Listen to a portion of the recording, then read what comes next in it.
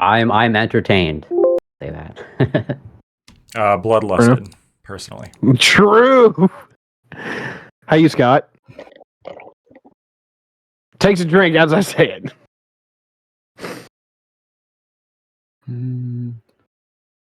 think he's ignoring you. Apparently. He's in a different room. He hasn't been dragged in yet. Mm. Oh, true. Okay. Howdy. Yeah, how are you, Scott? I was just asking you, then it was like, that's not working out. Yeah, that's why I said I was in the Discord. You can drag me in if you want. I gotcha. Yeah, I was just asking everybody how everybody was doing, and yeah, you were up. I'm doing all right. I'm doing well. Good. You know, I'm not doing good. Right? Superman does good. Fair enough. Doing well, but you know. Fair enough. Can I just confirm the NAP doesn't apply to deer, right? No. Scott? I'm sorry. Fucking what? The NAP doesn't apply to deers, right? They're. I mean, okay. So my opinion, which is the right one, is no. Right. Oh, thank If God. you were, if you were of the mind, right, that deer had proven themselves moral actors that were capable of moral reasoning and being able to tell right from wrong in terms of aggression, then you could extend that to deer. So that doesn't really fucking count. I mean, like, you'd have to be, I don't know where you would get that info from. That would be insane. But like, you might be able to argue that like certain species of animals in the animal kingdom might be approaching it, or at the very least are close enough to where you should extend them this courtesy as a good gamble until such a time that your theory is proven right. So like certain breeds of dogs or elephants or primates or dolphins. Yeah, Some lefties like they're approaching that direction as well. But not cervinids, right? Those are clearly outside of the realm of. Is that the fucking technical name for fucking deer? Yeah, it is. I don't even have to look that up. The scientific name. It's the genus of fucking deer. Yeah. I don't know why you know that, but yeah, sure. I mean, you know. Also, if we're going to argue that a species is non-aggressive, maybe we shouldn't pick the number one killer of humans in North America is white-tailed deer. Like nothing kills more humans than yeah, because of car accidents. Because they just jump in front of cars and cause people to flip their car like 10 times. I saved like 4 lives, guys. Like I'm a fucking hero. I thought it was moose. Yeah, so now you need another medal in addition to your dare medal for sure. Dude, moose only live in a few I'm basically states, caught right now. and those, I mean, it might be moose like per capita or something, but you got to understand, moose only live in a few states that are very lowly populated. I can see like grizzlies or fucking mountain lions be hired on that list. Yeah, sure. Like no people here. Moose live in Canada, but again, what's Canada's population? Last I checked, it was like 7 million. There's more cows than people in Canada. There's more cows. 41 million. 41 million. 41 million? So it's like 11% of the U.S. population. That's right? Adorable. 41 million? Wow. That's a lot of people. Congratulations. For sure. It's a lot of people, but it's not enough for moose to be more problematic in terms of car accidents than deer, when like moose only exist in America and like North and South Dakota. That's only as many people as crossed the border to Texas this week. That's all. That's the only number. So would you just like Scott then, like under the NAP then, if deer pose such a threat to humans, then killing a deer would be sort of maybe even like a heroic act. Would you agree with that? No. Yeah, of course. Okay. My God. Sure. I mean, I know you have the right opinion, so I just wanted to confirm it aligns with your individual interests, right? I mean, yeah. Gibbs, how's Throne's Revenge going? It's fantastic. I'm very happy with the new update he added just like a couple weeks ago. Very happy. Mooncake, are you using the right mic? Big fan. Is that like the best mic you have? I'm just curious. Oh, I'm just doing it through my phone. Why does it sound crazy? It doesn't sound crazy. It just sounds like you're doing it through your phone. What does that mean? You're in a chamber, basically. It sounds like. Oh no! Yeah, okay, it sounds. I mean, if you don't have a better upgrade, like it's fine. I just wanted to make sure that you didn't have like just off the camera, like an actual microphone, and then you were just like accidentally using the wrong one. Let me try this. Gibbs, which faction are you playing? What? Which faction are you playing? I just played through an Empire one. I think I'm gonna try out probably maybe Zines or something next, just for the funsies of having a hard time. What are you playing? Empire at War, Thorn's Revenge. Yeah, I just played. Yeah, Empire and New Republic are probably like have the most features, but I like the a little challenge. I've been playing the game a while, so sometimes it's fun to pick a faction that's a little bit nerfed. So fucking out of the loop. So sorry guys, I was in gals. I was trying to get things together. I made a mistake, and it was really this is what happens. This is what happens when I don't do what I usually do, and be a social hermit, and just stay very close to my computer at all times. Like everything goes wrong. Lesson learned: never leave your computer. Never leave. All right. What else is there? Fucking like Stockholm syndrome by proxy. I've kidnapped myself, and I'm becoming more and more warm to the idea of never leaving. Yeah. Okay. So that joke might have been too nerdy. I'm sorry. No, it's great. It's great. Thanks all for being here. We have one more person coming, but he's fashionably late. I don't know. I'm trying to connect something. But okay, so we'll hold on, pause. I want to say this. Those respawn chairs, I look at those chairs and I think gamer chair, what a homo. Goes out and buys a gamer chair, right? And then I had to go get a new desk when I moved because my old desk didn't make it, and I got like this nice L-shaped desk that works pretty well. And my room, but they had like a deal to get like a chair off, and like my roommate was like, "Oh, I'll get a chair," and he got one of those chairs, and I was like, "Oh God, I hate you." I'm getting 25% off my desk, right? And all of you have bourgeois chairs. Look at you're my using chair. the same mic, so it's really good for like the neck and back support. I have a bad neck. Dude, it's actually really nice. Yeah. Yeah. I tried to use my headphones. That's a chair of the working people. Is it does your headphones have a different mic? Yeah, it has like a different mic attached to it, so I thought it would be like sounds better. Does it sound different? I don't know. It sounds better to me. I don't know. Maybe you guys have different sound systems. I mean, I'm not using high virtual audio cables, headphones, but but it doesn't matter. We can hear you. We can hear you before. We can hear you now. These are my Bose. These are high quality. They cost me a lot of money. The best thing to have is like one of those statements. It's like being on Tinder, and it's like 2 truths and a lie. These are Bose. They're nice. They cost me a lot of money, and it's like, well, I don't know. They did cost you a lot of money. Bose notorious for their microphones, for sure. Really? No, not at all. We're just messing with you. Oh, I don't know anything about you have what you have. It's better than your phone. I appreciate it. I wasn't even trying to be mean. I just wanted to make sure you weren't accidentally using the wrong camera. I don't think you were trying to be mean. He was trying to be mean. Cool, because you'll get it later. Yes, Scott will deliver the mean later, and you'll know the difference certainly. Okay. But okay, so we're gonna. My guys is just cycling through attractive girls, trying to see who I won't scream at, and like I mean, at least this time you've listened enough to know what I find attractive, but I'm still gonna be an asshole. This is true. Oh my God, I love this about you, Scott. Like, our friend Scott loves black women. It's like, yeah. I mean, it's surprising considering the things that come out of his mouth on a regular basis, but apparently it's true. So we're just gonna leave that alone. All right. Anyway, thanks all for being here. Much appreciated. This is our roundtable, which we have Mondays at 8 p.m. Eastern. Hopefully my notifications work next time. I'm sorry, I'm all over the place. We will start by introducing our guest. Our friend Lactoid up first, as it should be, as it will be always. How are you doing, Lactoid?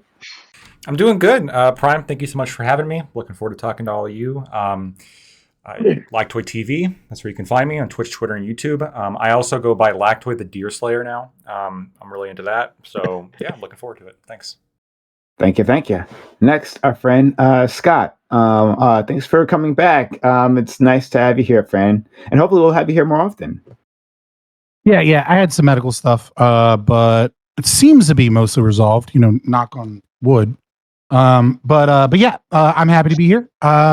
Also, be careful if you're on Twitch talking about, deer and deer slaying, because there are deer people that are, in charge of moderation over there at Twitch. And, if I ever find those people out in the woods, fair fucking game. I didn't know. I couldn't tell. You passed so well. But yeah, I'm Scott from Fabian Liberty. You can find me Fabian Liberty on Rumble or YouTube. You can find me on Twitch technically, but I don't ever fucking stream there. So. Quick question: Mooncake and Gibbs. Did you guys understand his deer comment just now? Are you guys that deep into Twitch lore to understand what the hell he was talking about? I don't know what that means. I'm sorry. I'm gonna guess, and I'm probably gonna be wrong, but if I had to wager, it's probably something to do with the furries, because everything always relates back to the furries. Close enough. Or the globalists. Close enough. I mean, there's a deer person. I don't think they're actually on the moderation. It was just a joke. I think they're technically they were one of the creators that Twitch was soliciting opinion from, also known as we picked people that we knew you progressives would get excited, and we pretended like we give a fuck about their opinions, but we don't care as long as we keep making money. And then that person turned out to be crazier than Twitch was ready for, because then clips started surfacing of them getting pet play head pats live on stream, and it was fun. It was a dark time in Twitch lore.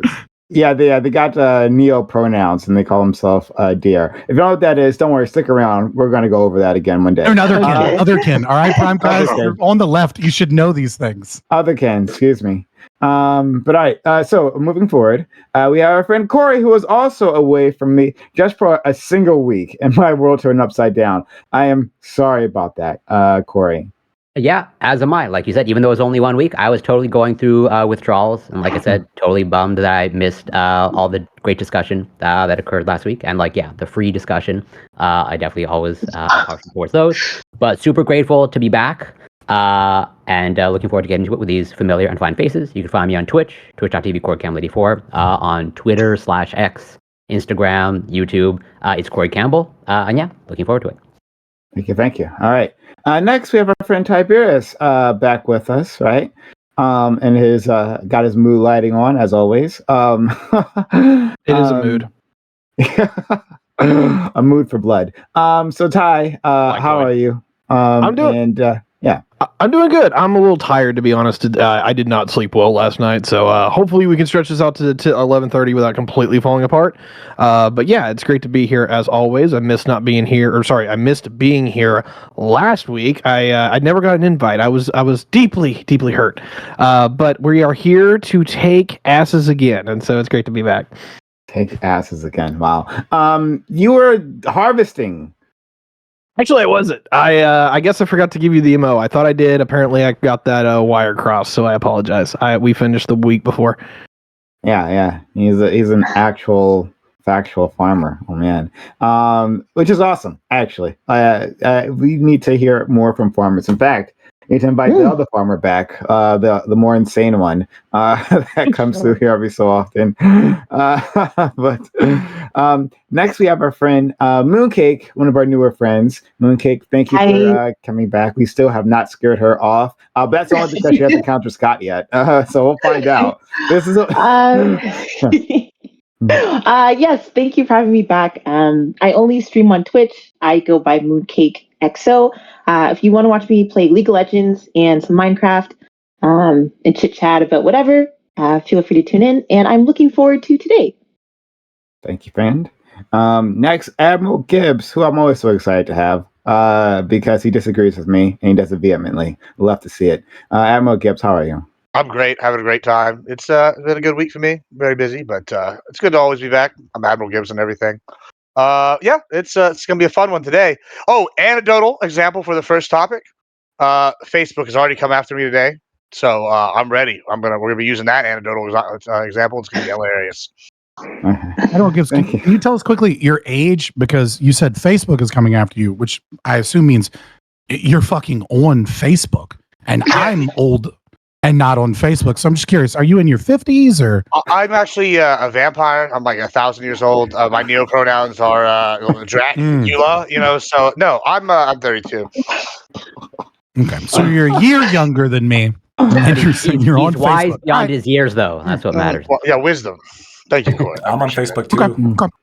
Yeah, I feel like people that are afraid of Part of a Facebook. deer group of some sort, some deer hunters. I mean, I got banned like 10 years ago when I changed my profile picture to a picture of the Prophet Muhammad. Well, if you want to hear I'm the shocked. anecdotal example today, that we're starting with, I'll tell you right now, it's pretty funny. So I accused another streamer on a panel on a call-in show of being an anti-Semite, and then they proceeded to call me into another show, and they posted a clip of it on YouTube. So I posted the clip because I own them in the clip because I win every debate I'm on. Duh. And so they had me on there, and then I posted the video on Facebook, and they took it down, and I quote, for anti-Semitic hate speech. So I feel like I'm justified now. Facebook had my back there, and anti-Semite, I win. Wow. Okay. Facts. I mean, facts. Actual factual. Let's move on to our friend. And you sacrificed Doobie. nothing for it because you lost your Facebook account. Let's go to our friend Doobie, who's back with us, who is broadcasting from Coruscant, apparently. Love to see how you, friend. I'm doing very well. All right. Okay, so let's get started. And thanks to the audience who is here with us. Much appreciated. Topic one. Since the 2020 election, conservatives have waged war against the relationship between tech companies and the federal government. These two sectors had been cooperating to counter disinformation campaigns from foreign governments. But now they've been intimidated by political and physical threats to end their relationships. Do you think conservative outreach was warranted? Is the risk of these two sectors working together too great for the possible benefits? Or have we pointlessly made ourselves vulnerable to outside attacks that are our most important piece of political infrastructure? So yeah, interesting article that talks about how that tech companies and government, had like a council basically that was helping them pass information back and forth between the intelligence sector and then the tech sector.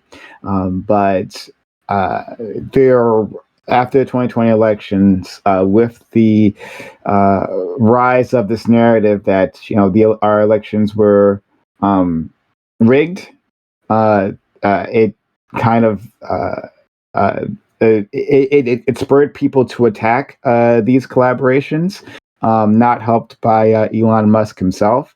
So I wanted to know, what do you guys think of that?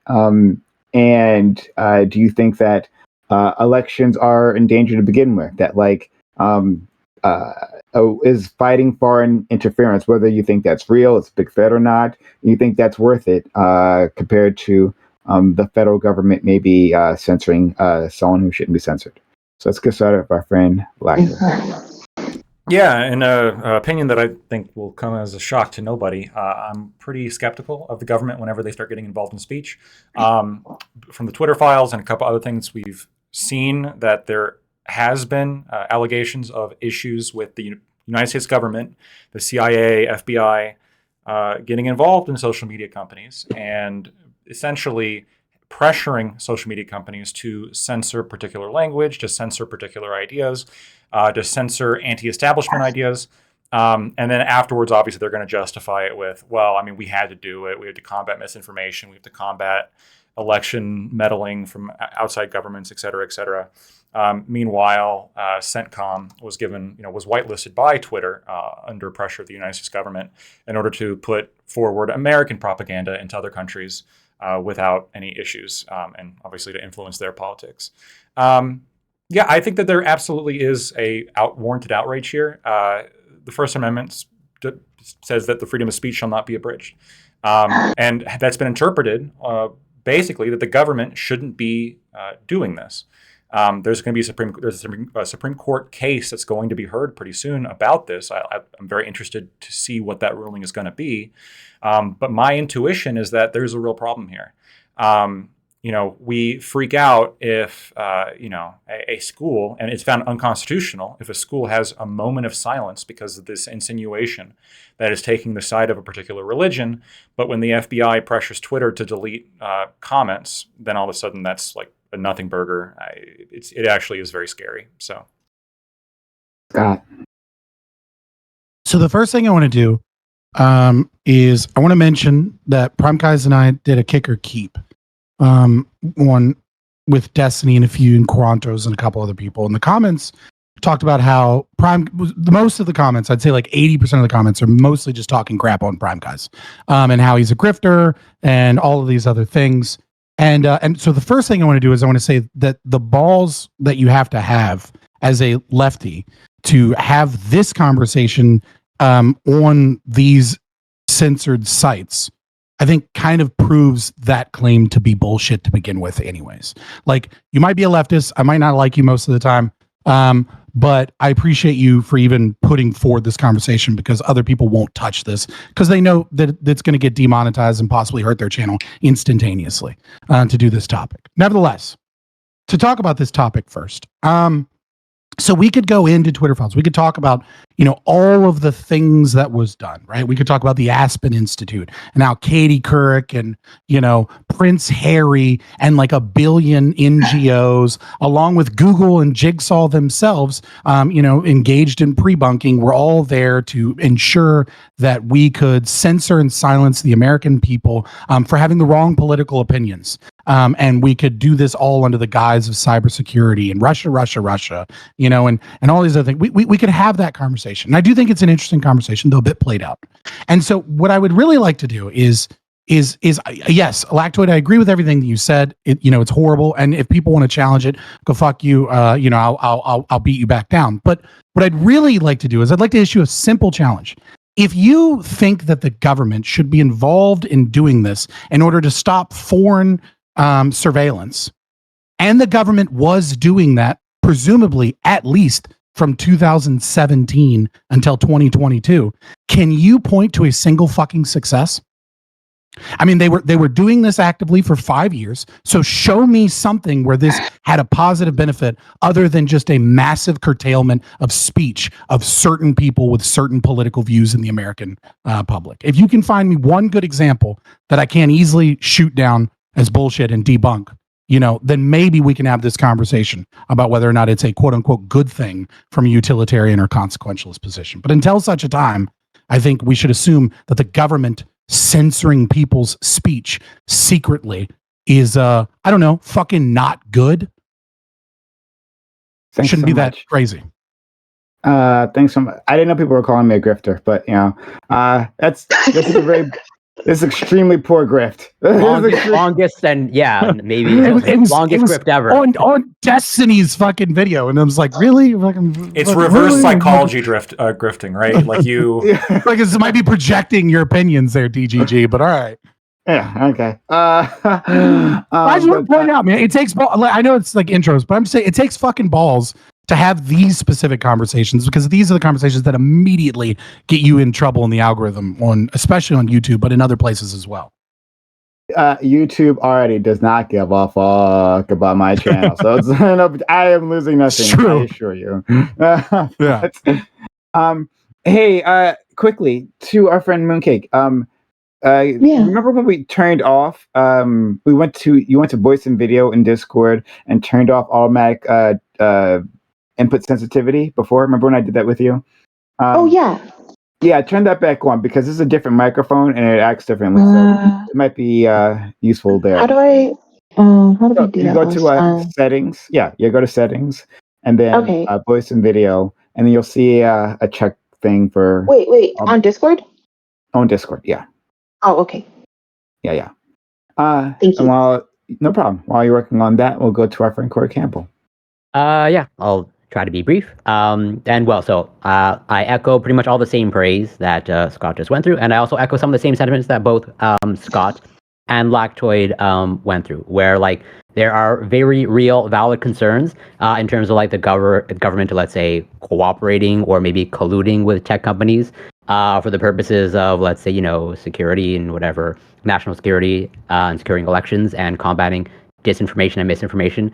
But I have mixed feelings in terms of like there's a real problem that I think I perceive as increasing in terms of like dealing with misinformation and misinformation and how to actually tackle that. Where I could be wrong, but I perceive it to be only getting worse over time. Where to maybe use maybe at some point a real world example of like here on just your panels, every once in a while we bring up studies and we go through studies and we go through trying to tease out details of studies. We're probably going to get to a place of like someone posting a study and we have to determine whether it's a real study or not. Of like this is fully AI generated. It's going to look real, like the real thing. We're gonna have to ask the question: is this actually real, or is this like totally fabricated? And that, for me, especially as a scientist, that's a scary world for me to live in.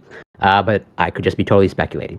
So I don't know what the answer is, but let's just say as of right now, I think there's some justification for these tech companies and the government cooperating, not colluding, to combat misinformation and disinformation. What that looks like, I don't know exactly, but that's where I sit right now. I'll leave it there for now.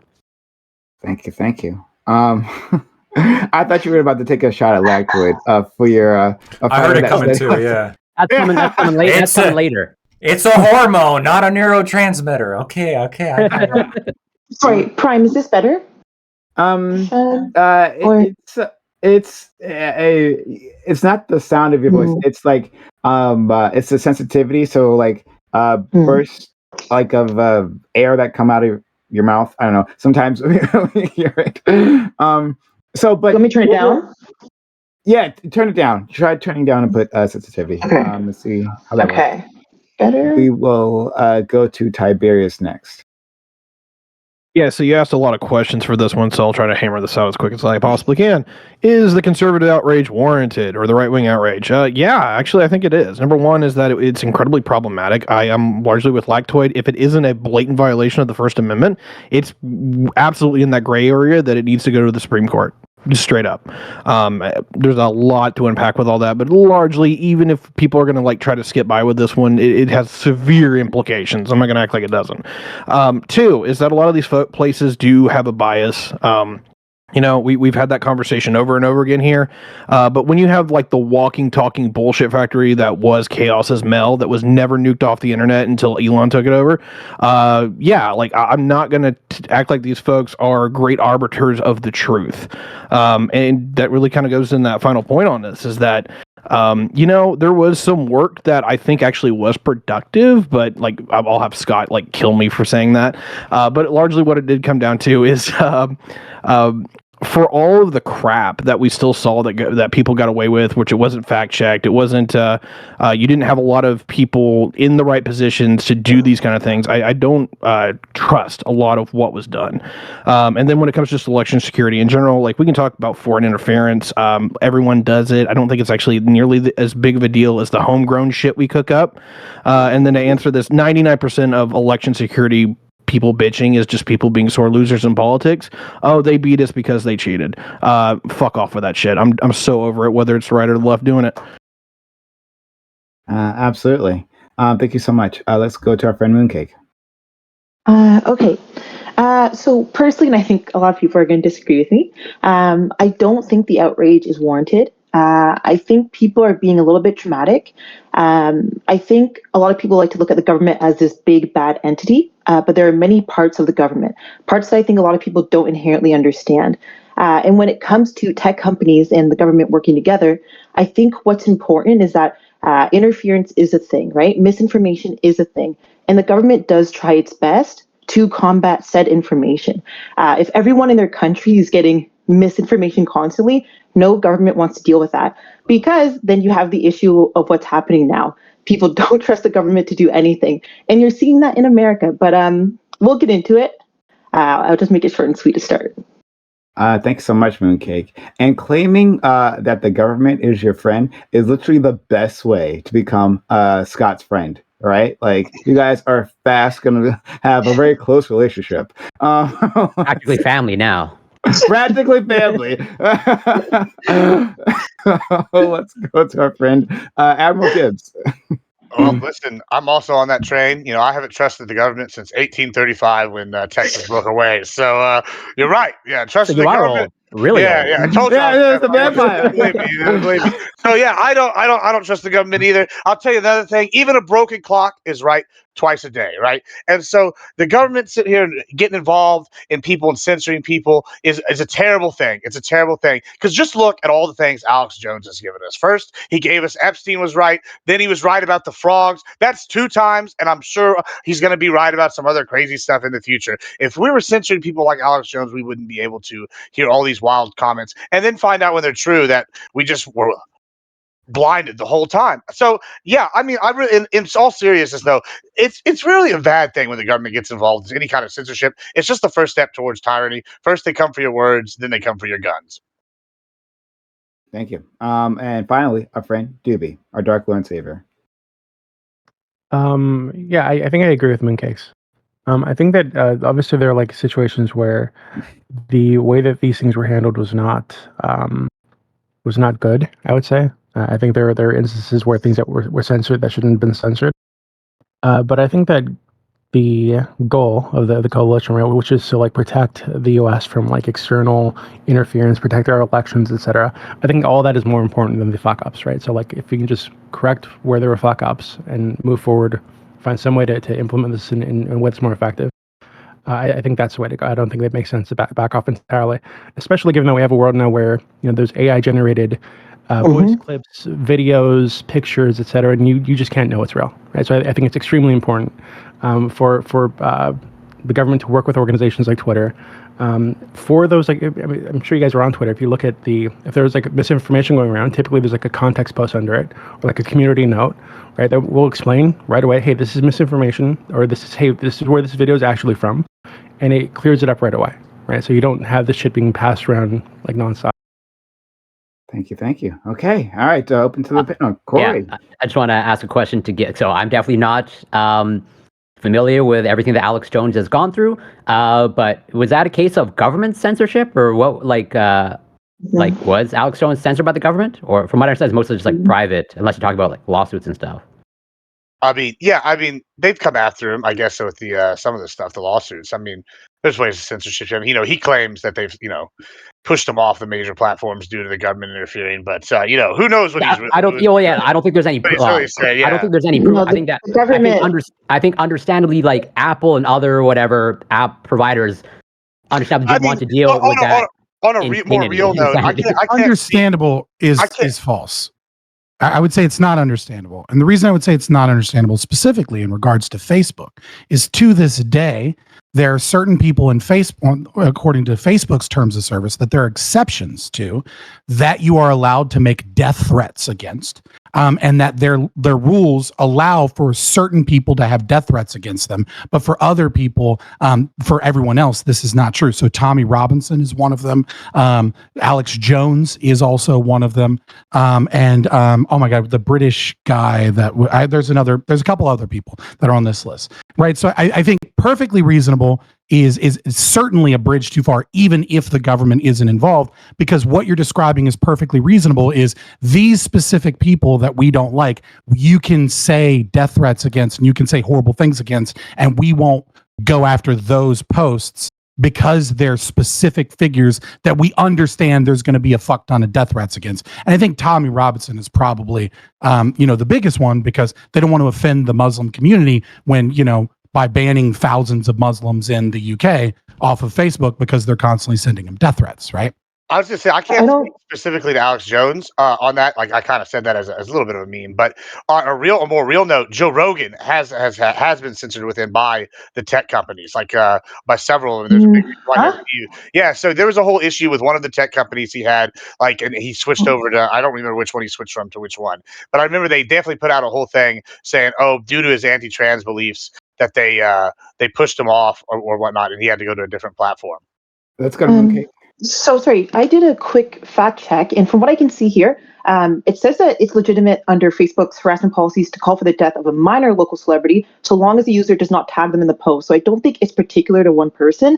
From what I can see here, or just a quick Google search, and also this this idea that the government is just trying to censor. Okay, hold on, words is pause. not So you're saying that they added an additional rule that it's okay that they expanded whom one could make death threats It says against, which it is is minor legitimate public figures in general. under Facebook harassment as long as you do not tag the person in your post. Okay, well, I'll go and find that because it was absolutely a case that there was an exception. Like I'm looking at it, unless they changed it recently, but I'm looking at it here. If Yeah, no, That's it's fine. not a problem. I'll find it for you. I know for a fact it was a thing. Like I think most of us probably remember that when Facebook had specific rules. I think we have to remember that these companies are also private, right? So the government can also only do so much. Didn't Twitter deny a lot of requests from the FBI, from what I was reading? They don't just accept everything the government says. So this idea that they're just kind of in bed together and they'll do anything that the government says, I think is rather inappropriate. Okay, so I'm curious as to what you would deem as inappropriate then.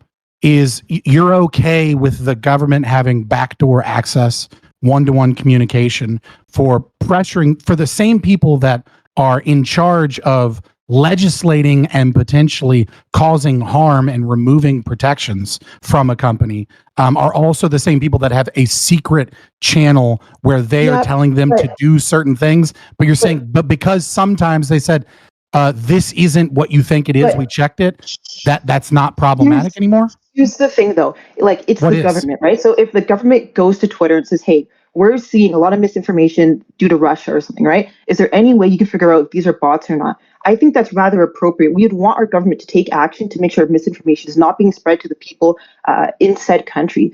Well, hold on. You might want that. I don't fucking want that. Yeah, who defines misinformation? But who's defining that? What do you mean? The Constitution certainly doesn't Misinformation call for it. Can be easily defined. It would be simply just lying or making a headline something that it's not, right? Telling a false story based on something you may have seen once. I think it's important for us to be able to have people who will go in and say, okay, we're seeing this. It's very concerning. We don't want people to be influenced by this disinformation or whatever it is. Let's stop it here. And also, the government is not required to tell the people everything that they do. That's why they have, for example, in America, you have the NSA and things like that. Those are there to protect the American people. They're not going to blurt out all the information. Like a fucking word with you that you just said the NSA is there to protect the American people. Snowden is a traitor. I don't care what anyone says. Snowden is a traitor. So, I mean, let me ask you this. How? So, hold on. I did not know you. I did not know you had that take. I'm so glad I just learned that, though. How is Snowden a traitor? Tell me. Snowden is a traitor. I personally believe when you sign up to protect the American people and you sign up to make sure that you will not release any information and you are a whistleblower in this case, when the NSA was doing things to find, I think it was like terrorists at the time. Yeah, you are a traitor to the country. You're a traitor to the American people. I do not care. So I put my right hand on a Bible and swore to defend this country against all enemies, both foreign and domestic, when I joined the army. And the funny thing is that you swear to defend this country against all enemies, both foreign and domestic. And when the NSA is violating the Constitution and is an enemy to the citizens of the country, that changes. When you go through all appropriate channels and they still refuse to do that and they still continuously violate the Constitution. So then he leaves and goes through journalists and makes sure that he does everything he can to protect and safeguard against any unnecessary information being leaked and that no security operations are stalled so that he can prove that the NSA has become the enemy of the people. Then but they're not. When you say traitor, do you mean the government is always right and the people are simply its subjects? The government is not always right, but Snowden is definitely a traitor. At the end of the day, when he released that information, he didn't consider who else would get that information. He put the American people also at risk. So Snowden is not some hero. There was better ways to go about it. He really had an issue about it. How did he not consider that? He was one of the foremost. It was an incredibly. The information was incredibly secure, and he made sure that he only released it to 3 parties simultaneously. That was the Guardian. That was a journalist that had incredible skills in. And that's inappropriate. And another person. He's a traitor. Period. He's just a traitor. Period. Like there's no changing my mind on this. You're just saying he's a traitor. You're not backing it up. Yeah, he is. You're saying he didn't consider. Well, I just proved he did. So give me an argument. I've already defeated 2 of them. He stole. No, you haven't. He still stole secured information. That was classified information. He had no right sharing any of that. You have to look at the reasons that the NSA did what they did. So all whistleblowers are traitors? No, not all of them are. But Why? Edward Snowden is. Well, all whistleblowers do what you just said. So therefore, this is the third argument that doesn't back up the claim that he is a traitor. So let's go to argument number 4. Do you got any more? Because I'm fucking winning. Okay, you can think you're winning. Go ahead, but you're still wrong. Give me an argument. Period. I've just proven 3 of them false. No, you're just talking to yourself at this point. Okay, you're just saying that they are false. So let me jump in here. We're gonna move on. Wait, I'm talking to myself because you're fucking lost. We're all gonna go to Admiral Gibbs and then Lactoid. Well, let's talk about misinformation and let's talk about everybody's favorite subject, COVID. Right. So I remember when they first came out and things came out. They were Let me saying, put a marker real quick for fucking. The YouTube. algorithm is going to love this one. Go ahead. So I remember when they first dropped the COVID thing, saying that the vaccines are 88% effective, and they were going to stop them. No, it's 100%. Oh, 100%. And then it became 88%, and then it became now it's 33%. And then I remember people protesting. Wait. Hold on. There's a misinformation right now. Okay. Hold on. We've activated his trap. It's a hormone, Gibbs. It's not a neurotransmitter. Okay. Absolutely. You do realize, okay, the difference between 2020 and 2023, our current day, and virus and strains and hold on, I got you.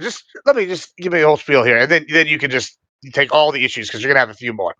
And then I remember another one coming out, and there was a report came out, and I remember it got censored almost immediately about them marking other deaths as COVID deaths. And people were like, that's not happening, misinformation. And then a report came out from, I don't remember which news service, but it came out, that in some places, people with gunshot wounds and even a car crash, I think Arizona, was counted as a COVID death. Now that may or may not inflate the numbers. It probably didn't have a large... Please stop. No, hold on. This is not helping the anti-censorship crowd. You're saying so much wrong shit. No, this is true. This is true things that have happened, though. They were literally listed. Yeah, but you don't understand them. Well, I do understand. Yeah, like literally all deaths are counted like that, right? You're literally not letting me finish to get to the whole point I have it all reaches together here, Papa. I know you like to jump in and yell at everybody, but Papa Gibbs ain't gonna let you yell at me. So here's what's gonna happen here at the end of this, right? They're gonna go in here and they go and they label these deaths as COVID deaths, right? And we can argue about why they do that. Now, the argument that I would make and why y'all are about to go here before y'all go off in your tangents about how all the things I've said are inaccurate is that my problem is, as someone that's looking at this, I can sit here and say, well, this is a case of misinformation, or the information is being presented improperly. Just because someone had COVID when they die doesn't mean it's a COVID-related death, right? Or et cetera, et cetera. So my problem is when a government comes in and starts determining and saying to these companies, we need to write all these things off as misinformation. Well, who's defining misinformation? Because to me, I'm thinking, hey, that might be as a way to be misrepresenting the information the way they are being recorded, right? So I know that y'all are going to take issues with the specifics of what I said, but my point is other people can look at these specifics and say, hey, well, even though you might be right in how they define it, and that might be factually right, that still could be representing the facts in a inappropriate way, which is by definition misinformation. Okay. Just a few follow-up questions. Should that be malinformation? But fair enough. All right, yeah. I mean, if we're gonna really split hairs over mis and mal, then what are we doing? Well, the government also fucking censored malinformation, which is information that is technically true but damages the narrative that the state wishes to keep. So it needs to be deleted because the government might be offended. So is it your contention, Gibbs, that like misinformation and disinformation like doesn't exist? Since like it's not perfectly defined, or it's not defined the way that you would like it. No, my issue is not that it doesn't exist. I mean, what do they always say? There's 3 types of liars: good liars, bad liars, and statistics, right? I mean, so if we're going to present anything, you can pick any kind of numbers and we can represent them all sorts of way. I can argue that Peyton Manning was a terrible quarterback and like list all the stats off, right? And et cetera, et cetera. But in reality, he's a good one. Or, we can argue about these things.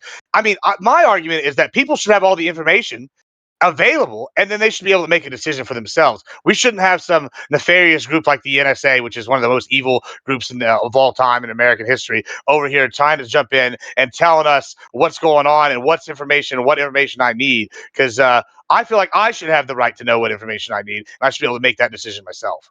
Okay. Well, yeah. like in a better world, I don't disagree with you. As in, like, this perfect world of just all informed consent, where all just presented options. The issue is, unfortunately, and I think you might be an example of, like, some people can't really determine, like, truth from false for some instances, especially when it comes to even just like COVID information and like what's. I mean, I don't actually have I don't have a problem with the COVID information. My point being with the COVID information is it can definitely be skewed differently how you read it, right?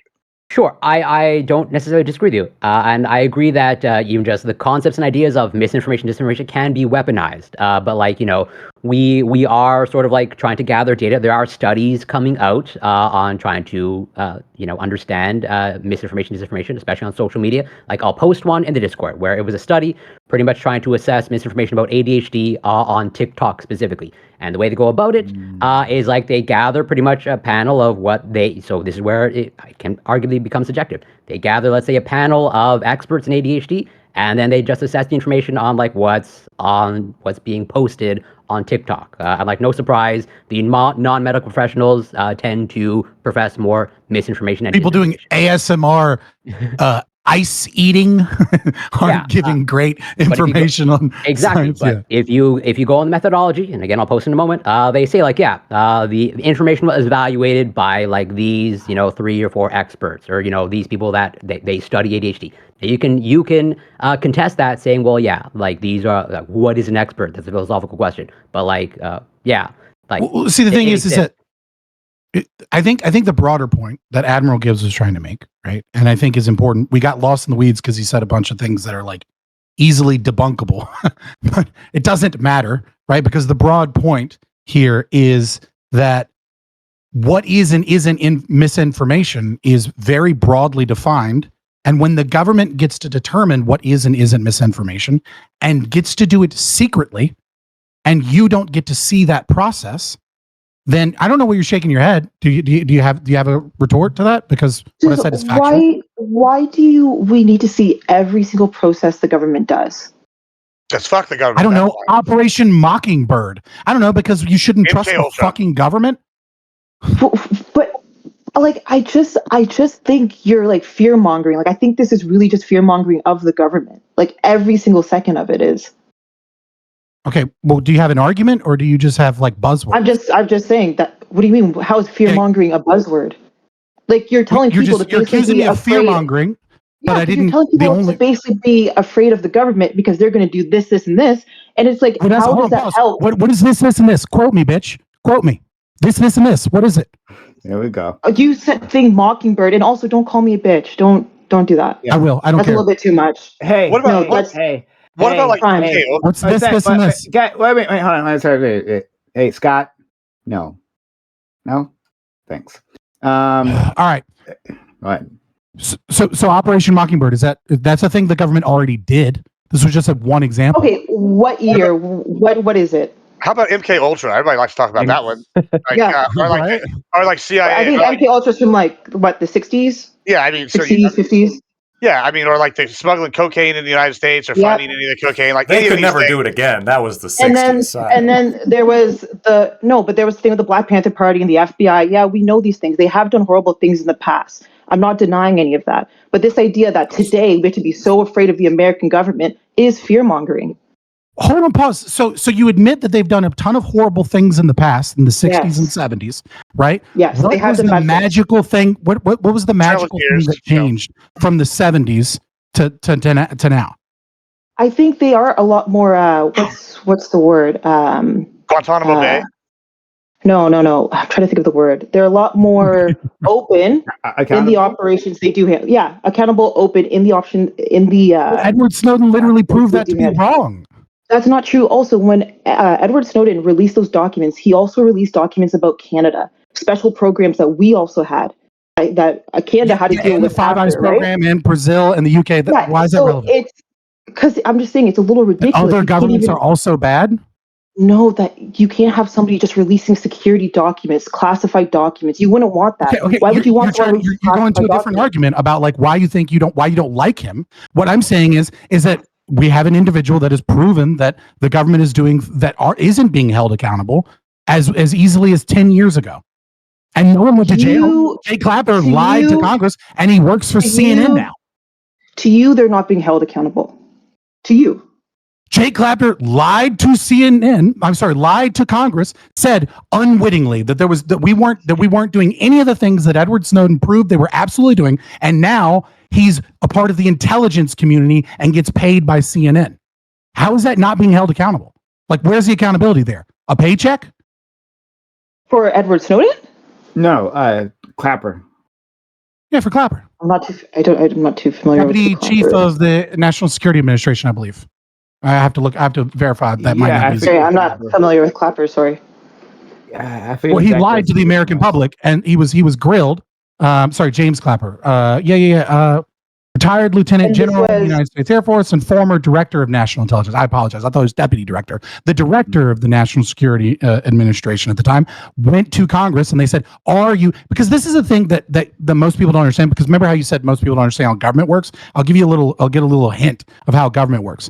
Is there are people that sit on committees, right?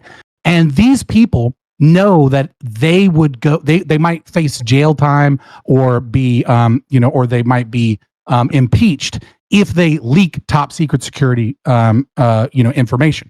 And so what they'll do is they'll ask people pointed questions over and over and over again, and they're kind of doing like a wink wink nudge nudge to the American public so that person later can be sued. And so what you see is, you'll see, at least at this example, you saw some conservatives that were saying over and over again, "Are you tracking mass information?" And they said, "Not wittingly. No, not to my knowledge. No, of course not." And then James, right? And then Edward Snowden proved this to be false. And the person never got in trouble, never got investigated, and instead retired with a nice fat check and works for the media and as part of, the intelligence community, the military industrial complex, if you will. I think no matter what, and you're probably still not going to like my answer, I think that when it comes to cybersecurity, things like that, especially through the government, it's a lot more complicated we like to make it. I understand that it's what they did technically is illegal, because I think in 2020 it came down that they said what they did was illegal, right? I just see it as more of a what's the word? Like a foreign issue, right? I don't think the NSA, and that's why I said intention, right? I don't think the NSA's intention was to just like get the American people. I think they were genuinely doing it to look for people like terrorists, whoever else, just like bad people in general. I don't think it was meant to harm the country. And you can take that as you will. Because I do, once again, understand it's technically illegal. However, I just don't like the idea of people releasing classified documents. I don't think it's a good idea. I just think it can get in the wrong hands. That's where I just I don't disagree with anything you said. It's just, you said there's nuance. Did you add that nuance, or are you just saying thin blue line? We do have to move on. I think the nuance is the intention. We'll get back to this. Other people. Speaking of one of those bad people, we have Lactoid. So Lactoid and Corey. I want to quickly and Doobie, because I want him to answer. Oh, and one more thing, guys. I haven't had trouble with my stream like connecting for months. Right? All of a sudden, we got a stream interruption. All of a sudden, the connection goes down. It's never happened for like all year. But I'm just saying. All right, go ahead. It's like it's Beetlejuice of crashing streams, as you say Operation Mockingbird 3 times. It's a hell of a coincidence, yeah. Well, I've experienced one crash to connecting to Restream, just in the stream, and that never happens. Oh boy! All right. Well, the government, bro. It's gonna keep happening. I wanted to echo something Gibb said and agree with him. Who is defining the misinformation? I'm going to be edgy and just assert the First Amendment explicitly protects American citizens' right to spread misinformation because it prohibits the government from interfering with the exercise of religion.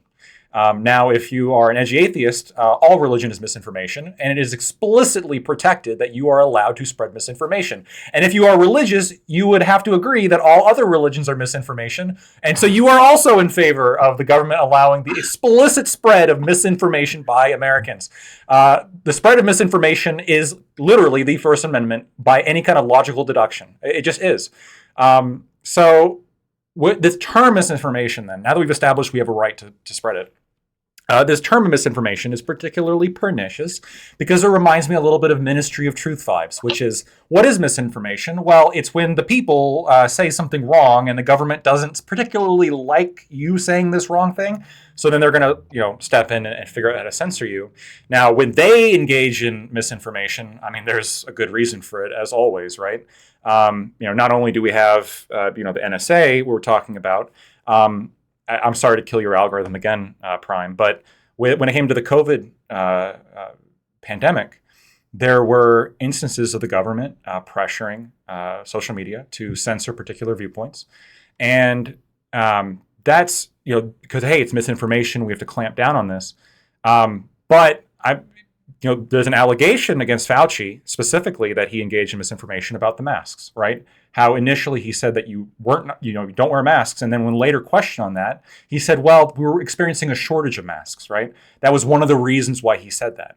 Well, that's kind of concerning, right? Now we have elected officials, we have the government engaging in this sort of utilitarian analysis where they're lying to the public in order to try to achieve some kind of utilitarian end, such as saving the N95 masks for medical professionals, which, even if you think that's a laudable goal, it's still misinformation, right? He's still engaging in misinformation.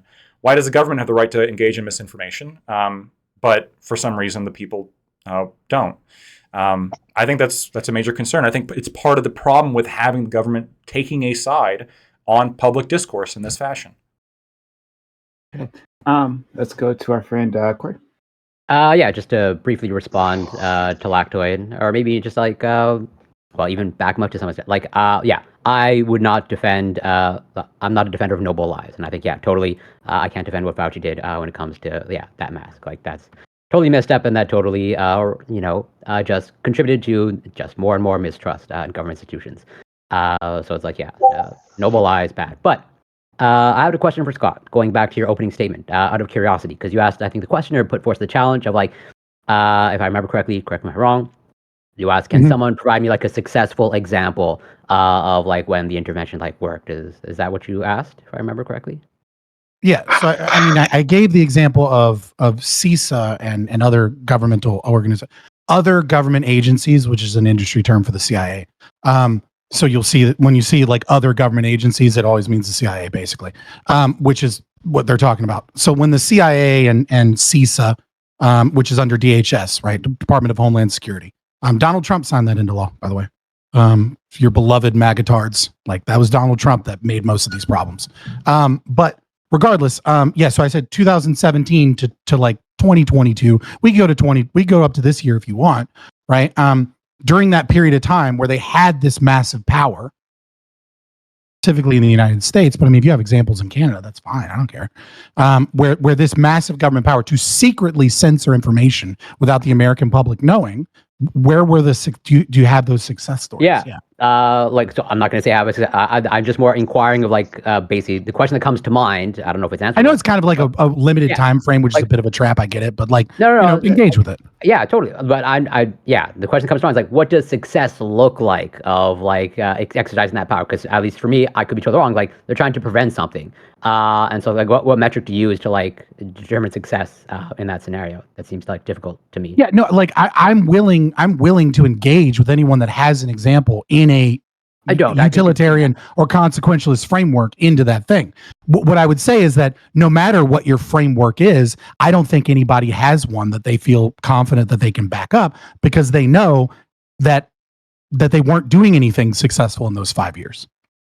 That the only thing they were doing was getting permission to spread propaganda in the Middle East to cause, instability in the Middle East to protect the United States petrodollar, and that they were silencing narratives that were against the state's interest on social media here in America, and that they were pushing Russia, trying to find ways to stop like the MAGA populist conservative movement. And over and over and over again, Twitter, along with other people, were like, "Hey, dude, there's nothing here." And then you have, Senator Mark Warner, as the head of the committee that it investigates cybersecurity, telling them, you have to find something. You better find something, right? And giving them kind of like half threats to try and find something on Russia, So I mean, I guess if success is if success is the Aspen Institute, where everyone at Twitter, along with Facebook and Google and a bunch of other places, were trained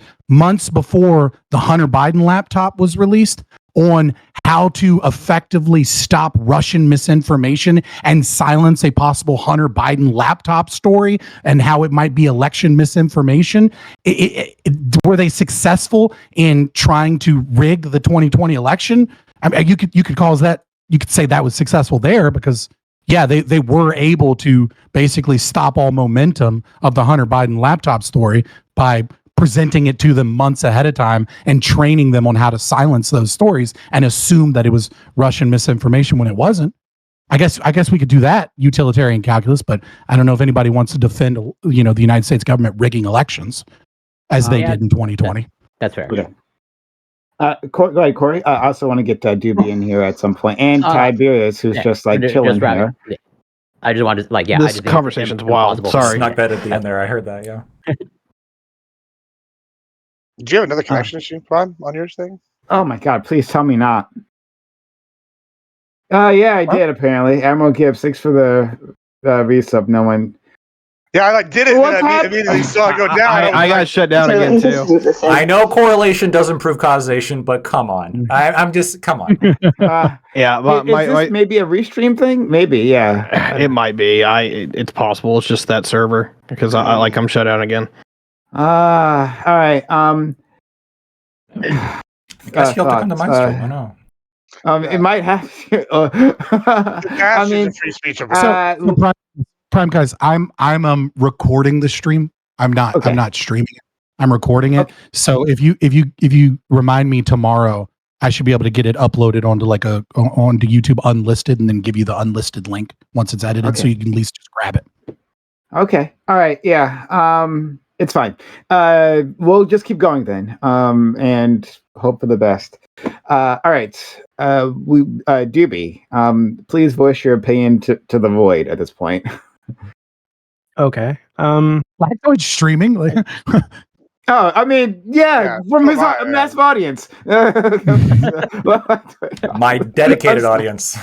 Dedicated audience is what I meant to say. Go ahead, Doobie. I don't know. I guess I'm kind of like I'm trying to think up an alternative, right? So, understanding, the AI, the voice shit, the AI video shit, the false images that can be generated. I understand that there's like a constitutional protection, I guess, for misinformation, right? I guess that I'd agree with that. Though I'd argue that the First Amendment should be changed. But that being the case, I don't think anybody here is suggesting that the government come in and, arrest people who are spreading misinformation. But if all we're saying, plenty of people have. But nobody here is that I'm aware of, right? So, okay. I don't know if anybody supported that guy that went to prison is going to jail for 7 months for spreading misinformation on Twitter. I don't know who you're talking about.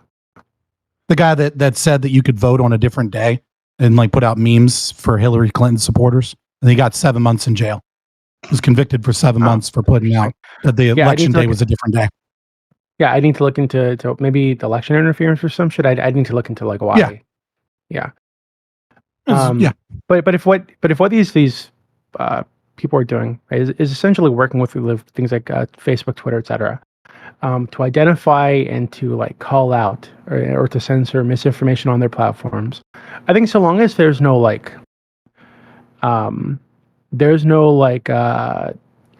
regulatory consequence, right? So if you don't censor this, we are going to, shut down your company, or we're going to, whatever the fuck, right? So long as there's none of that, I think it's totally fine. I think it makes sense. I think it's reasonable, because again, we're dealing with a situation where misinformation is going to be much easier to circulate, much easier to generate. So I guess the alternative would be that these companies just kind of police it on their own, which they are doing already, with no input from the government. I don't see how that's any better. Okay, so. Real quick, that 7 months thing is fucking wild. Holy shit. Yeah. But that there's was no such thing as free speech in the United States. I didn't right? fucking know about it. Why didn't I hear about that? That was by jury, if I'm reading Yeah, get correctly. fucked, Like Aqua. the jury. Yeah, juries are always. Oh, right, because juries, yeah, you know what? I think we're taught they have a fourth grade reading level. Ridiculous, yeah. They're probably the ones that got fooled by the text thing. They're pissed. They're like, fuck. Yeah, fourth grade reading level. Yeah. My vote for Trump didn't count. I should say it's pretty there's fairly popular support by many on the left of a person going to jail for 7 months for spreading like memes about voting on a different day than election day. And I feel like if you're dumb enough to try and vote on a different day than election day, Thanks for the rating, by the way. I don't know if you should be voting. I think there's like a reasonable. I don't know if I would say this is reasonable, right? Like, so going to jail for telling people to vote on a different day. I think that's pretty stupid. But if somebody's it's spreading more funny their, than that, Doobie. Actually, he told them if you text Hillary to a 5-digit phone number that you would vote by text, and then you wouldn't have to show up. and he received almost 10,000 texts, right? We're almost 5,000 texts. Yeah, 5,000 texts. yeah, I mean, those people were probably better off not voting. Okay, to be honest. Just saying that election day is on a different day. Like, I could totally see where people would find that not kosher. But the part about saying, "Hey, if you text this number, we will count this as a legitimate vote," that actually does get into election rigging laws. Yeah, I totally can see where that person's going to jail for very good reason. For sure. I mean, it's a gray area, but the question is when we say reasonable. Like, these are the really important questions. We argue about policy and then we grab fucking political tribal kind of sections that we're in and then we yell at each other spitting different facts. But the question is what is and isn't reasonable? And the problem is that reasonable is what is that based upon? Some utilitarian calculus? Is this based upon some understanding of rights? Because what is and isn't reasonable is shifting ever more towards the state's favor every year. What would be considered batshit insane in the 1990s, not that long ago, is just regular shit now. If you told people in like 2000, right, that the government was, silencing all opinions that they disagreed with and that secret agents were given, access to all of these things, if you just basically explained something like Twitter files, but it was like as soon as Facebook was in competition with MySpace, people would be losing their shit. But we're just this Overton window of what is allowable keeps shifting. Okay, but that's why I asked what the alternative is, right? So, like, one of the examples that I was going to give is during COVID, one of the memes, I guess, or that was being peddled around was that you could drink bleach, like actually drink bleach, and this would help with your COVID, right, or like protect you from COVID. So if something like this is being circulated, even if it's a joke and people are taking it seriously and people are actually drinking bleach because they're, stupid or they're old or whatever, they don't understand what the fuck the internet is or what the effects of this could do to them, and people are getting hurt, I think it's reasonable for, when there's a word again, reasonable, for the government to work with her to say, hey, this is happening. We would like you guys to do something about it. Please do something about it. Like, that seems totally fine. Logic tree, super quick. Logic tree. If you believe that's reasonable, right? I'll accept that. Accepting that premise, what is the logical leap between reasonable or unreasonable, or would you agree that it is also reasonable when you start talking about anti-vaxxers? When moms start saying that, don't take baby Tylenol, for example. Because there's a court case in New York, right? This part is true, but it doesn't have any medical merit. But there's a court case against baby Tylenol that shows that baby Tylenol is actually giving your children autism, right? Would you be okay with the government silencing anti-vax things that stop people from getting vaccinated? Yeah, I would actually. Okay, so would you extend that logic to COVID vaccinations? Because it's misinformation. It depends on the context, right? So even that statement, right? Baby Tylenol is going to give your baby autism. I think if that were presented in such a way that, like, it's not that it will, but hey, there's some question or there's a court case happening, somebody's saying that it did. I think if they're just presenting that and saying, hey, be aware of this story, this thing is happening, or the people are saying that it might give your kid autism, I think that's fine. But if they're making the strong claim that it is, and typically when this is happening, it's like somebody speaking not from a position of authority, but like in a position of like assumed authority, right? It's like some Twitter doctor or something, or Twitter medical professional, or like some natural health expert mom or some shit, right? Yeah, they're speaking from like a position of authority, and they're saying, "Hey, this is definitely the case." I think that's I think that's. I understand that. I understand that. What you're using, though, it appears, and please correct me if I'm wrong, is you're using your own intuition to determine what you believe is reasonable or unreasonable. And the problem that I see with that, especially when we're talking about things being done in secret, is how do you ensure that the appropriate intuition, Doobie's intuition, that sets apart the right, reasonable amount of censorship and things that are too dangerous government power are utilized when it is in a secret room with FISA rubber stamp approval courts that you don't even know about until there's a whistleblower 3 or 4 years later? Like, where does this reasonable of Doobie's intuition come from? I actually agree with you, right? So I think that is an issue for sure. And there were cases where that happened, right? Where people were getting shut down, getting their accounts deleted and shit for things that we later found out were true. Right. So, I understand that's a problem. I agree with you, but I think the answer isn't to just do away with this coalition or this partnership between the government and private companies. It seems like the answer would be to like, hey, have some oversight. We need transparency in how these things are determined. Who's saying that this is a reasonable thing to censor, and what evidence do they have to suggest that? And is there a way to challenge that? Right. If this thing is getting censored, is there a way to challenge that censorship and make a case as to why it shouldn't be censored? I think that seems like the way to go to me. I don't see why we should just like pull away from the government and these private companies working together entirely. Can I ask a question? I think but that's an entirely new form of governance, though. For the record, like you're talking about open regulation as opposed to the intelligence communities being involved. Like you're suggesting entirely different solution than the problem. In like sense, so if something is to be censored, I think the reasons it's censored should be transparent. Like so, yeah. And to be clear, I'm not saying like censored as in like you can't talk about it ever. I'm saying, hey, we're not going to just allow this to be peddled around our platform or around the internet, or the government's going to suggest that companies remove this stuff.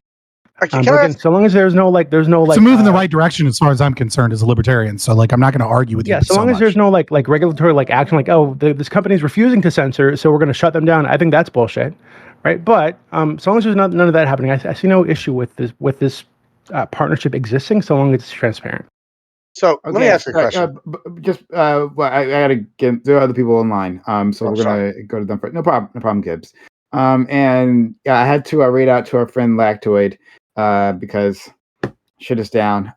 Tiberius, are you having any luck with Restream? I rebooted once and it worked for about 10 minutes and then it died again. So all right. So unfortunately, I've been using Twitter Restream for like Twitch just changed their rules on it, right? I've never had an issue with Restream, so that seems like Is that what's going on? They're getting flooded because like a lot of people are using multiple streams again with from the information that I'm getting, it literally just isn't connecting to Restream. It's not that like it's having connectivity problems to Twitch. I can't get to the server. Yeah, I'm sorry, but just really quickly, because kind of relating this to what's been happening recently, right, with the Israel-Palestine thing. There's been misinformation going around fucking everywhere. It's fucking never-ending stream of misinformation. And it's been really helpful for me, right? As somebody who's like interested, but I don't have time to read fucking everything or follow up on every single thing that I'm like where I'm scrolling through YouTube or Twitter or whatever the fuck. So it's been really helpful for me to have like the community note thing where I can like, this is a private solution to misinformation. Yeah. That's look, I'm very helpful. I want to barge in on this one for a second. Like, okay. What?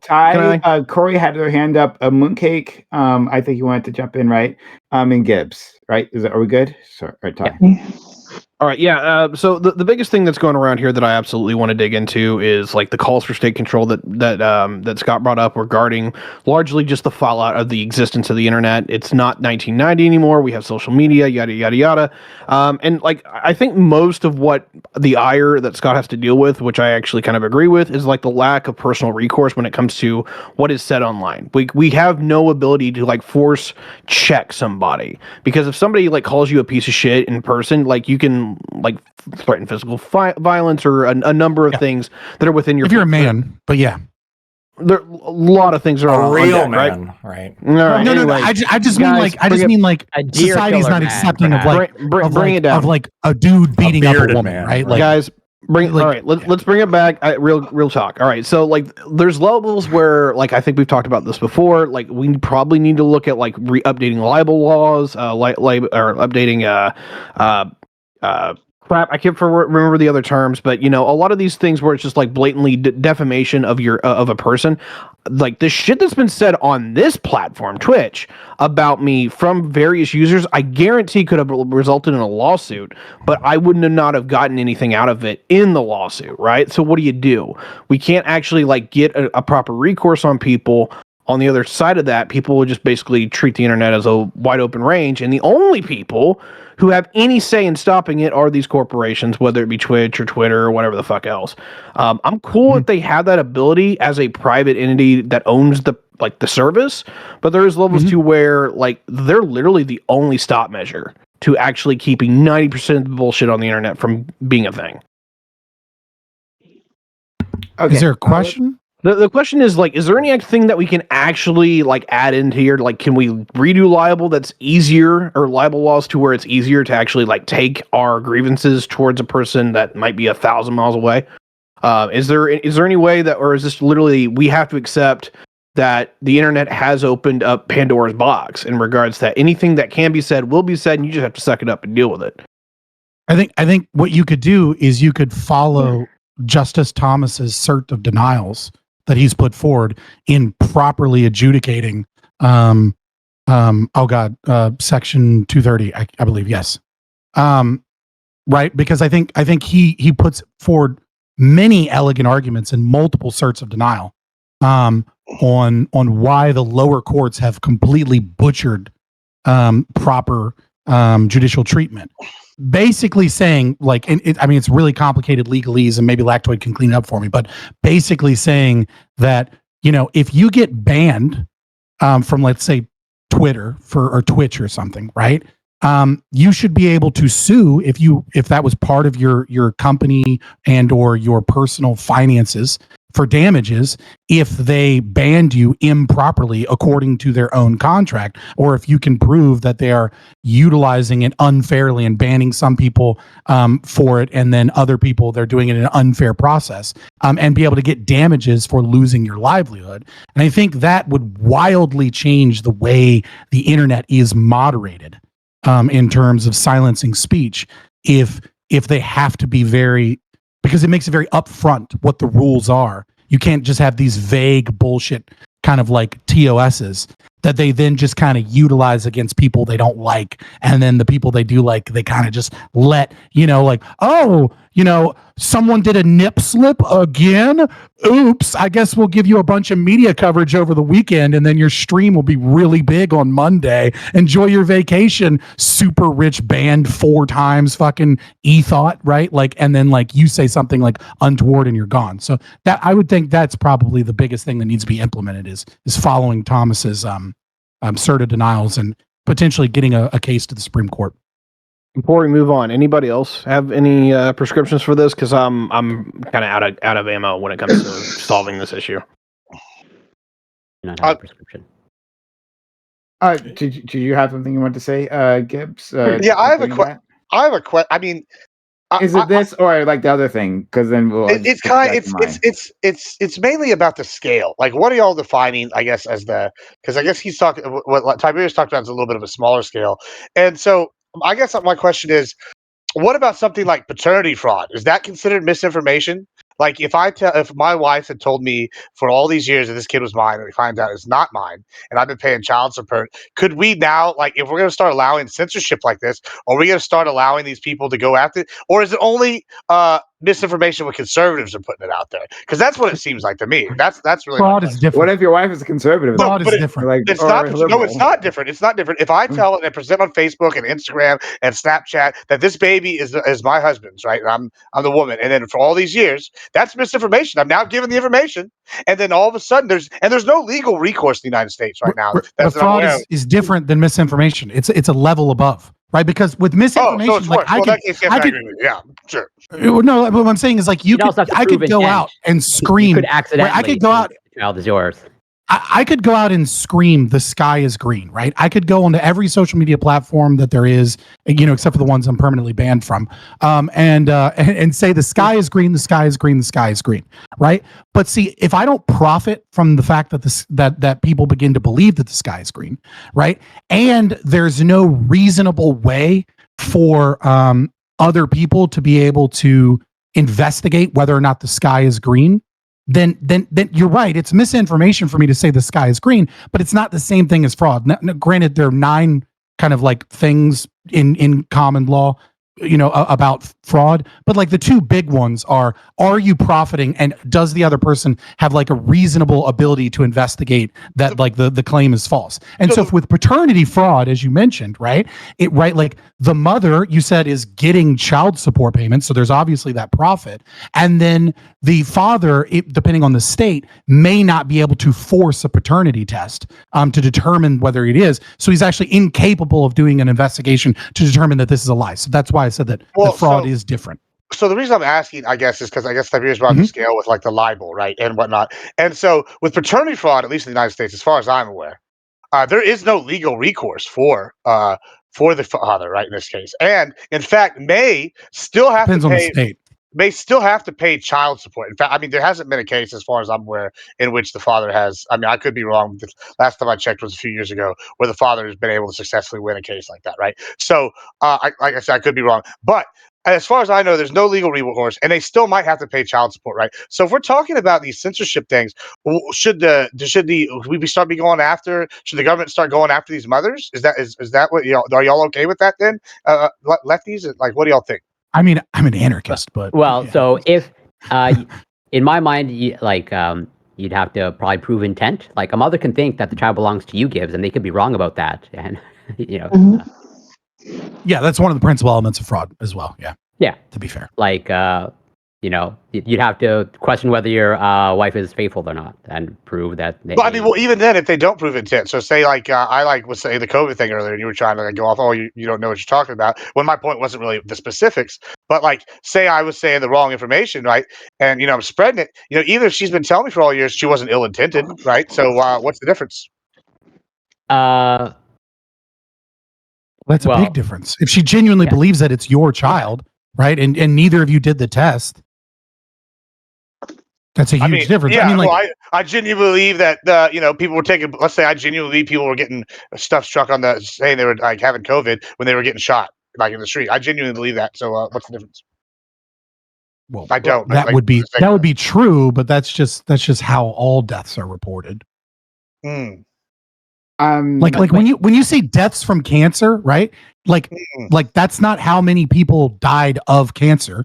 That's how many people died, and cancer was one of the many factors of their death. They might have died from like emphysema or COPD, right? But it's like, but if the cancer contributed to the death of COPD, which if you have COPD and cancer's probably fucking contributing to your COPD. Yeah, so I mean, like it's labeled a cancer death. Also, I accidentally also like when they say like deaths from a complication of AIDS, right? AIDS like lowers your ability to fight infections, and like the common cold will kill you, but like they'll say AIDS as well.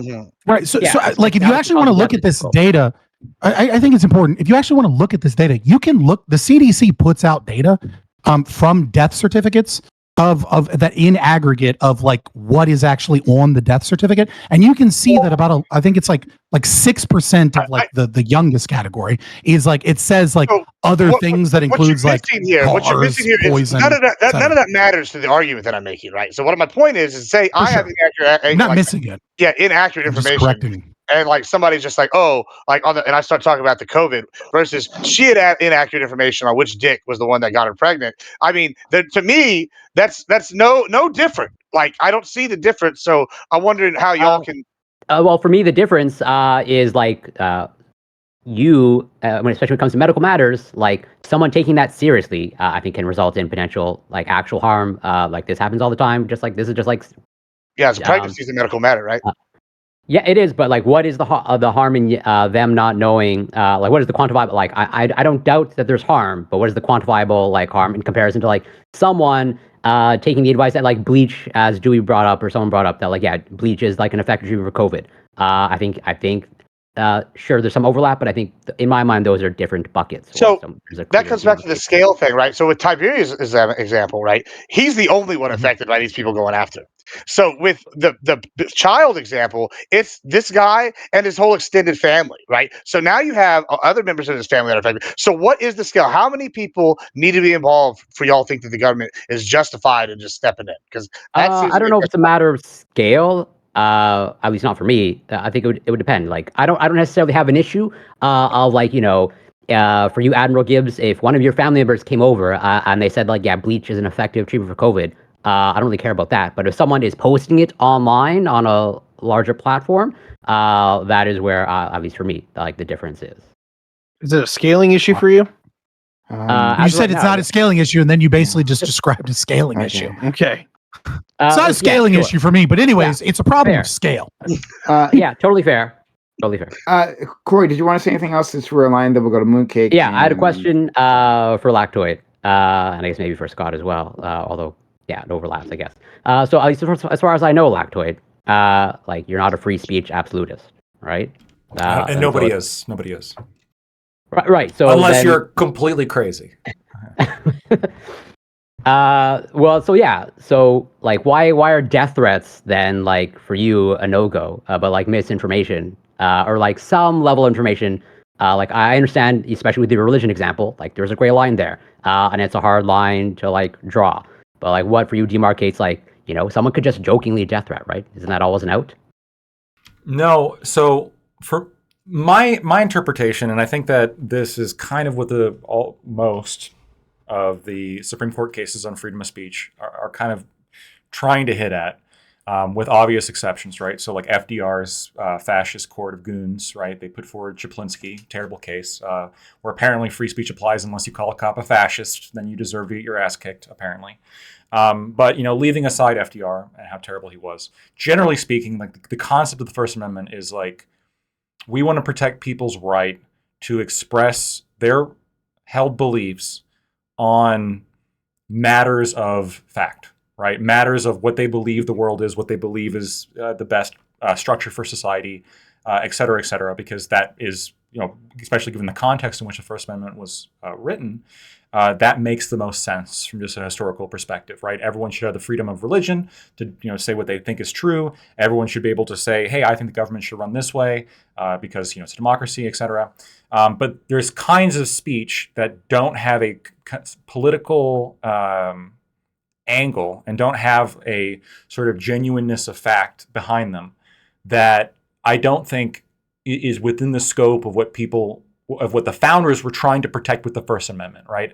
So when you commit libel, right, when you knowingly, now there's, I actually somewhat disagree with the lowered standard for defamation for non-celebrities, but generally speaking, right, if you're talking about like larger figures, you knowingly lie about somebody, right? Well, now you're not like commenting on how you think things should be just arranged. You're just trying to destroy somebody's reputation. You're not expressing your personal thoughts on something in terms of what you believe. You're lying about somebody to destroy them, right? The intention is totally different. So that would be an example where I think it does deviate from the intended goal of the First Amendment. Then I'm curious. And one more, sorry, to answer the exact question you put forward. And then like a threat, you're not, again, a threat is a statement of imminent action. It's not like a pondering about how the government should be. It's you're making a direct statement. I'm going to go do this illegal thing to you right now. I mean, it's just not the same kind of speech. But you don't actually, like, again, someone could just be like joking about it, right? And I think there are actual cases. Well, I mean, I think this even happens in online interactions, right? Where like now, like I think some kids just like unknowingly and jokingly make death threats, and like, yeah, police show up at their door. That's super gray. Yeah, I think that there can be an overlap between somebody sarcastically making a threat to try to prove a political point and somebody actually genuinely taking that threat as serious. And that's going to be the hardest gray area to legislate. I don't know how you do it without like a very, very like hard, in-depth case-by-case basis. And I'm curious, and maybe maybe somewhat more personal example. Do you think like, let's say, the chiropractor has the right to say like by treating your subluxations, I'm going to cure all your diseases. Or like can a company, let's say tobacco company, like in Canada, I don't know if it's the same in the U.S. We have graphic warning labels on cigarettes. Can we do the opposite? Can a tobacco company, saying, "Hey, we're gonna make your lungs pristine. We're gonna clean them up real good, and just picture perfect Absolutely. lungs." Absolutely. Real good lungs. You absolutely So- should have that right. Yeah. FDA is a criminal mass murdering organization. It has destroyed the lives of so many people. So and the left loves to talk about how they fucking murdered so many people during the AIDS epidemic, but then all of a sudden it's like, oh, but that was a thing. We love the FDA. And now they're banning menthol, those motherfuckers. Kids safe. Go ahead. Yeah, and now these motherfuckers are banning menthol. No.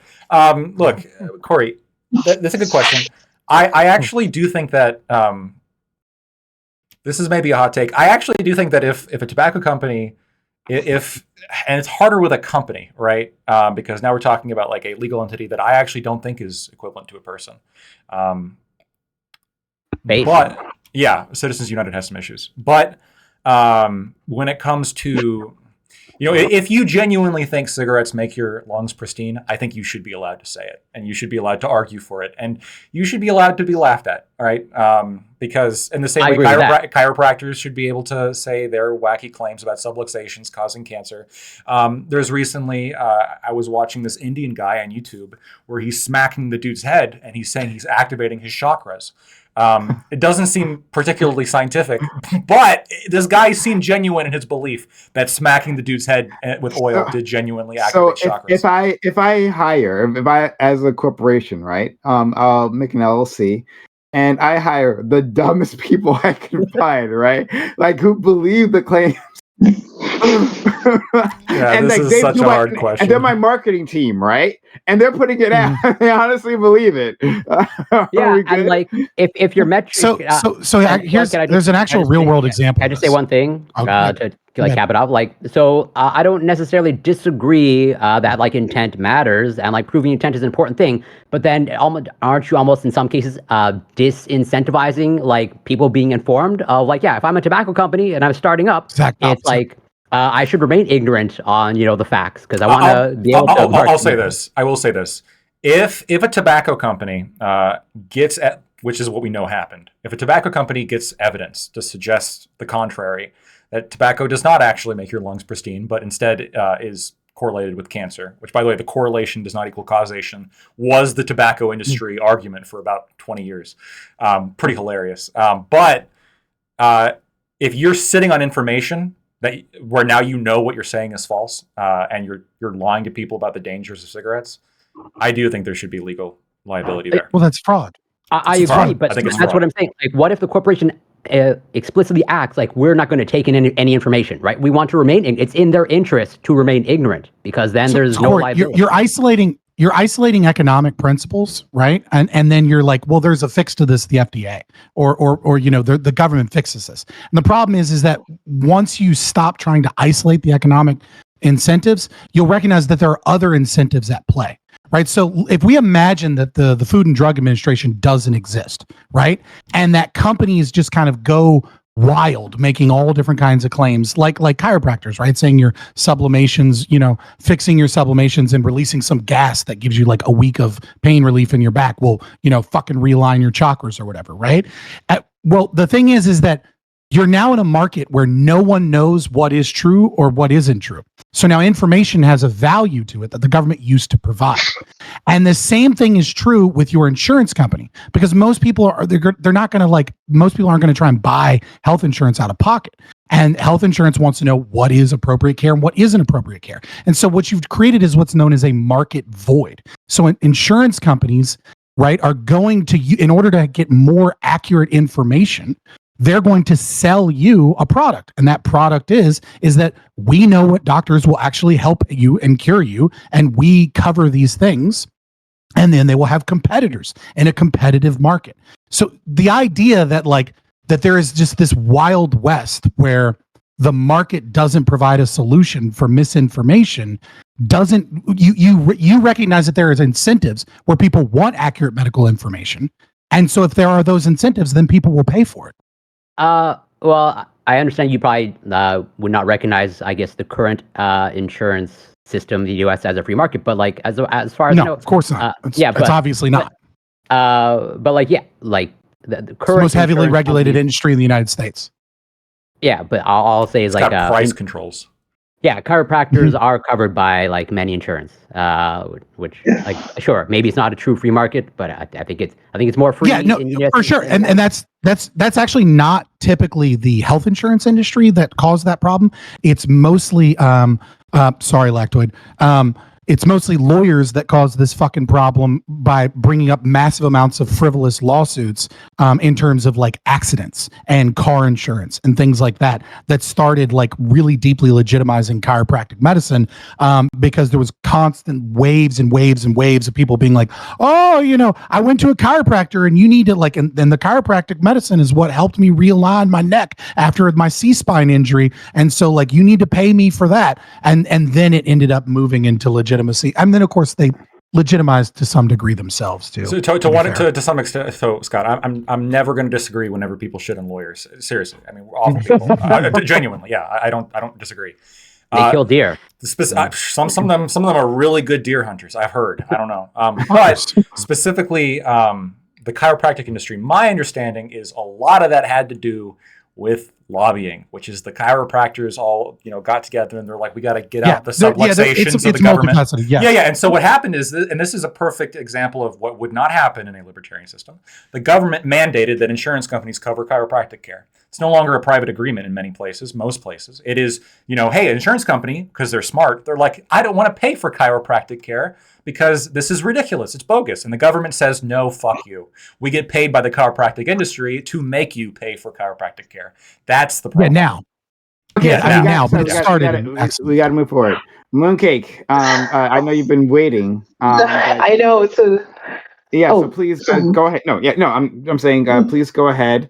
And then I do want to jump in with the remaining time we have because we didn't really address the things I wanted to address, but it's fine. Go ahead, Mooncake. Yeah, mine is kind of going back, so I'm sorry if I'm going off topic a little bit. But Corey, you brought up the cigarette industry, and it's funny you mentioned that. On Netflix, there's a documentary for the vapes, and they mentioned in that when cigarette companies were creating cigarettes, whatever, they had done research on better ways for you to smoke without it affecting your lungs. So they knew right from the beginning, they found proof that they actually knew it would cause cancer. It was going to cause all these things and sold it anyways. So for example, that's just a great place where the government should step in, right? We want to know today, and we do know it does cause cancer. But yeah, it was just that. And then my other question was, I was confused about the Twitter files thing. What do you think? What to? What about it? Nothing. It's just being libertarian. I hear someone go, and that's why we need the government, but you didn't give a reason. But it's statists like you just kind of default to government good.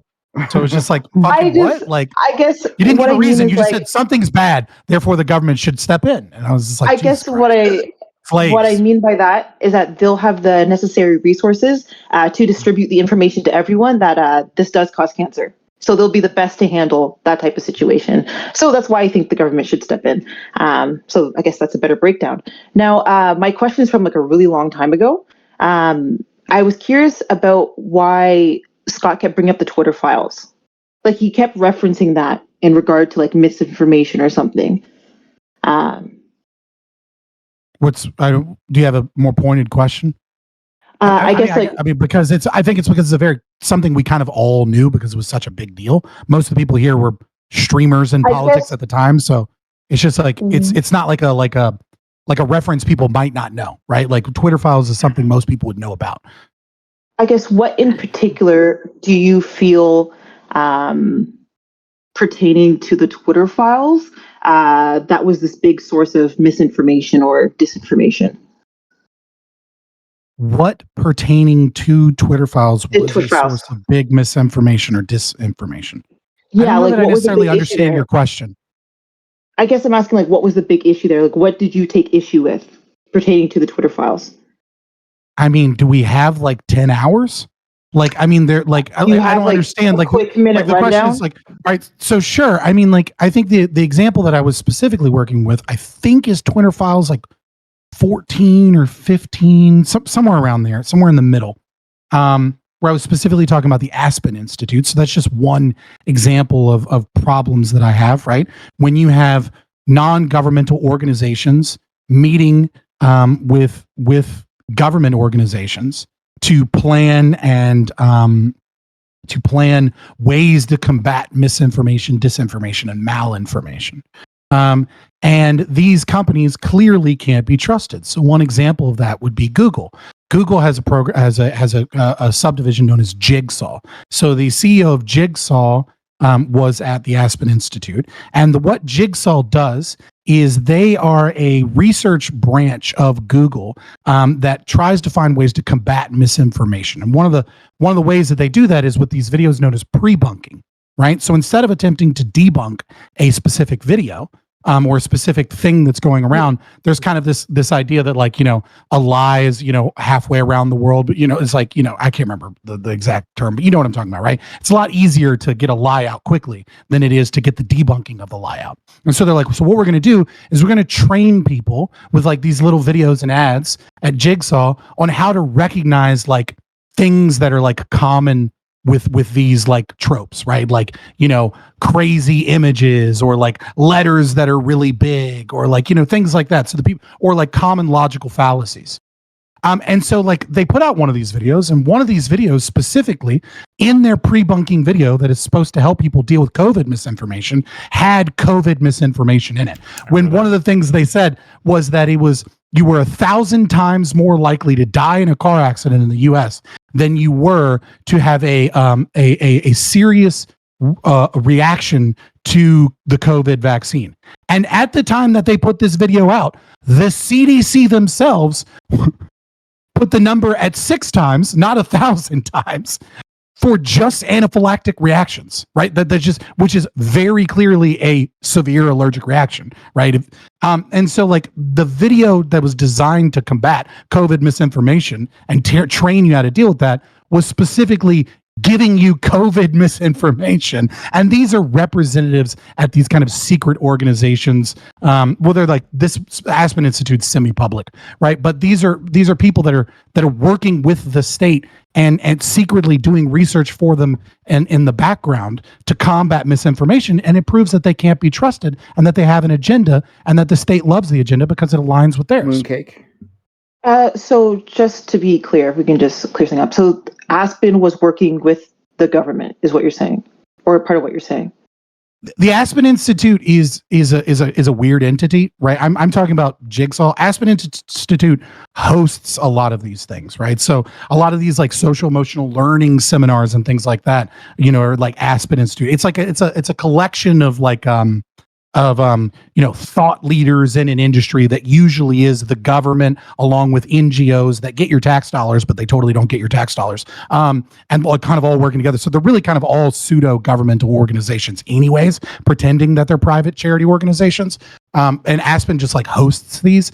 But when I say at the Aspen Institute, that's just like where this is occurring. What I was specifically talking was with Jigsaw or Google. Okay, but they're not like, I guess what I'm trying to determine is how this is directly correlated between the social media company and the government. I guess that's where maybe parts of me is losing you. Okay, well, so the social media company, Google, right, is a search engine as well as, YouTube, right? So you're saying because Neil Mohan wasn't there, it's different? Well, what I'm saying is that the pre-bunking was working in tandem with YouTube ads. I guess right? When I think of government interference, I think of a government agency or maybe like a crown corporation of the government directly getting involved with said company. So that's why I was curious about the whole Aspen Institute and everything like that. But you're saying it's like a charity. I don't think you get to have your cake and eat it too. Where earlier in the conversation you kept saying that there was nuance and that there was a complexity to intelligence agencies and their ability to censor information, and then say yeah. But if you want to say that those things are bad, they need to be direct. I need like an email from the CIA saying I'm gonna like knock down your door if you don't like silence this account, right? The collusion between them that is secret and some of it is open in this kind of merger of the corporation and the state is what is problematic here. No, my I guess the issue I have is that we have to be able to identify these different organizations, right? So if something is the crown corporation of the government or is the government, that's different than, I don't know, some random, I don't know, like charity who's getting involved with that social media, right? And directing things. So that's where I guess I'm finding the disconnect. What I'm basically saying is, from what I saw with the Twitter files, and it's kind of why I brought it back up, is that I think I'd mentioned previously, they had already been denying requests from the FBI. So it doesn't seem like Twitter per se, and I'll just use Twitter as the example, was inherently influenced by these government agencies. That's absurd. That's silly. Like you're trying to say that because they gave some denials, more so in the beginning, there's a pattern of them doing less and less, that you don't see any influence. Like that's an absurd thing. I mean, the Twitter files show that they had so many former FBI agents that they had their own Slack groups for former FBI and DHS agents that were working at Twitter. You have Yoel Roth going to secret meetings along with an attorney that was also working on the Donald Trump impeachment, was then working at Twitter. I mean, like, there's so many examples of influence. Like if your metric is influence, obviously there's fucking influence, because they had a very close working relationship. Okay, to an extent, I think there is. I would say I don't really like the word influence, but let's just use it anyways. To an extent, I think maybe there was. Yeah. Sorry. To an extent, I guess. Yeah, you're right. They have some sort of influence, but the reason I guess I keep on bringing up the denials is because we do have to look at the fact that they weren't agreeing with everything, right? If they had been agreeing with every single request made, and from what I saw, there was a lot of requests made, then we would have an issue, right? They're just doing whatever they say. But that's not at least what I saw when I was going over the Twitter files, right? Also, okay. the Slack group. You work at a big company. You have a really good job for the first time in your life. And I don't know what your current career thing is, right? But like it's a 6-figure job, right? And you are a secretary for a very powerful man, a man that has tons of lawyers. He's the CEO of a Fortune 500 company, right? And this man is one of the most powerful people in the world. Okay, and your grandmother is like sick and dying, and you need this job to like pay for her medical care. Now, if that CEO tells you if you want to keep your job, you need to suck his dick, but like you kind of do it back and forth, and sometimes you suck his dick and sometimes you don't suck his dick, would you say that there's like an unfair relationship there? Or would you say that clearly you have full autonomy in this situation because you're not always sucking his dick? You're just doing it when he seems really, really persistent that he might fire you if you don't suck his dick. I don't think that's a good example. I can't even engage in it. I don't think it is an example I can engage in. I think that very accurately describes the relationship between social media companies that are speaking to the very people that regulate their industry. I don't think so. And especially when you're talking about like Senator Mark Warner. I think you speak of nuance, but I think you also don't want to apply nuance. I think you think it's just as easy as they tell us what to do and we'll do it. Sometimes we won't listen to show the public. I didn't say that. Sorry. Why would you didn't say that, but that's what it seems like. I just think that it's more complicated than you're making it. I think the Twitter files has been overblown, a little bit dramatic. I think people are taking from it what they will, and I guess it just is what it is. But we can agree to saying that I'm not adding enough nuance and context every time I rebut you, and so I guess the question is you said it first. Maybe you should come up with that nuance. Maybe you should come up with that context. I'll take the bait on that one. I don't think that's a fair assessment either, and I'm on your side on this. I think it's a pretty unfair example to be like, oh, there's a power dynamic. Yeah, and just be using the example of like, hey, I'm a CEO of a Fortune 500 company, and I got this funny secretary role. I think that's an unfair example. You're right, because she could leave. I mean, it's a very that's a totally different whole dynamic. The government has more power. Yeah, I mean, I'm not trying to fuck the government in the literal sense, though, which is it's a major factor in that kind of situation. But the government is definitely trying to fuck you. I mean, I don't goddamn day. I agree with that. Sounds like a great example. Yeah, they're not they're literally not trying to come over here and anal probe me, Papa. I mean, they might be trying to fuck me and all my money, and I hate that. But there's a whole bunch of other ways, but not the literal sexual aspect, which I think is a major role to play with that example you gave there. Yeah, so I'll take that. Yeah, It's and a I no. agree that like maybe that example would make more sense within the Chinese context. But like executives aren't getting arrested because they didn't follow like the directives of the intelligence agencies, right? Um, uh, like I and I really wanted to explore this more, but like It doesn't necessarily defeat the relationship. I get it. You don't like the analogy because it shows the absurdity. But like, if you're trying to I just subvert don't think the it's a good analogy, analogy. It's not that like I don't think Yeah, it's not you're the onto it. absurdity; it's the sexual aspect. it's The it's problem. more I don't it's care about more this. favorable than the relationship that Twitter has with the United States government, because the United States government is the only person, right, that can regulate them. They are the ones that will be hauling them before Congress every year to talk about what are you doing to stop Russian misinformation. And it is not the same with the example that I gave where you could quit. It would just be difficult to find another good job in that scenario, right? Yeah, like, you have an and example. so I'm I talking could about quit Twitter. incentives. I could quit Twitter and go to a different platform. I could go to Rumble. Like, I mean, those are different platforms. You could definitely You're quit. Like, an individual user. You're not the CEO of fucking Twitter. Or No, he's talking about like the social media platform itself, and it can't like disengage itself from the American government. That's fair. But fuck, I was just gonna say something. And I wanted to jump more on this topic, but we went all over the place.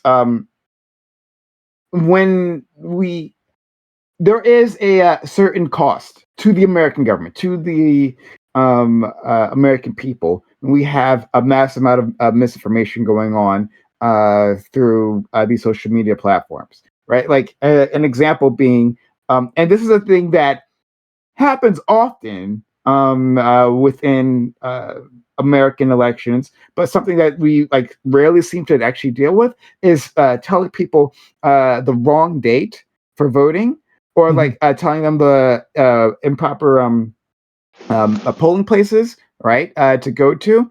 And this is a thing that happens a lot in Black neighborhoods. Putting that out there, but like so there is a cost that happens there, and it would be, I think it would make sense for Congress to ask about that specific um uh, uh attack on our political infrastructure. However, that doesn't mean that Twitter is all of a sudden some sort of a helpless child that doesn't have a legal and political power, that can't push back. If they're saying, if the intelligence agencies are telling them, oh well, you got to get rid of like lactoid, right? Lactoid is a threat to us all, and here are the reasons why. And Twitter looks at it, right? Enemy of the state, clearly, right? A foreign Canadian enemy of state. But like, and here are the reasons why. And then Twitter looks at that as like, this is completely bunk, right? And refuses. That doesn't mean that next year they get hauled in front of the Congress and then they get to use this against them. I think it feels like you're putting all of these objections in one big pile, right? All these interactions in a single category, rather than us teasing them out and understanding that there are different levers that these organizations can pull, different ways that they can defend themselves. I hope that was kind of clear. Yeah, I mean, like Twitter has some power to fight back if it is their desire to fight back, right? I think obviously, a change in leadership might change the desires or the goals of the company. And so like, yeah, you're absolutely right that they could do it if they cared. I think old Twitter didn't care. Presumably Elon Musk cares, but it's been a year and he hasn't stopped any of the censorship and mass ban waves and shadow bans, and never got rid of tweet cred or anything like that. So I don't think Elon Musk cares either. I think he just pretends to care and brought back some big conservatives so he could make some money off of the grift. But if we're assuming that whomever it is does care, that they can fight back, or that they care because they want some level of autonomy, or that they don't want to spend so much money and resources like chasing down dead ends, which I think was kind of their initial pushback anyways.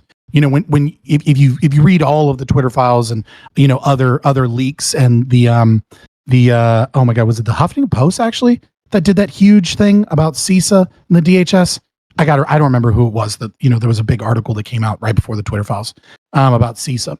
But yeah, it seems like Twitter and many other people were reluctant to do it because it took so much time and energy, which is money, right? Like it's a waste of money if they're trying to track down, 30,000 accounts every month that the government is giving them.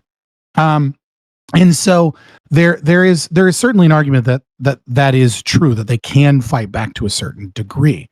But I don't know that actually accurately looks at the relationship between corporations and the state, right? And so I don't want to go too Marxian here, right? But the idea that those are two separate entities is I think a little bit too simplistic, right? From a like a Mencius Moldbug kind of, or Yarvin perspective, right? There's this term known as the cathedral, right? So you have the media, you have big NGOs, you have all of the branches of the government, you have lobbying firms, you have large hedge funds, right? Like these people that are in very, very powerful positions are, they're at the same events. They're rubbing the same elbows. They come from the same families. They go to the same, incredibly expensive private universities like, Yale and Harvard and the Ivy Leagues or the semi-Ivies, right? And so there is a collusion that exists that is just cultural between these people. And then when you have narratives, those narratives become stronger than the desires of those people for presumed principles that they don't fucking have. Like Twitter doesn't have a free speech principle any more than the goddamn government does, but there's presumably some checks and balances unless these things are secret. And so when the Russia narrative was going, you had politicians that needed information to give to their constituency to go on this mad NBC craze for data that just didn't fucking exist. And so they expanded their powers to silence narratives and to find Russian bots where there weren't any because they needed so there's this back and forth incestuous relationship between companies and politicians that really aren't that fucking different. And so like, yeah, you're right. They can fight back, but I don't think that's the right way of looking at the relationship that they had and why it's problematic, especially when it's secret. Okay.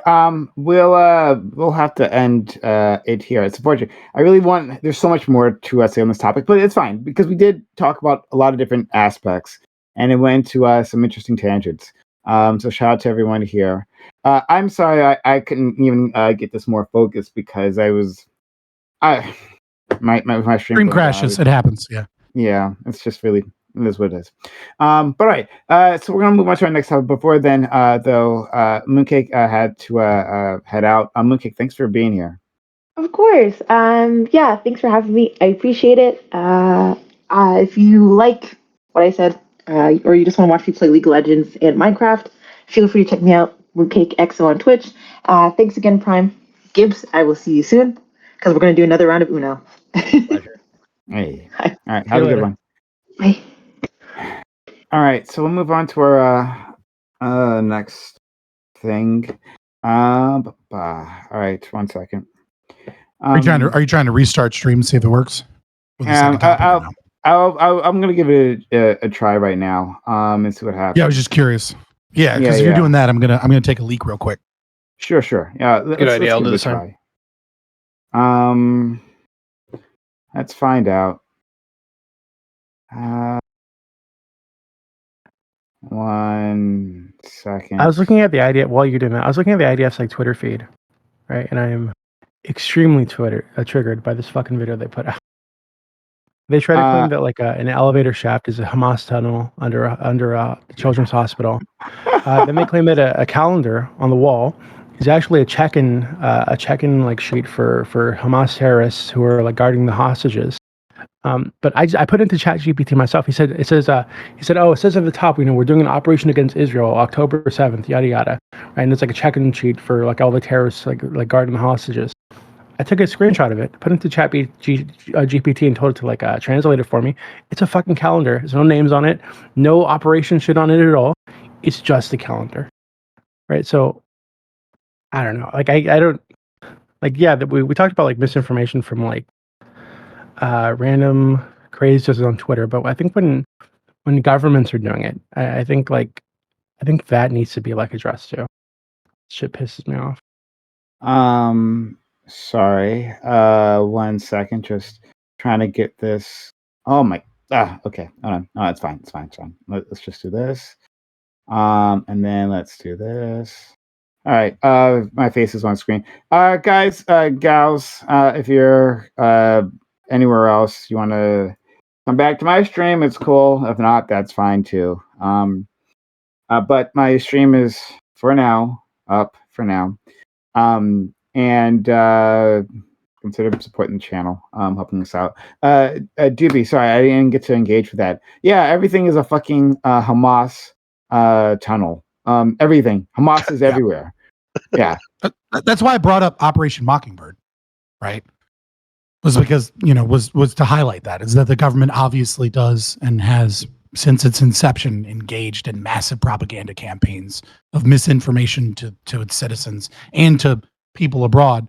And so it's like, you can't, if you give the government full unilateral like ability to determine what is and isn't misinformation, then what you give them is a monopoly on misinformation, right? If private companies are able to compete in being able to stop misinformation with, I don't know, AI checker software that's in a constant battle with AI, other AI programs and governments to determine who's got the better program. That's, what's better, producing, deep fakes, or the technology that's always right behind it in determining what is and isn't a deep fake and things like that. If the private market with community notes and things like that is in the business of trying to stop misinformation, well, they don't have a monopoly. But when you give the state the unilateral authority to determine what is and isn't that, then what you do is you give them the ability to create all the misinformation and propaganda they want. It's not like Israel's special. If you want to respond to that, DB, you can. After that, we'll move on. No, I agree with him, actually.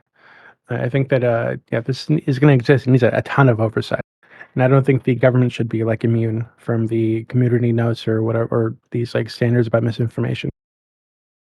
In fact, I think the government should be held to a higher standard. If it's learned that they're putting out misinformation intentionally, there should be like criminal consequences. Good luck. I mean, I'm with you. Yeah. But good luck.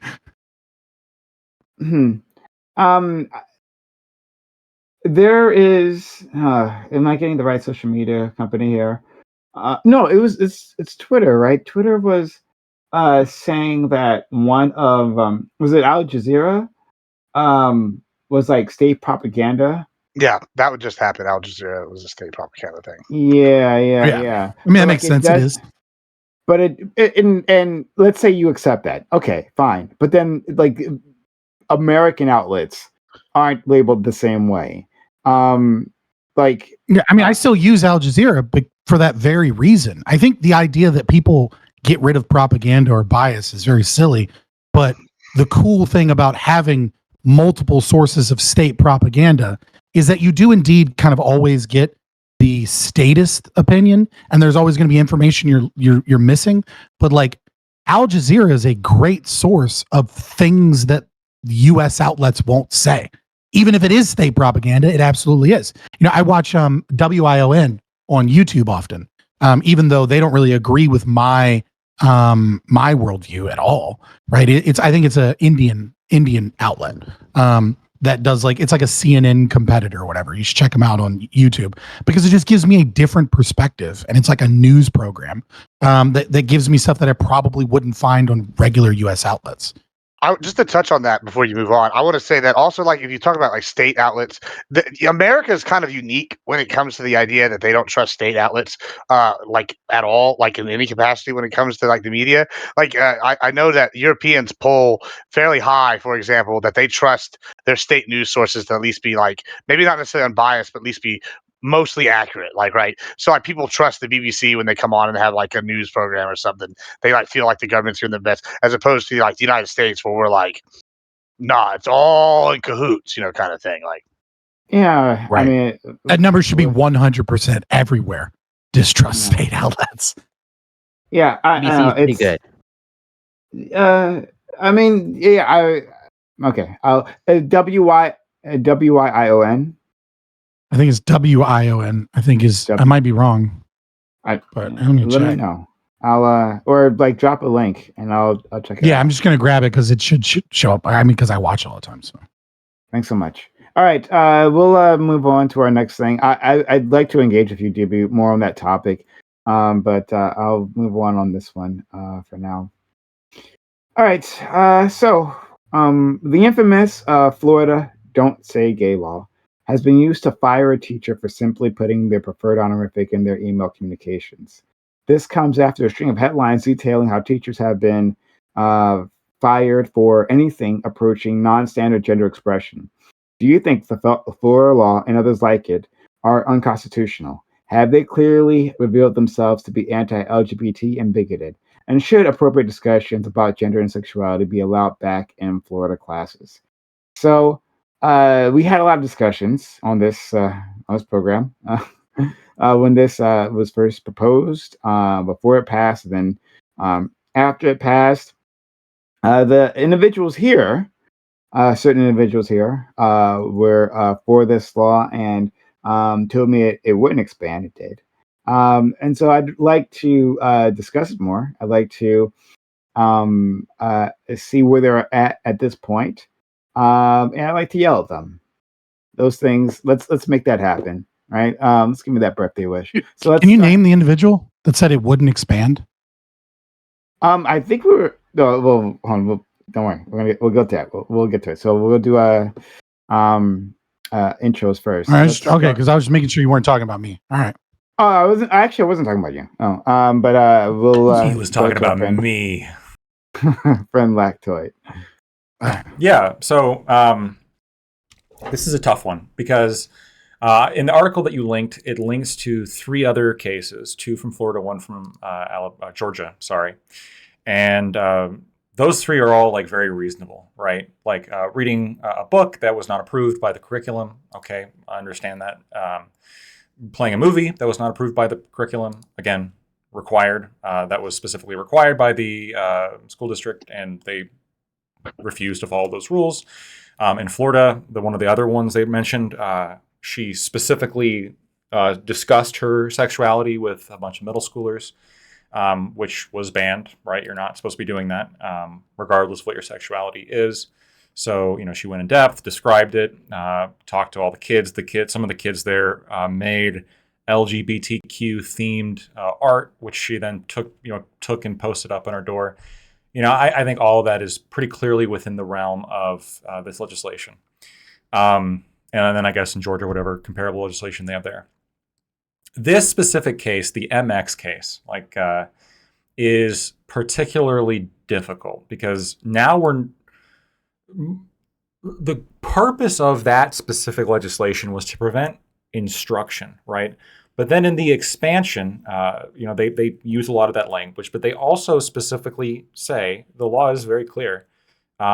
You can't use pronouns that aren't Mr. or Mrs. that correlates with your biological sex, except if you suffer from Klinefelter syndrome or a couple other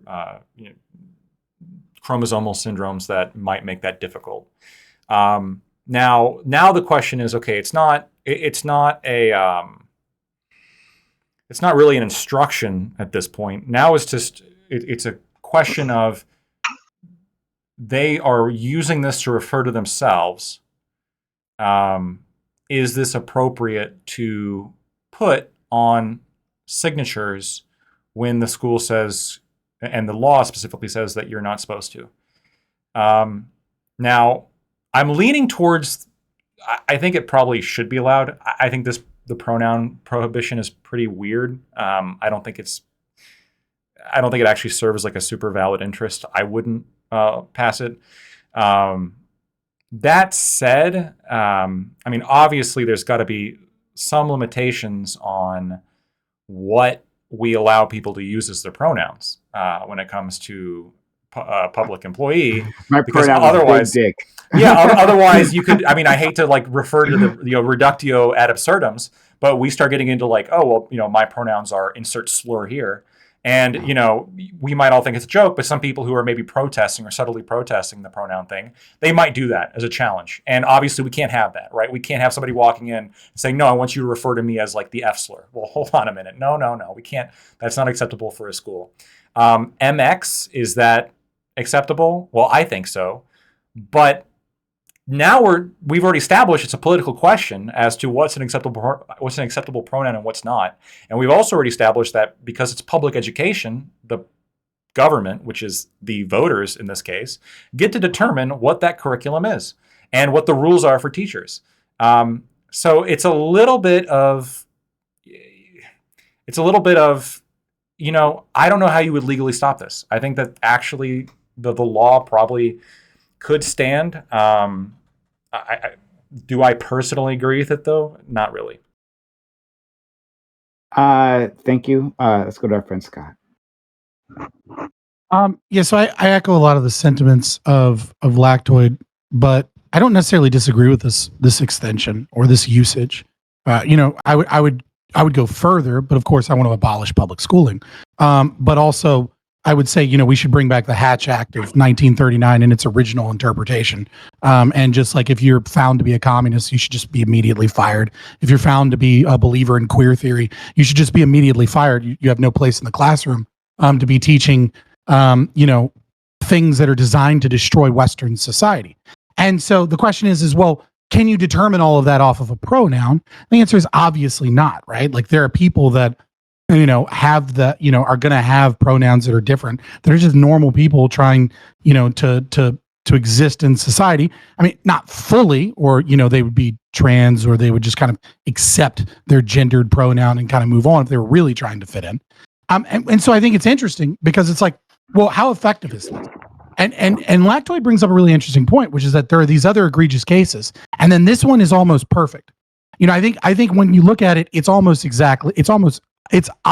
lawfare.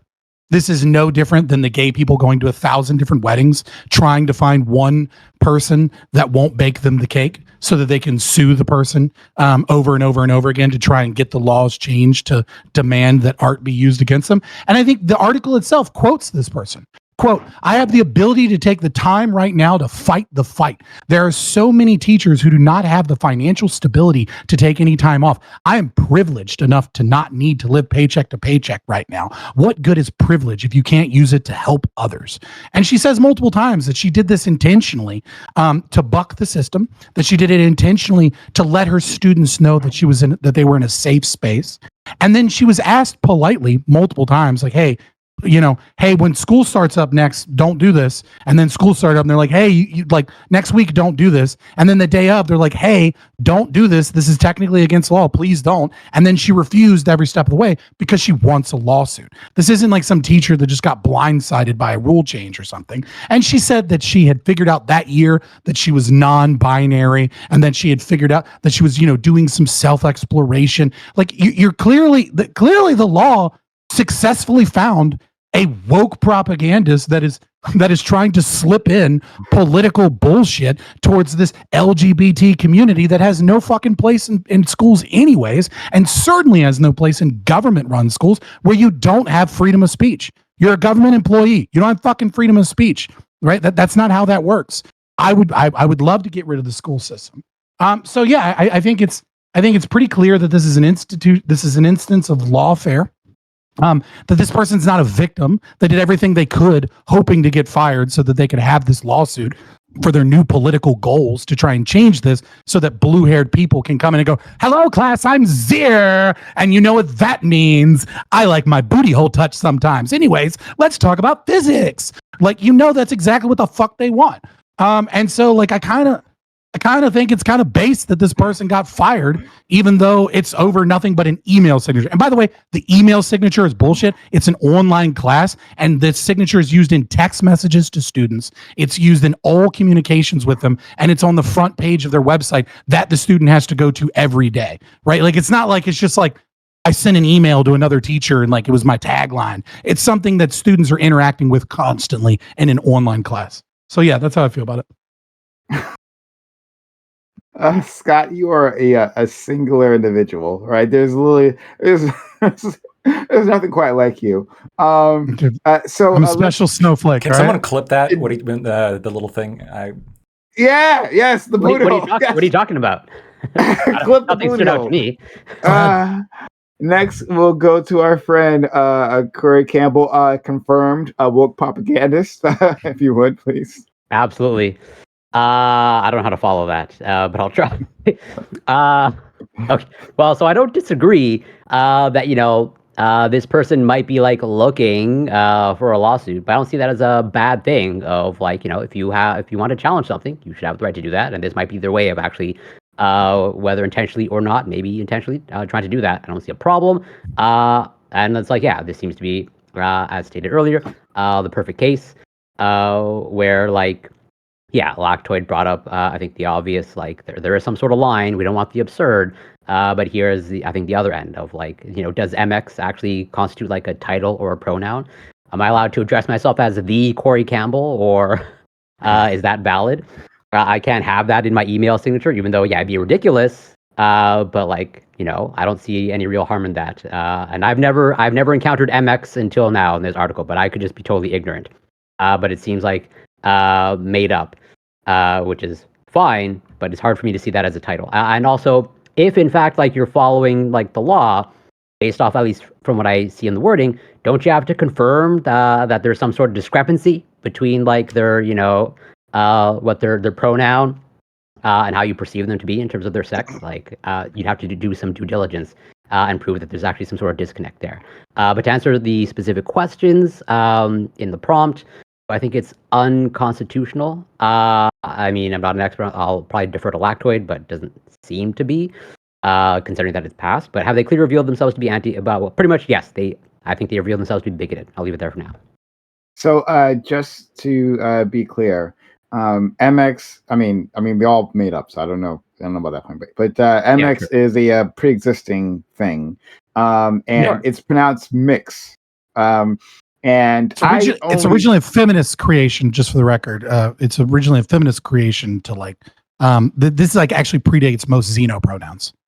It's actually older than that. It's like, don't put me in a gender role that I'm a fucking woman. Yeah. So it's just like a non-gendered title. Yeah. Like I can totally recognize that I'm ignorant on that. Do you know what the long form of it is, Prime? No. Mixter. Really? I did not know that. Holy shit. Don't lie. That's news. Don't lie. That's not real. It's right here on Wikipedia. It sounds like a music streaming website. Mixter. Yep. Yeah, it does. It's the next Napster. But for Admiral Gibbs has got to go next. I had only heard of this like here on Twitch. You used to have a person come on, Mix Vivian Wolf. But like I when I saw it, it's MX Vivian Wolf. But when I saw it, I didn't know what that was, so I assumed it was like supposed to be Miss, right? But then she would correct me, and she would say Mix, and I didn't know what the fuck she was talking about. Like I don't know why she keeps saying that until she like pulled me aside. It's like, oh, I mean, it's this, and I just had never heard of it. So yes, she with her pronoun that's not she or her. I don't Mixter right. Vivian Wolf, you get it right. One of the most embarrassing moments was somebody kept correcting me, she, and I thought they were referring to the Chinese president. I'm dead serious, and I was just so confused, and I was like what is? Yeah, Xi Jinping. Like, what does he have to do with this? What does he have to do with this? This is the perfect response to being fucking told over and over again. She. What does he have to do with this? Oh fuck! All right, well, that was amazing. This is off the rails tonight. Whatever, fuck it. Oh, certainly, this is off the rails. But like, I love my friend Lactoid is so like the internationally debate reminder. Like, oh, of course, you're talking about Xi Jinping, right? Of course, he would talk about that. Of course, yeah. All right, Gibbs, please. Yeah, I mean, so I feel like Fabian covered a lot of this with the lawfare kind of comment, what I was going to say initially. But, now that Lactoid's brought this, so I'm just going to skip over all that for the funsies, right? And then I'm going to skip over that I think it was a backdoor way to get into the learning about, the agenda. We're going to skip over all that for now, for my opening here. I'll tell you what I think. And I like, on a personal level, you know, like this comes out like, you know, I don't give a shit what people do behind closed doors, right? You know, whatever. You know, and like, you know, generally I feel like I'm a pretty nice guy in person. You want me to call you, whatever you want me to call you, I'll probably do it. Like if you want me to call you, you know, anything really, I'll do it. Like it doesn't really bother me that much, right? Enjoy. However, that being said, I'm so sick of being forced to like I just accept like what seems like lunacy. Like I hate to say like the whole movement's lunacy, but when we're sitting here saying mixter is the like appropriate pronoun of like somebody, like I'm sorry, I'm not gonna like I might call you that. And like, but I just like in a private or whatever, if that's what you want me to, or friends. But if we're in a professional setting, I'm just not going to say that. I'm just going to say your name directly. I refuse to do it. It seems like lunacy to me. Maybe I don't understand. Maybe that's my color of privilege, whatever. I don't know. Like, however, but it's just, I have a problem with this idea that we should be forcing people to do these things. Like, and if we don't, then we're now the bad guys. And that's a problem I have with this, really. Okay. Let's go to our friend Tiberius, please. Yeah, this one's gonna be fun. I kind of regard this as the war of stupid shit, to be completely honest. Let me do the pronouns part because that's obviously the highlight reel of this. Like, okay, if someone comes to me and says, "Hey, look, I prefer like the pronouns that are like not normal, right? So we're not talking about he, her, she, them, or what, you know, that kind of thing." Like, yeah, you can do that. You have every right to ask that of me. I have every right to not want to engage with you. And there's people that I have engaged with, and there's people that I haven't engaged with, because if this is something that's really important to you, there's a level where I could not be bothered to give a shit. And like, this is where the closest time I've ever agreed with Gibbs on this panel is, like, there's just levels where, like, I got bills to pay and mouths to feed. If this is something you care about, like, I have, like, far more important shit to worry about than what you want. But let me get into just the questions of the prompt. Is this law constitutional within Florida? Honestly, I have no idea. Like, I actually am with Corey on this one. I'd have to ask Lactoid what he thinks, and like pick his brain a little bit. Is this basically anti-rainbow for the Rainbow Coalition? I find the movement completely incoherent at this point. Like, I don't know what it's actually trying to aim at, because it's trying to go in about 7 different directions all at the same time, which many are incompatible, straight up. I don't think it's grounded anymore in any kind of like thought. And then when it comes to like gender and sexuality discussions within school, like, I had sex ed in 5th grade. I think there's obviously a time and a place. I think unfortunately, because of these issues, we have ratcheted up to where unfortunately a lot of people on my side are simply going like, no, we can't talk about sex in school anymore. Everyone's going on abstinence only. It's fucking mental. But yeah, just the pronouns thing, which I missed this one. As much as I hate the whole pronouns thing, firing someone for using a pronoun is peak snowflake behavior unto itself. I do want to get that down. Just like, ignore these people if you think they're a pain in the ass. Treat it like it is. It's a child-like symptom. Like, you know, just they're acting like children. Treat them like children. I'm gonna kill it off from there and let Doobie go. Doobie, please. I'm actually torn on this one, to be honest. So, like, I think my impulse is to say, you know, fuck you and your like weird gender pronoun shit, or honorific, or whatever the fuck they want to call it. You know, keep that shit out of the school, right? I don't think that school is a place for you to be an activist, right? Like, that's my impulse. But if this is like a genuine, like, actually, fuck it. I don't even care if it's a genuine thing. I say fuck their activist shit. It's clearly another attempt. This is attempt number 10,000 for some person to politicize the classroom, right? And I think this kind of shit should be shut down entirely. I'm glad they got fired. If any teachers supporting them also get fired, I think all this shit should be shut down. Thank you for that, Doobie. Because Doobie is what I was talking about before. And I said at the very start that this would have a chilling effect. That you guys could read the letter of this law and of like the original, don't say like beyond the expansion, but like the original bill, and say, well, it doesn't ban this or that, right? And so why would this be a problem? I told you guys specifically that this is going to scare individuals from being able to do a little anything, to make teachers terrified that they might say something vaguely adjacent to sexuality and then be prosecuted for them. We've seen for since this has been passed that schools rather than take the risk, go the conservative route, saying that we don't want to go that far, right? We want to like, if this seems vaguely LGBT related, well, we're going to put a stop to that. And so you have teachers who are just terrified. And now we come to this specific example where putting MX is somehow aggrieving the children. The children like literally don't care. They learned a new thing that MX exists, right? They'll be better prepared for that than I was.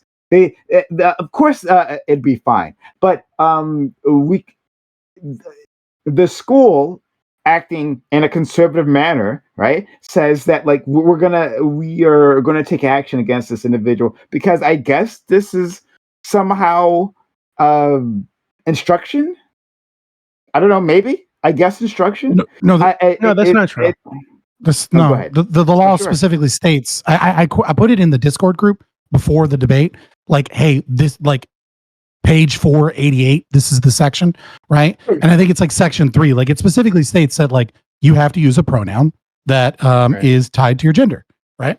So it's not about education. This is the expanded version of the law that we spoke about, right? So this was added in, and I don't think this was added in May of this year.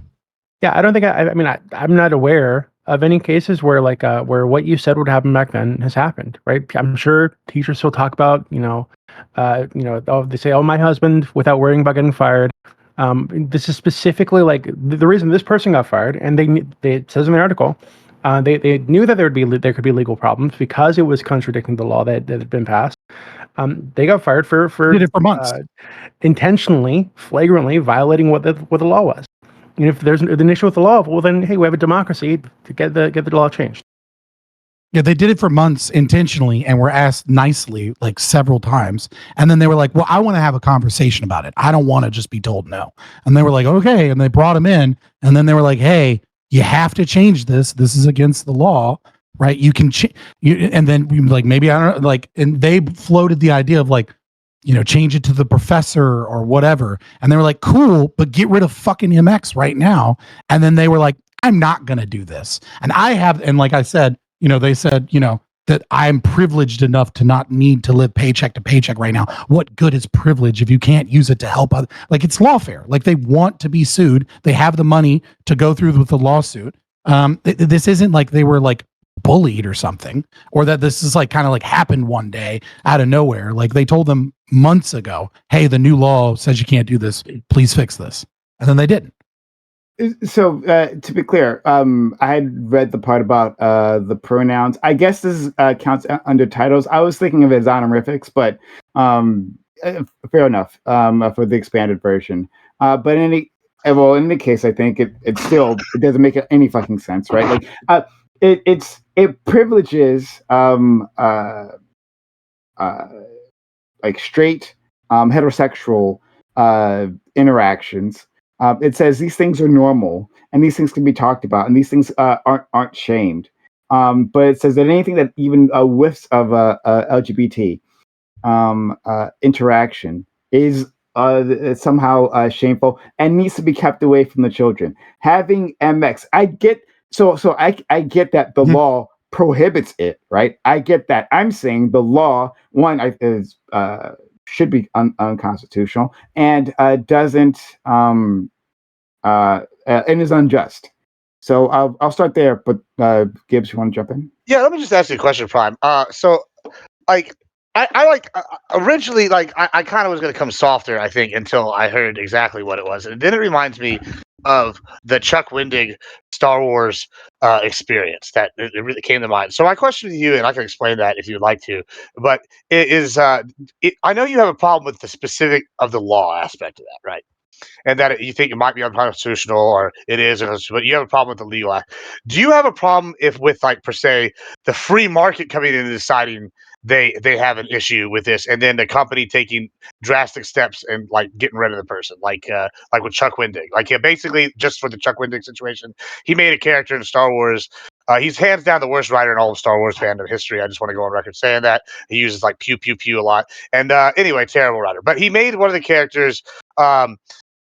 Like in there, like for the sake of just being woke, like a LGBTQ alien insect or something, and gave them the neo pronouns z they or z them or something like that. And the backlash was so heavy. Disney, even like which is I think is fairly woke, decided they were done with it and fired it. Now, do you have a problem with like the free market deciding something like that, or do you only want to restrict it to like say like the law as your issue? I just out of curiosity. I just wanted Sorry, I'm a bit confused. So help me clear this up. So basically, the backlash. If this was a private school teacher, Yeah, if this was a private school teacher, or like there was no law and there was public backlash and they got canned for it, would you have a problem with that? As a like basically what happened with Chuck Wendig in that example. He made a woke like neo pronoun character, major backlash in addition to his terrible writing skills, but major backlash. And I mean, he's a really bad writer. I just want to go on record saying that. But the reason he got fired wasn't his bad writing. It was you're on record. because of the pronouns. I hope he sees this, by the way, so I can let him know how bad of a writer he is. So make sure you'll tag him on Twitter later. Who was a bad writer again? Right. Chuck Wendig. Admiral Gibbs, he said that Drew Karpyshyn was a terrible writer. I don't know why he would say that, but But yeah, so like, but the backlash was not the writing. It was some of it was, but the main backlash was the neo pronoun thing, Okay. and so they fired him for it. You have a problem with something like that, as opposed to like, yeah, if there's a private teacher, I guess, sure. Okay. So I think of. I'm not sure I'm completely understanding the situation. So if there was no law and he was a private teacher, and they did this, and they decided, hey, you're done, Ski, because there's public backlash against Mixter, as I well think there should be. But as they say, public backlash, and the school canned him. Would you have an issue then? Is your main issue that it's canonized as a law? So I guess I'm trying to think of this, and please give me grace to like change my answer on this because I haven't thought about it in this way previously. But for now, what I'll say is I have been fine in the past with companies firing individuals because of doing something like socially irresponsible or horrible. So I'll say, yeah, I guess. Yeah, this wasn't a trap. I was just curious. Yeah, sure. I just don't have my thoughts all together on this one yet. But so I'll say, yeah, that's fine. Putting this into a legislation, though, it makes a situation. Guys, openly supporting repealing the Civil Rights Act and discriminating on people based upon their gender identity. Super base Prime, I appreciate you coming over to the libertarian position that private companies should have the authority to trap. Gibbs here. It wasn't a trap for me, bro. It wasn't a trap for I'm so glad that you've admitted that we can discriminate and fire people based upon their pronoun usage because we don't want that woke dumb shit. Or in your, it's like, right. I can't wait to fire all the gays. This was misinformation I gave you, I guess. I mean, I didn't intend to walk you into a trap. Only we could have censored him beforehand. If the government pre-bunking. Someone contact Aspen. Hurry up. We're gonna exactly. Yeah. So anyway, I just think this when it's legislation, it creates a situation where like heterosexual life is elevated, I guess. I'm not sure if I'm using the right word. Maybe that's not the right word, but elevated. And for this stigmatizes homosexuality or queerness in all its forms.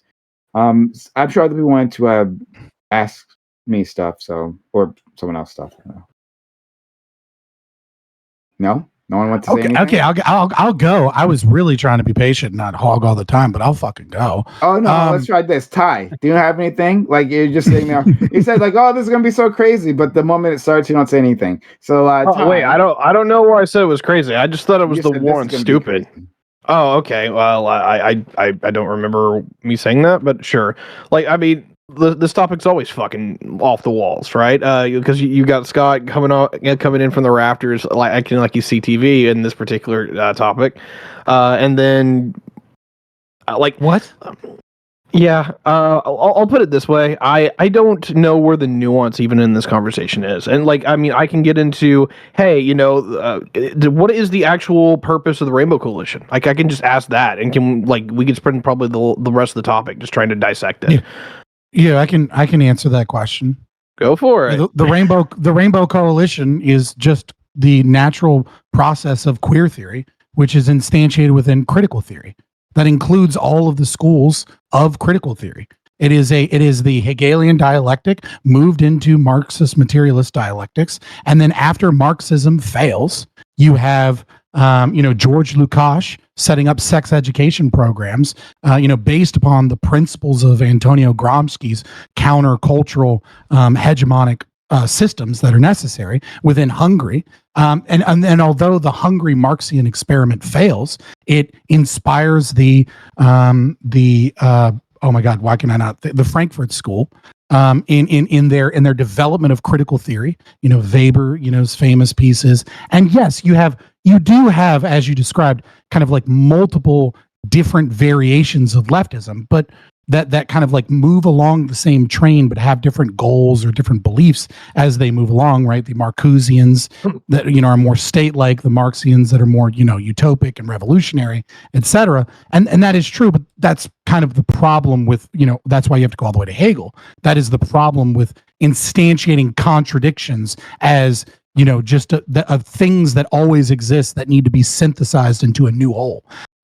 So you have that form, and queer theory comes from and is birthed from intersectional theory and critical race theory, critical legal studies, the basic, critical theory, etc. And so when you ask, like, what are the goals of the Rainbow Coalition, it's not that the Rainbow Coalition has goals so much as the ideology is a runaway train, and that runaway train is what's lunacy. That is what is off the tracks. Let me pull you down. Let me pull you down a level, because there's levels where obviously as a right winger I have serious issues with the ideology, but I want to pull this back down to just the Rainbow Coalition itself, right? We have the old part of the coalition, which was largely gays, lesbians, and bisexuals who said, hey, look, I have a sexuality. I do not actually control it. Like, there's some levels to where, like, maybe it's influenced by certain things. Some people don't understand it. Some people understand it more than others. Like, I'm not going to get political system of born this way. Yeah. Right. So, like, that was largely their argument. They fought for 40 fucking years to get, like, what they wanted. And, obviously we had Oberfell, which kind of, like, put that over the finish line. But there were still a few things that they had, like, on the docket list. But largely the critical part of the movement had been achieved. But then, queer folks, transgender, and all the other shit has now been added to the coalition. And I'll just put it this way. Like, the left can totally come in here and argue in between me and Scott on this one.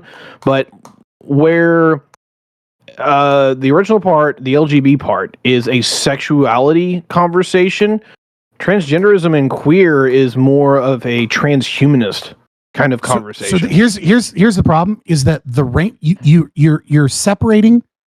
You're not appropriately separating just how disparate the groups are at all times, right? Mm-hmm. You realize that there's all these different groups, and then you kind of like look at major movements and the successes and the policy successes they had as a group. And see, the thing is that you have to understand is that the transgender were at fucking Stonewall, right? Like the Marxists have been a part of feminist and LGBT movements since the very beginning, but and liberals were a major part of it as well. And the same is true with the Civil Rights Act, right? You have liberals like Martin Luther King, and then you have Marxists as part of the same group, and it's a coalition that used liberalism, which is an idea that is uniquely strong in America, to gain individual liberties and rights. Except the problem is that the Marxists, the leftists, right, the psychos, if you will, that train never stops until revolution occurs. The only way that train stops, right, it's not about getting equal rights. That's just a thing they can latch onto because there's an oppressed group that's legitimately oppressed. Yeah, and so they can use the oppressor dynamics very well to gain and grow movements, gain money, gain support, gain connections, and eventually infect and parasitize those very things so that they gain institutional power that is designed for a revolution to overthrow Western society. That's the end goal, overthrowing of Western society.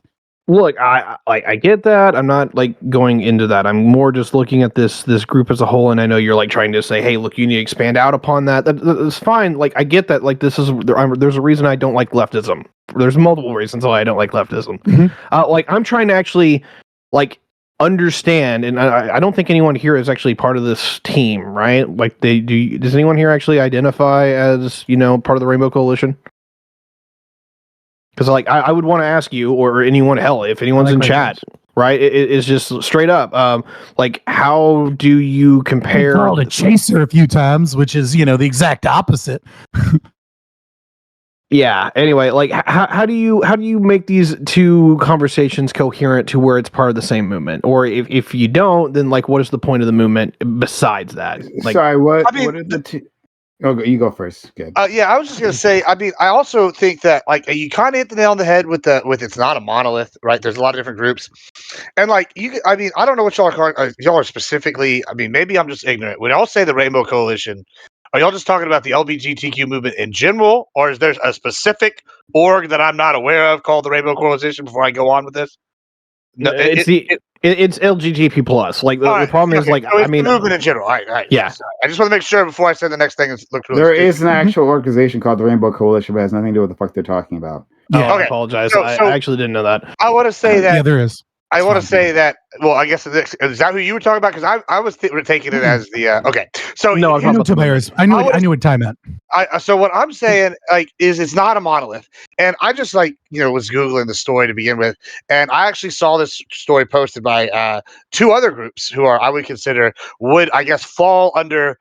I don't know if they would fall under the. I mean, this could be also a part of this debate, y'all, if y'all want to have it. But it was the Gays Against Groomers and the and Gay Republicans both posted about this story recently, saying that they found this as a win against basically lunacy, right? So I would almost consider these these are pro LGBTQ movement people. These are people that are because they are gay, right? They are, and so would they not be part of the movement? Like, I mean, it's not a monolith.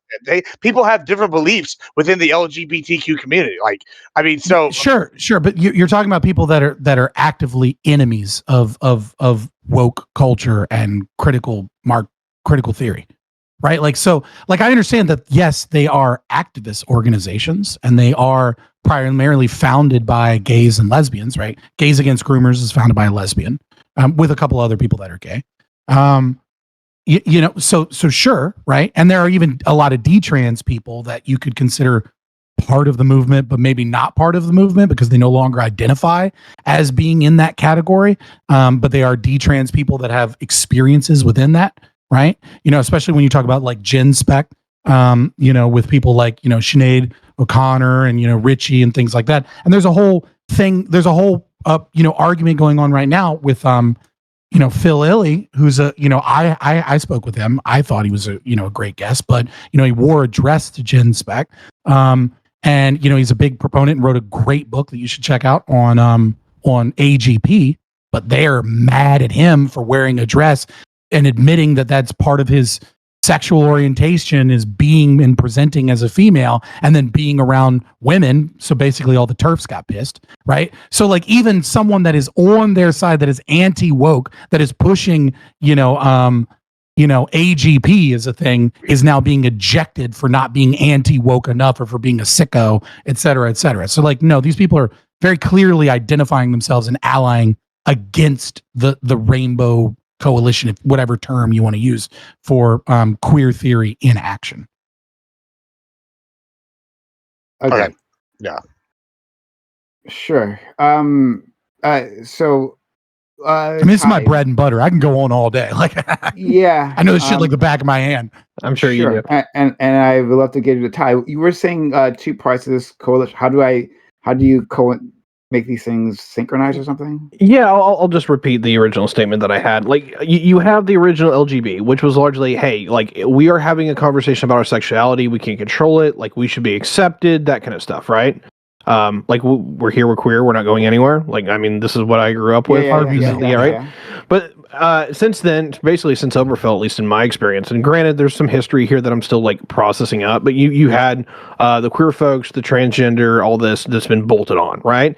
Now, my problem with this is that it is, to me, a separate argument. You're talking about what is largely a transhumanist argument to where I can change my gender. Like, my gender is something that long story short, I believe that through numerous circumstances that I am not the gender that I was born into, which is innately a completely different argument than, like, the sexuality argument. I could see maybe some coalition where it's like, I believe I'm born this way kind of thing where they can, like, group around, but outside of that, Okay. So they're antithetical. You already stated they're not. But you already stated at the start that there's some history here that you're unaware of. That's fair, right? So to be clear, the trans movement has always been tied to the LGB, as you referred to it, like from the very beginning. Like, there were trans people, for instance, at the Stonewall riots, right? Like, it was they were around the corner. They were a lot of organizations lie about them being like the ones throwing the rocks immediately, but they were there like very shortly. Yeah, they were okay. So they were there that day. Yes. So I'm saying there is misinformation about the trans people. I was just throwing that out there. Okay, well, we'll have to deal with that later. But like, they've been tied to this the entire time. They've been part of this movement for decades. It's just that we've been ignoring them as a society in general, and just generally degrading them and saying that they're a danger. That's kind of just the general idea of them previously. It's not like they weren't asking for these same things the entire time. They were, but only now has there been a breakthrough that society has noticed them, and it's actually turned out worse now that we remember that they're around. But they have been. To be fair, and they were, to be clear, minuscule. They were incredibly small group of people that, like, you could count in 3 digits in a state back then. That's another thing to deal with. But fuck. What was I was just gonna say something. Fuck. Sorry, I just lost it. Thank you, Scott, for that. But I will come back to it. Fuck, I was gonna say something. Lactoid. So I was going to talk about the law here. So it might be a little bit of a shift from the Rainbow Coalition, kind of broader philosophical conversation. Is that okay? Okay. That's perfectly fine. How dare you? I know. I'm sorry. I want to talk about Paulo Freire. I know. All that good stuff. I've been doing a little bit of a refreshing, right? Because obviously I know all this stuff anyway, but I had to refresh myself. I'm going to make a prediction. I think this law is going to get struck down. The more I read into it, I do, and based on a number of reasons. The wording of the law is kind of flies in the face of a string of recent Supreme Court decisions with this court. Bostock versus Clayton County is one. That's one of the more famous ones where the Supreme Court, Neil Gorsuch, actually ruled that no, actually preventing a man from doing something that a woman could do and not get fired is sex discrimination under Title VII of the Civil Rights Act, right? And so if you stop a man from using a woman's bathroom, when you let women use women's bathroom, obviously you are discriminating based on sex, because if the man was a woman, they could use that bathroom, and and vice versa. A very similar thing happened with someone who was dressing in dresses and makeup and things characteristic of the other gender, and Neil Gorsuch ruled the same thing, and this was 6-3. So I think it's pretty, I think those are very analogous to this, right? Because the argument's going to be, maybe not to this specific situation, right? But to this law, right? The argument's going to be, well, if a man wants to identify, I know I'm using man wrong here, but just for the argument's sake, if a man wants to identify using Mrs., if it was a biological female, you would have no problem with this, right? But because it's a biological male, you are firing this person, which means that it's sex discrimination under Title VII. I absolutely see the Supreme Court striking down this law on that basis. Hold on. There's one substantive difference you're missing. What's that? Which I don't think will make that big of a difference. I agree with you that it probably will get struck down, just to be clear. But this law only applies to public education and charter schools. It doesn't apply to the market. No. This is Title VII. I know, but this is Title VII of the Civil Rights Act. That applies to public employers. For sure, I'm just saying, like, you might be able to make a different argument in terms of what is considered to be political speech via the pronouns, and that changes it because those laws are different. That those protections are different for people that are public employees. Though, again, the charter school just getting tax money might swing in your favor. But I'm just saying there is a chance that it's upheld. But I agree with you that you're almost certainly right. Well, yeah. So, I mean, here's the problem. So if it's considered speech, it changes. Yeah, well, that's what I'm saying. Right. In Bostock versus Clayton County, that's the bathroom case. It was a county job, right? It was a public job this guy had, that he wasn't allowed to use the bathroom, or she. I don't actually know the specifics. Yeah, but it's not speech, right? So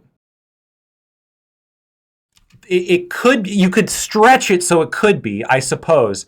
I just don't see that argument flying when it comes to somebody's own personal pronouns, because I agree. I agree. I just wanted to throw it out there. Sure, no, that's fair, because I think that there is something different about this case that's going to make it very difficult, which is this is going to be the first time, if it was a transgender person, that'd be one thing, but this involves a self-proclaimed non-binary person, which is mix, right? Which is now the argument is going to be from the opposing side. Well, before you said Title VII prohibits sexual discrimination based on sex, but we're not saying, they are saying this, but in this specific case, it's not somebody saying they want to use the other sex's pronoun and they're getting fired for it. They're using a pronoun that the school district is saying nobody can use, right? Nobody can use regardless of what sex or race or whatever they have, whatever they are. Right. That's what I think is going to be the sort of wrench in this decision, which is this is going to be I didn't think about that. Yeah, it's going to be a decision where the Supreme Court has to figure out, like, does Title VII apply to non-binary? Which, considering they use sex, there's a strong argument that it doesn't. Regardless, the law will not apply, in my opinion, will not apply if it was just like a straight transgender person who's like, I want to use pronouns of like Mr. and let's say they're born biologically female. If they say I want to use Mr. and then they get fired for that, I think that'd be an easy win with the current Supreme Court. I agree with you. I think what's also going to happen is it's going to be the majority opinion will likely also correct that for the trans, saying that, like, and utilize that almost like kind of, because the Supreme Court does that all the fucking time, where they're pulling in like, well, what if, right? Because they have a little bit more leeway to do that, and almost when they want to, when they want to, because when they don't want to deal with that, that's a decision for a different time. We're not asked to deal with that decision, right? But in this specific instance, I could absolutely. I think they would, yeah. Yeah, I could see them doing two things. I could see them just simply saying, like, this doesn't apply to, this isn't Title VII because it doesn't apply to, like, sex discrimination, because it's not. To be honest, I would say what's even more likely is that Florida might get rid of it, and then an appellate court might not take it. It might say that there's no grounds to I mean, they might not, like, I think it's a big assumption maybe that it goes all the way to the Supreme Court. Right, because I'm going to read right here, right? So 3, page 5, 106. An employee or contractor of a public K-12 educational institution may not provide to a student his or her preferred personal title or pronouns if such preferred personal title or pronouns do not correspond to his or her sex. That is just a losing clause right there. Right. So I also think, based off my so far what I've learned about legal system, that it's probably going to fail. But I mean, yeah, I have some law background, not as much as Lactoid here. But here's my issue is that, and this is why I'm not a libertarian right here. This is the kind of laws that need to be passed sometimes that have to stop lunacy. It's lunacy. Like we've gotten to the point where like I could go to the school. What if I had said instead of I'd done a mixture and like this is gonna be a meme almost, but say I decided that I wanted my pronouns to be Oscar Mayer Wiener. Like I feel like we are literally in this like in what was that movie with Demolition Man? Like that's what this feels like. Like it sounds stupid, but we're on that road. Like sometimes like I hate to be the guy because y'all know how much I hate big government, but like I hate to be, sometimes the government does need to like step in and do something. Now do I think this was right, the right way to do it? No, it's probably not going to stand. Right? There needs to be something, but like somebody's got to protect the children. Like and the point where we get to the point where somebody please think of the children. Somebody's got to do something. Like I mean, even as a children, me on a day-to-day basis, it is a headache. If I have to walk up to somebody and they want me to take them seriously when they're sitting here telling me their pronouns are ze, they, them, or mixed, I'll call them that because I'm not just gonna be a rabid dick. But like, as soon as I get in my car, I'm gonna be like, bro, I'm gonna be like, bro, I need to smoke a bowl. I'm gonna need to take a shot. I know this is gonna be like, dear Lord, I'm stressed. Like you are literally stressing me out and causing my mental health to be bad just by like expecting me to be saying this outrageous shit. Like that's what it is. I'm sorry. I'm done. Okay. All right. So, our friend Gibbs is having a moment. He's being overwhelmed. There are so many He's deeply hurt by the pronouns. I'm waiting for Corey. That's all I'm waiting for. It's just too much. Like Gibbs doesn't really. It's too much. It's too much, right? It is too much. When somebody says mix, when somebody says mix, like I'm totally on board. Like the showing the kids pornography in school was a step too far. Okay. You really get like this worked up if someone says like my pronouns are mix. It's like okay, it's weird, but I mean, is it? It's okay. So like I once again, I'm gonna call them whatever they want, like because I'm just it's fine. But here's my deal, like especially with like like teaching. I saw this as a virtual school, so I'm a little confused exactly who's it's teaching. But like if it's teaching, like say you're in a high school. And you have to go in there and like this is some place where you're supposed to be teaching and showing these teachers respect. And you're supposed to go in there and you're showing them and like teaching them formal stuff for the real world. I hate to break it to you. I've been in the real world a long time. I feel like now at this point, and I've been a very successful businessman. I touch grass. Like I go outside, as the kids say, and rattlesnakes. And rattlesnakes, bro, you gotta watch out for them. And the rattlesnakes aren't asking me to call them mixed. No, I'm just kidding. But you're shooting them. They're not going to say anything. Exactly, because we don't respect anyway. So the point is, though, before we go beam off too hard, like in a professional setting, you do lose some. Like I'm sorry. I'm not going to sell I'll sell to anybody, but like if I'm trying to sell something and I walk in and I go to like a store and I start hitting them with, oh yeah, but by the way, before you buy my stuff, my pronouns are golden God, like they're going to they're going to laugh me out of the place. Like if I same thing with Mr. Oh, I'm Mr. Gibbs. Oh, okay. Nice to meet you, Mr. Gibbs. No. It's Mixter. What do you mean? Mr. Mixter, MX. If you call me anything, I'm offended. How dare you? Like, no, it's ridiculous. I'm sorry. I'm not jumping on board. Like, so I think you're. Oh, so I do want to get to Corey. Yeah, go ahead. I just want to clarify, just so I understand what Lactoid said earlier. Of like, it seems like, based off your interpretation, it's going to get struck down. Where it's like, it seems it's sort of like my example. It's like, if I use the title of the Corey Campbell, that's like gender neutral.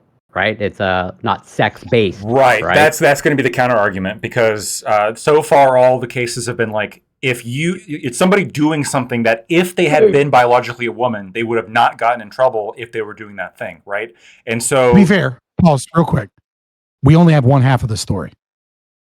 The other party hasn't commented, so we only have the obvious activists that went to the news to say I have the privilege and the ability to fight this. So they could be bullshitting about some of the details, just to be fair, before we make any more I'm just predictions. They could be, but the law speaks for itself, right? Yeah, for sure. I'm just saying, like, the case might not go anywhere, and they might need a different case because it could all be bullshit. That's true. But the bad essentially is that, like, assuming everything you said is true and factual, that is like the scenario. Like, it's pretty much, it's not based in sex. And like, yeah, Gibbs, like I'm not against protecting children, but you think protecting children from two letters is like that's like a step too far? Well, I mean, like at some point, you have to do that. yeah. I mean, like because what is teaching? Like, what do you teach? Like, what is the point Well, of the school? so first of all, also like this is not part of the curriculum as far as I can tell. Like, and like Sure, also sure. like based off of what Fabian said, it's like it's in their email signature, it's virtual, and it's like whatever, it's in their text messaging. Like I'm sure the probably maybe the students are bombarded with this in all the interactions, but I don't think they're teaching it as far as I know. I would maybe take issue if they're actually teaching it and giving a lecture on whatever mix. I mean, like I said, but that's not the case. yeah, like I said, like I mean, I kind of agreed with like earlier with my opening with Fabian. I really didn't touch on this. Was like I like to think this is a lot of the lawfare context, right? Right. But as far as I think it doesn't come back to teaching because we're sitting here. It's a lot of the things you do in teaching. There's reasons why we like I know you're not the biggest sports guy, right? But there's reason why people have sports. Not perfect. Like I'm very active and I engage in sports. I just think watching sports. Yeah, and I know you've had some takes previously. You're not the biggest like on the sports in schools and whatever. But so one of the reasons I like sports schools is it teaches like teamwork. These are things it builds. Well, right? just concussions. Listen, a few concussions are good for the soul, right? People can work together to overcome their concussions, right? It's like he's not anti-sports. He's just anti-kids getting fucking brain damage. They can help each other find the words to finish each other's sentences, right? I mean, that's like let's just say I say it thinks it builds character, whatever. If you concussion, whatever. That's not where I'm going. So the point is like same thing with the pronoun here in this sense, right? You're teaching people at school. The sense is you're going to make these people viable in the real world, right? You want to make them productive members of society. And what we're doing by allowing this kind of thing is like I said, I think it's lunacy. We're allowing them to come in here and teach them bad habits. Like if I have if I'm trying to hire people, I'm always trying to hire people that can like sell to anybody, right? So what's going to be good for me? Okay, I see a demographic I'm not selling to is a younger demographic. It's this group of like kids that just turned 18 to like 25 or whatever, right? And so I have some candidates, and one of them comes up to me and introduces me as their pronouns, whatever. Now I live in Texas. As long as I don't tell them why I'm firing them or not hiring them, I'm not going to get in trouble, right? So like. But if they're going to sit here and tell me their pronouns are these, they, them, Mixter, or like Bob Saget, and then like I don't. It doesn't matter if it's something. Okay, wait, like, can I just stop you right there? I'm going to stop you right there. I'm going to stop you right there. I'm going to stop you right there. I don't know for sure, but I'm willing to bet in your hypothetical world, if that person has all those pronouns in the they probably don't want to work for you. Based off they should. They're gonna make a bunch of money, and they go spend it on whatever activist cause they want. That's fine with me. But my point is this: like if I'm thinking this, there's 10 more thinking this, and I feel like when it comes to those kind of things, like I know I'm conservative and like with my like whatnot, like but when it comes to my money, like guess what? I'll hire anybody, and if I'm going, whoa, bro, like this is too much. But you won't hire anybody. I won't because it's lunacy. It's lunacy. Like no. And then also it speaks to an indicative of bigger. I don't know. We'll not go there. Yeah, I want to get off of this because I like we have a limited amount of time, and I do want to like focus on the heart of this issue. So I think what. Well, no, I just think that I mean, like maybe it's a bit repetitive, but I think that this is the heart of the issue. Right, because I think there's one, I think there's obviously the section of like the law itself, the constitutionality of the law, the lawfare, and I there are many things to be said about that, but the other question here is like why was this law made? Was it just haphazardly thrown together that like we don't want people putting their fucking pronouns out? No, it's because the state, like always, doesn't know how to react, especially to philosophy and to an ideology that has infected education almost completely. And they don't know what to do. So they're heavy-handed in their approach because the state is in charge of education, which they shouldn't be, right? We should abolish public schools and allow the market to be able to handle this so that we could actually fix this problem. But there is a reason that this is used. And that the pronoun thing is indicative of a problem. It is a problematic, maybe not always, but it is a red flag if someone has fucking pronouns in their bio that they will be teaching very bad things to children and forcing an ideology that is destructive towards America, towards the citizens, towards its people, towards its economy, towards Western society itself. And it's a pretty good guess that if you get rid of those people, you'll have less problems. Okay, yeah, sure. So I agree. It's indicative of of a bigoted society, right, and of bigots who support it. It's indicative of like when you have an individual who's just like sharing their a little bit about their personal life with their students, just like all others, right? But that once it's a same-sex individual, or sorry, same-sex individual, excuse me, a same-sex relationship. All of a sudden, there's some harm being done. There's an ideology, however you like to define that. It morphs as these conversations go along. That's being pushed upon the child, and so something needs to be done. It's interesting that it must be some coincidence that for the book banning that's happened within Florida, There's no books being from banned. the free speech fighters, right? The free speech warriors, that they specifically seem to be banning Child pornography? Yeah. Sure. Yeah, exactly. They say child pornography when they mean they're talking about a book that says, "Hey, man, it's okay to be a little bit different." Would you like me? Hold on. Would you like me to pull up images from that on your stream? They sell. Can I pull up images on your stream of the banned books? They say child pornography. They say child Can I pornography. pull up images from those Hold on, books dude, on your stream? Can I? Do recognize have permission to do that? right? Do you recognize I'm talking? Great. Can I have permission to put those images on the screen? Okay, if you don't recognize that I'm talking, because you will I be can banned. Assist you. You don't seem all right. No problem. You don't seem to understand. We'll see. All right, I'll help you out.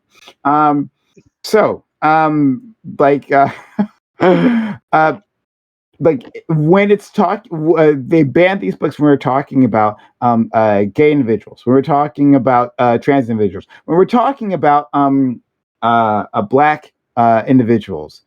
Those are the books that get banned. So let's not bullshit around about that. I want to go to Doobie. Doobie, I had brought this up with you a few times previously, and you thought it was appropriate that this even the original iteration of this law, K through 3, can't be talking about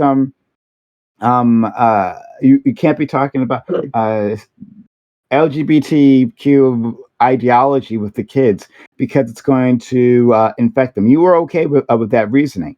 Are you still okay with the amount of confusion that's happened afterwards and the chilling effect it's had on teachers? Yeah, I don't think it's had that much. I don't think there is that much confusion. I don't think that there is a chilling effect. If there is confusion, it's teachers or school boards misinterpreting the law or having like some kind of an issue with like how to implement the law.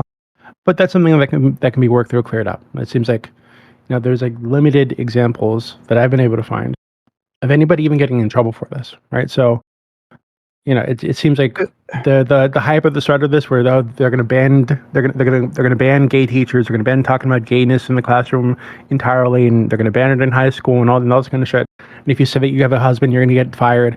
Like all that was nonsense. It seems. Yeah, except I have examples.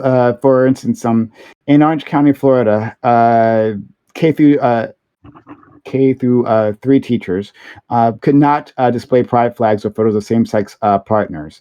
But at the time, so the staff was told this, but then later on, the teachers union said that maybe it was fine. No one knew.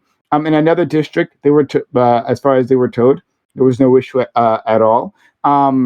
There is the situation with counselors having to notify parents of their students' sexual identity if they happen to be gay.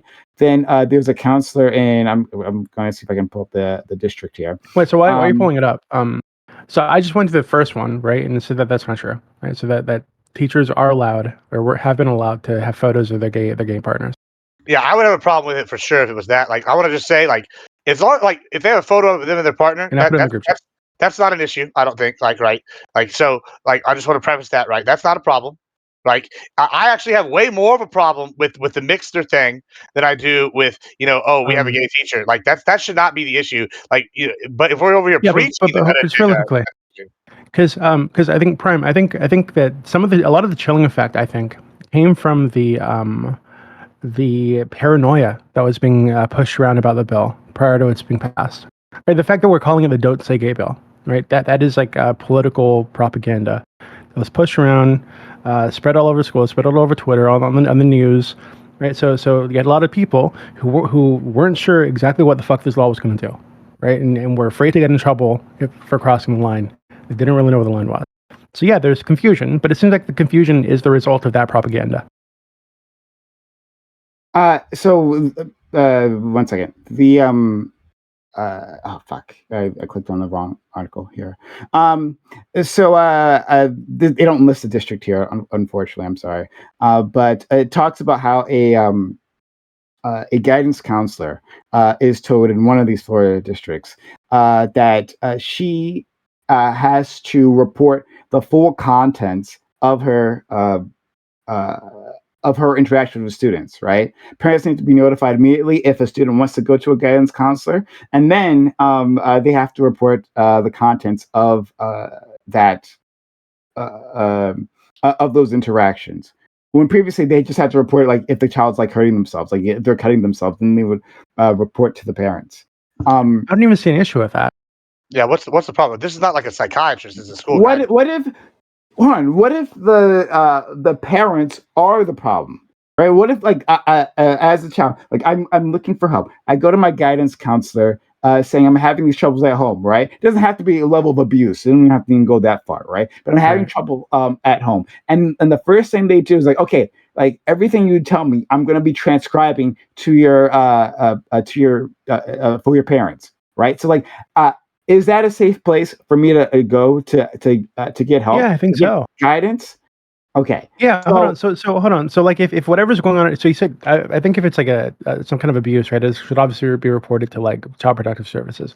Yeah, if it's not that level, and there's something else going on at home that's causing the child like stress at school, is causing them to be distracted to the point where they're seeking out help from the guidance counselor. Yeah, I think parents should know about that, so that they can help their kid. I'm assuming they're not like monsters, right? I'm assuming they want to help their children. So like if it's in the bill, I don't really see an issue with. Doobie, it's not a problem. It's in the bill. It specifically has an exception for if they believe that the child be a victim of abuse because of disclosure. So that's already in the bill. So that's a non-issue. Also, I'll show pictures of genderqueer read from Lawn Boy whenever you want, Brom, guys. You don't have to mute me if you're so scared. You know, you're going to get taken down. Well, first of all, I'm not scared of anything. But like when yeah, okay, whatever. There's a reason those books are banned, and that they're not. To be clear, are you seriously saying that from the reaction from the Florida book bans, right? Like all those books, all of them should have been banned, right? I'm sure we can find examples of something. No, I would say it goes too far. That maybe this one. So you could find examples of where you would be pro book banning. No. That's not the question. So, do you think that simply allowing all these parents, right, and it's not even a lot of parents, it's just a few, like a coalition of a tiny few individuals who are doing the mass amount of book bans. So that they are doing these all with reason, that these are all pornography, that you I'm sure you can find something, of course, but are you saying that this cohort of books is all inappropriate? The goalpost that you have now moved to is so insanely high of a bar that no political movement could ever survive. You went from great. These are banned books, right? And like they're banning books, and then I said, would you like me to show images on your stream or read from these books? Some of these books that are banned that you're like, oh, it's terrible that they're banning, because we both know that they would violate Twitch's TOS, even though they're in middle schools. They're a violation of those. Yeah, and on the other side, your bar is so low to say that, well, there is a book, right? There are a few books that are problematic, that honestly shouldn't be within a school's library. And so that justifies the law. My problem is absolutely not. My problem is with you saying my problem is with you saying that these are banned books, and then me saying and acting like it's like conservatives waging a war against free thought and expression, and me being like, hey, dude, little nuance here. some of these books are so bad they'd get your stream taken. I mean, to be fair, to to be fair to Prime, you can't read the new Huckleberry Finn on new stream. You goalpost, couldn't read Huckleberry Finn. the new goalpost is: are you saying that the people in like Moms for Liberty and all these different organizations are all banning or removing every single solitary book with specific and perfect children in mind things that would meet my standard of an appropriate book to remove? Obviously, we're going to have different fucking standards, and that every political movement is going to have some fucking wackos in it. Like, that's a silly standard. So no, I'm not saying that. What I'm saying is that it's silly for you to just go banned books, and because there's some of them are a fucking problem. I mean, that's obviously they're a fucking problem. I mean, yeah, but there's always some books, and I mean, even like, and you want some books that are engaging in the hard questions for children, right? Like, I mean, there's a lot of books that I read in high school that we could not read on stream. Yeah, so but like, I don't need pro pedophile. I don't need Lawn Boy that describes in descriptive detail grabbing the engorged penis of your child molester and how great you felt about it. I will take that argument. What about books that engage with sexual assault? There are numerous examples in literature that we read in high school where they had to deal with sexual assault as a topic. Now, those are going to have graphic descriptions. To be fair to Prime's argument, there is an issue whenever we're going to go and take these books and go, oh, we're taking it out just due to the sexuality aspect, and we're going to ignore books that have like very graphic descriptions of sexual assault that we had to deal with in reading in high school. And it's like there is a difference. I mean, to some extent, there's like the difference is the context of the ideology that was being forced upon us now. Well, no. The difference is also the context in which like the medium that this literature is being consumed. So I'm glad Prime. Some of those books were like straight up pornography, right? And although perhaps you could have depictions of genitals or descriptions of sexual assault in health class, right, under a guided analysis from a teacher, like, that's one thing, right? What about English literature? Sure, that could be one thing. But like in this specific case, these books were available. My understanding is in like the school library were available without teacher guidance, without parental guidance. People could just go and literally take books which had very graphic depictions of sexual intercourse. Would you ban Oedipus Rex? I would do this. I think there's a lot of things I'd ban from a K through 12 library, right? In terms of quote unquote banning it, right? So banning it in this case just means we're not paying to have those copies in the library, right? So okay, what books are we not going to pay to have in the library? Not only is it going to be all pornography, all depictions of nudity, but it's also going to but also like Mein Kampf, right? I'm not going to allow that either, right? That's overtly political, because I don't want a bunch of kids picking up Mein Kampf, reading it on their own time, and becoming Nazis. Maybe you could have Mein Kampf in a guided reading. Maybe you could have like a specific contextual way of teaching that. But there are I know the immediate objection is going to be, oh, are you comparing the LGBTQ community to Hitler? I'm not. There's obviously distinctions, okay? But like the idea of where is like, obviously we all agree on some political lines of like political literature that we don't want to be consumed by students in a non-supervised manner. I think that line is also a little bit gray, and I think there's reasonable arguments about like where to put that line. I just like we're going to start banning Greek mythology next, and then we're going to start banning like I mean that's like the play, like Shakespeare. I mean, you're going to start banning all sorts of stuff if we get to that point. I mean, I actually think yes.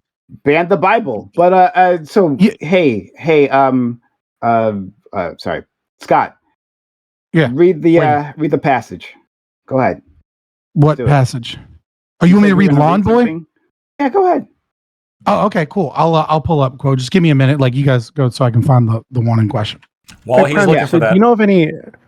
I was going to ask Prem. Do you know of any books that you think you think they've gone too far? Because I'm sure maybe a handful exists, but I'd imagine that the vast majority of books that they've banned have been for good reason. Okay, let's see. I've got like literally a list of all the banned books. I saw that too. Okay, yeah, there's an ongoing list here. So we can, I don't know.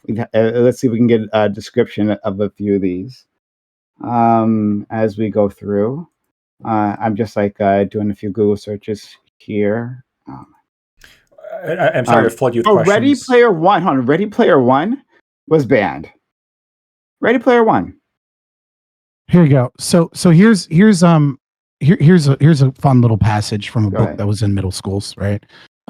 There's Is one this thing I'd never Lawn Boy or Lawn. Yeah, Lawn Boy. Yeah, sure. Genderqueer is I mean, like, you could go into that, but those are mostly just a lot of graphic images. That's the number one banned book. And that's also the one that they took out of Loudoun County after parents got mad, and then they secretly put it back in schools when no one was paying attention, even though they had already stated that they would, because obviously there's no political agenda. Why would you intentionally put something back in secretly? But anyways, Lawn Boy. But there's one thing I'd never tell Nick in a million years. Not that it really matters. In fourth grade, at a church youth group meeting out in the bushes behind the parsonage, I touched Doug Gobble's dick, and he touched mine. In fact, there were even some mouths involved. It's not something I'd even think about all these years later, except that Gobble is the hottest real estate agent in Kitsap County. His face is all over town, signs, billboard, Christ, even on shopping carts. Do you know what I think? Do you know what I think 3 times a day when I see his picture? I wonder all these years later why he just kicked our friendship to the curb like that. Was it a shame? All I could think about, and here's another passage from Lawn Boy, all I could think about while he was chatting up over the rim of his cappuccino was his little salamander between my 4th grade fingers, rapidly engorging with blood. Like that. Saying that's a banned book that you shouldn't have random fucking middle school kids randomly reading is not fucking crazy, dude. So maybe child molester type shit, we fucking do in context with a teacher or not at all. Well, what you talked about just then is not child molestation and that specific context. So like, I'm glad I had you read that out, because I was like thinking like, I remember this, that they had. Wait, how old was Dan Gobble when this happened? Was he fourth grade too, or was he? So you have 2 children that had sex, and then there's the fantasies of the person as an adult being so excited when they were children about sex, and getting excited thinking about his little salamander between my 4th grade fingers. Yeah. So you've never remember, like, wait, hold on. Like, I don't understand how that's child molestation. I get that you're trying to make it child molestation, but if you've never had like say you've had sex with somebody, you don't think back on that sexual experience, like with that person, like that you had, like you never think about that ever. Like that's child molestation if you had sex with somebody while you were 16. And you thought about it. No, what I'm talking about is you have an individual fantasizing about sexual acts with 4th graders written explicitly in a book. It was about that person. It was a 4th grader that he was when he was 4th grade. He had like that. I'm sure you'd let this dude babysit your children any day. That's not the point I'm making here, man. Like you're being, of course, it's not the point. You can keep that motherfucker away from your kids. You're honestly being disingenuous with this, and that's really what's happening. And look how he moves the goalposts about like. That's exactly what's happening. I'm sorry. Like you're like I fall on the side of, hey, let's protect the kids. I've already made this earlier. Like whatever, but what you're describing is not child molestation, even though you're trying to make it out to be. Like this was a 4th grader that has sex with a 4th grader, and they're thinking about this image later in life. Insanely, the Overton window has moved over to the left. That, like, you're yelling about how we should keep in schools. I'm not lying when I'm saying that this is child molester shit. When you have books specifically in fucking middle school describing sex acts between children, do you guys not think is excited by it? Wait, do you guys think a child can molest another child? But hold on. That's a whole different argument. No, it's not. It's literally not. Were they having? Was it consensual? Sex with minors. 4th graders can't. 4th grade. Let's no. I mean, there were kids pregnant from having sex with each other at 5th and 6th grade. I'll deal this. I'll deal this directly. Exactly, Gibbs. Right? Kids have sexual interactions. They do. The young kids have sexual interactions. Now, we should discourage that certainly. But like they have these things happen within life that aren't great, aren't savory. I'm glad you admit that we should discourage. Hold on, let's move it away from not encourage it. We'll go back. Well, let's move it away specifically from sex, right? And talk about physical abuse, and we'll do that between students, right? Like kids getting beat up and having to deal with that, and trying to put that in context. Why are these people hurting me? No matter what I seem to do, these people seem to hurt me. Then I find a book that describes my experiences, that helps me put it into context. Yeah, this is what I was feeling. This is an example of someone who went through what I did, and that gives me strength, right? It's like we can understand, at least I hope we can, that within the context of physical abuse, even if it's from other minors, that having your experiences reflected back at you and maybe trying to understand what someone else was feeling helps a person deal with their current situation. That's just how humans work, right? That's why people find books inspiring in the first place, right? These types of books. Now, moving it back to a sexual context, yeah, these kids do have sexual interactions between each other, and they do fantasize about that. Yeah, the gay boys are attracted to other gay boys, and they think about those things. Yeah, not a big deal. Also, in those libraries, though, we have descriptions of like heterosexual interactions all the time, right? Those things aren't getting banned. Simple heterosexual interactions, and as we know, heterosexual interactions can be extremely uncomfortable, can be extremely problematic, but they aren't being targeted in the same way. So I'm going to put that up, and I'm going to give you a chance to respond. Just quickly, I want to say to Doobie, just like a quick example, because you asked me for examples of books that are being banned, right? Ta-Nehisi Coates' Between the World and Me, right? Here's the Wikipedia description of that, right? So in a 2015 nonfiction book written by American author Ta-Nehisi Coates, it was written by Coates as a letter to his then teenage son about his perception of what the feelings, symbolism, and realities associated with being Black in the United States are. Coates recapitulates American history and explains to his son racist violence that has been woven into American culture, or at least about that. Coates draws from an abridged autobiographical account of his youth in Baltimore, dealing his beliefs. I'm sorry, this Wikipedia article has a bunch of grammatical errors, so I'm just like reading those. So I'm just Wikipedia happens sometimes. Yeah, I have. I'm sorry. Yeah, dealing his beliefs about what are the ways in which to him institutions like schools, the local police, and even the streets discipline, endanger, and threaten to disembody Black men and women. This is an example of one. And a bunch of Black or books aimed at Black individuals, especially talking about racism, have been banned as well. So I get that out there. Was that banned by the left or the right? Was that banned by the left or the right? I don't think this tells us the political alignment. Well, yeah, I just know because like there's some books that are like these books are banned, and it's like To Kill a Mockingbird, and it's like it's lefties that got To Kill a Mockingbird banned, right? Like it wasn't righties because it used the N-word and they didn't like the racial tones of it because they thought it was inappropriate. Yeah, and Huckleberry Finn is like another one that, yeah. Right. I just don't know if it was. I disagree with all these book bans, so I mean, like it's not a problem for me. But sorry, I'll let Lacto respond then, Gibbs.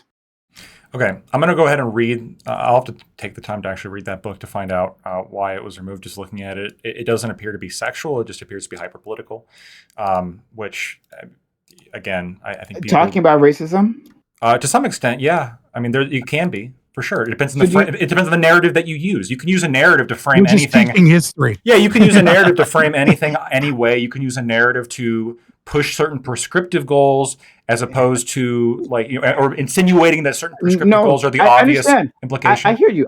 I'm with you that racism can be is deeply political. But are you saying that your prescription then is to ban such a book that under Lactoid's version of this? Lactoid would say that this isn't allowed because it's totally political. It's as political. You haven't read the book, right? But it's as political as you imagine it to be. You're saying that descriptions of minorities facing racism and try to contextualize that from themselves, that shouldn't be allowed. It depends how it's written, right? In the same way that, if there was a book that, in the worst way, in the worst way, then absolutely, right? Because I can imagine maybe something similar, right? Let's say you had a book written about white genocide, and it really went into the Haitian genocide and focused highly on that and left out everything else, right? Is it true? Yeah. But is it true, right? Are people walking away from this experience with a better understanding of the actual historicity of things? Are people walking away with sort of like a more statistically sound understanding of the world? If so, then maybe it does have a place like in a educational context of a public school. If not, if there's like problems with that, then yeah, maybe that shouldn't be in a K through 12 school library. Well, then who decides that when it comes to racism then? When I brought it before about like the quote unquote white genocide book that potentially could get published, ultimately public schools are dictated by democracy. That's the problem when it comes to public schools. So yes, what people like, who determines what is too politically extremist is going to be the voters by function. It has to be. Otherwise, you're not going to have any consistent basis for banning Mein Kampf. But it's not just not simply the voters. I think it's one thing to say like the voters that like we're having a democratic experience where we're talking about like these individual books. What's happening is individual parents are going parents. I'm not even sure they're all parents because there's a group of these conservative individuals that are just going from school to school and doing this bannings. But those school boards are elected by the local population. Yeah, but like if you complain, I'll pull it up. But if you complain about it, then the books have to be removed. Are you criticizing? Are you criticizing the concept of like a small but vocal? Hold on, real quick. Are you criticizing the concept of a small but vocal minority going and making their voices heard and pressuring public officials into changing legislation? No, I'm saying that like if we that they can go like I don't have a problem people going to like a school board and discussing a thing, right? Because the school board is elected and like you can express yourself there. That's fine. But making it so that you put so much power in randoms to say that this is a danger. That's my issue.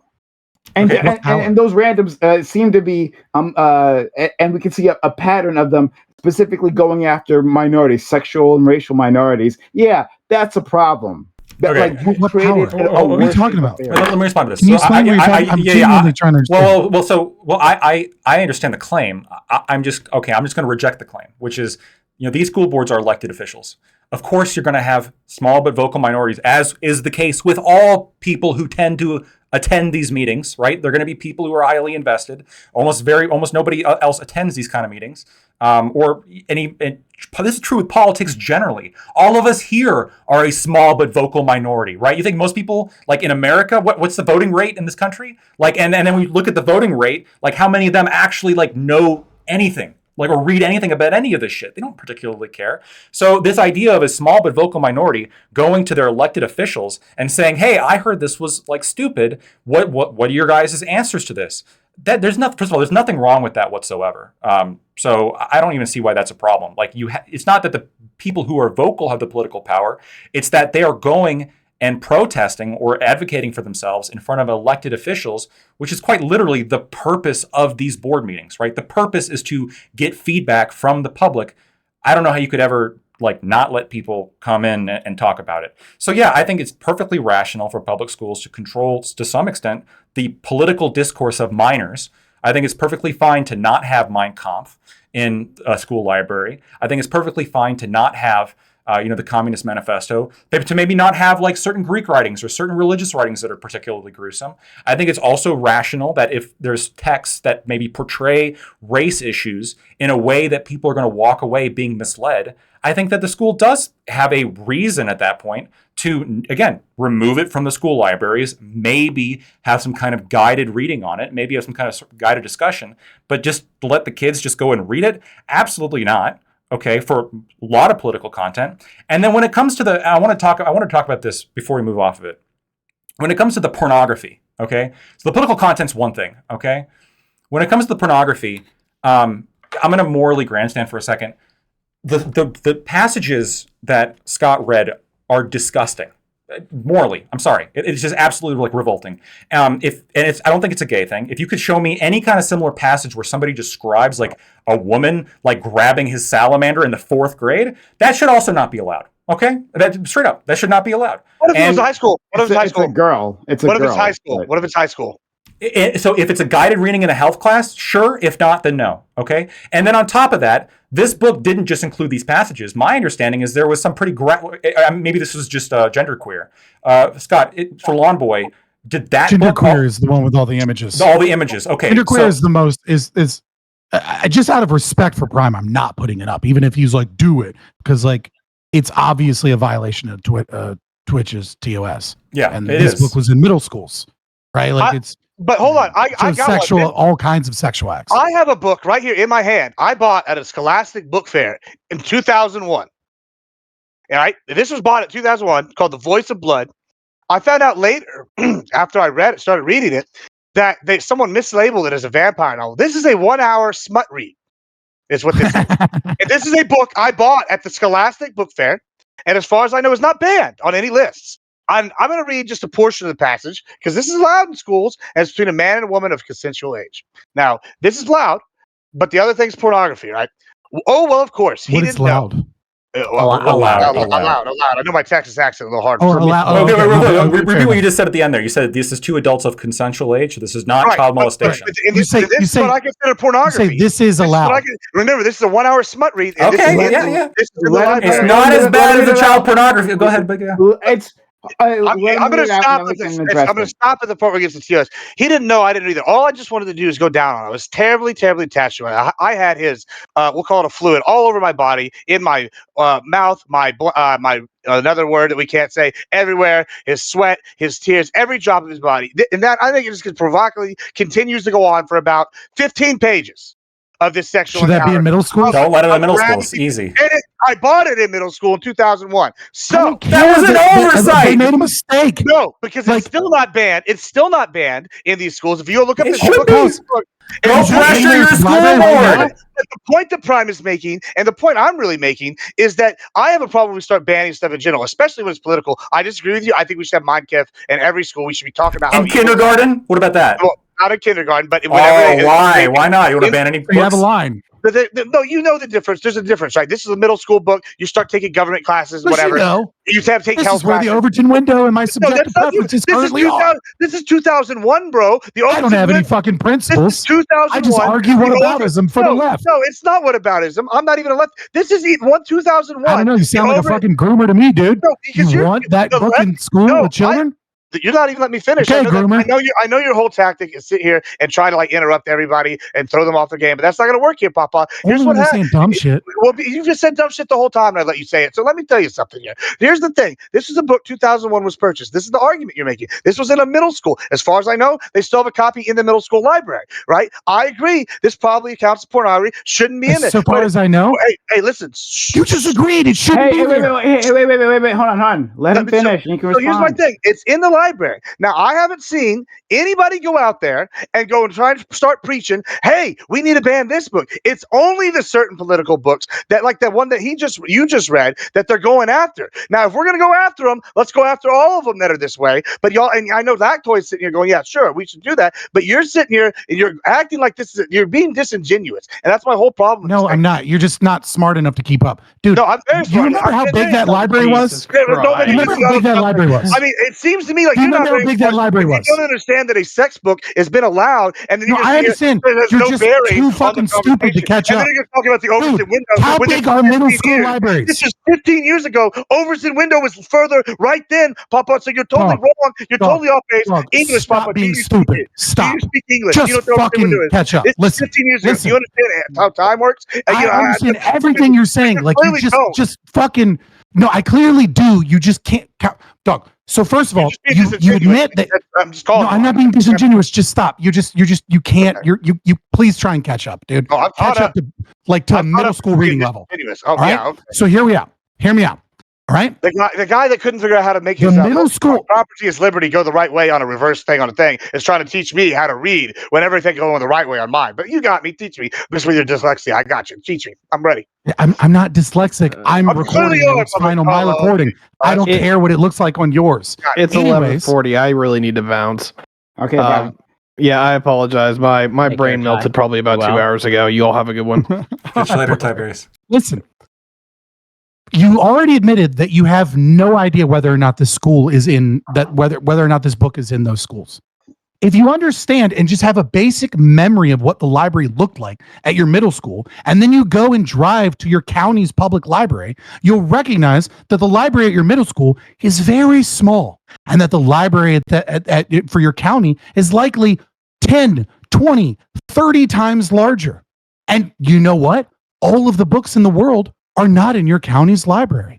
See, the funny thing is just because there hasn't been a crusade against a specific book doesn't mean that book is automatically in that school's library. It was 15 years ago, and you admitted that it was mislabeled, that it was an oversight, that people didn't realize that it was a smut I'm book. assuming it was oversight. It could have been just the Christian right allowing straight smut, apparently. That's what we could be arguing. Prime could be arguing that. I don't think that's true. Get the fuck out about Harry Potter. You've over here saying such a terrible argument and terrible disingenuous argument, I might add. It's not a terrible argument. You just don't know what the fuck I'm talking about. Bro, yeah, because you're sitting here such big brain concepts like, oh, the 4th grade guy was sitting here thinking about his 4th grade sex and that was child molestation. That's such a big brain take. Nobody it literally was. It's not, bro. It's not. It's bro. Hold on. If they made a movie adaptation to that book, would it be illegal? Sorry, let me tell you something, Papa. In 5th grade, there were like 1/8 of my class had groomer. He won't answer the question. No, I'm asking. No, hold on. Wait. We have a novel. We have a novel that glorifies a sexual. No. We have a novel.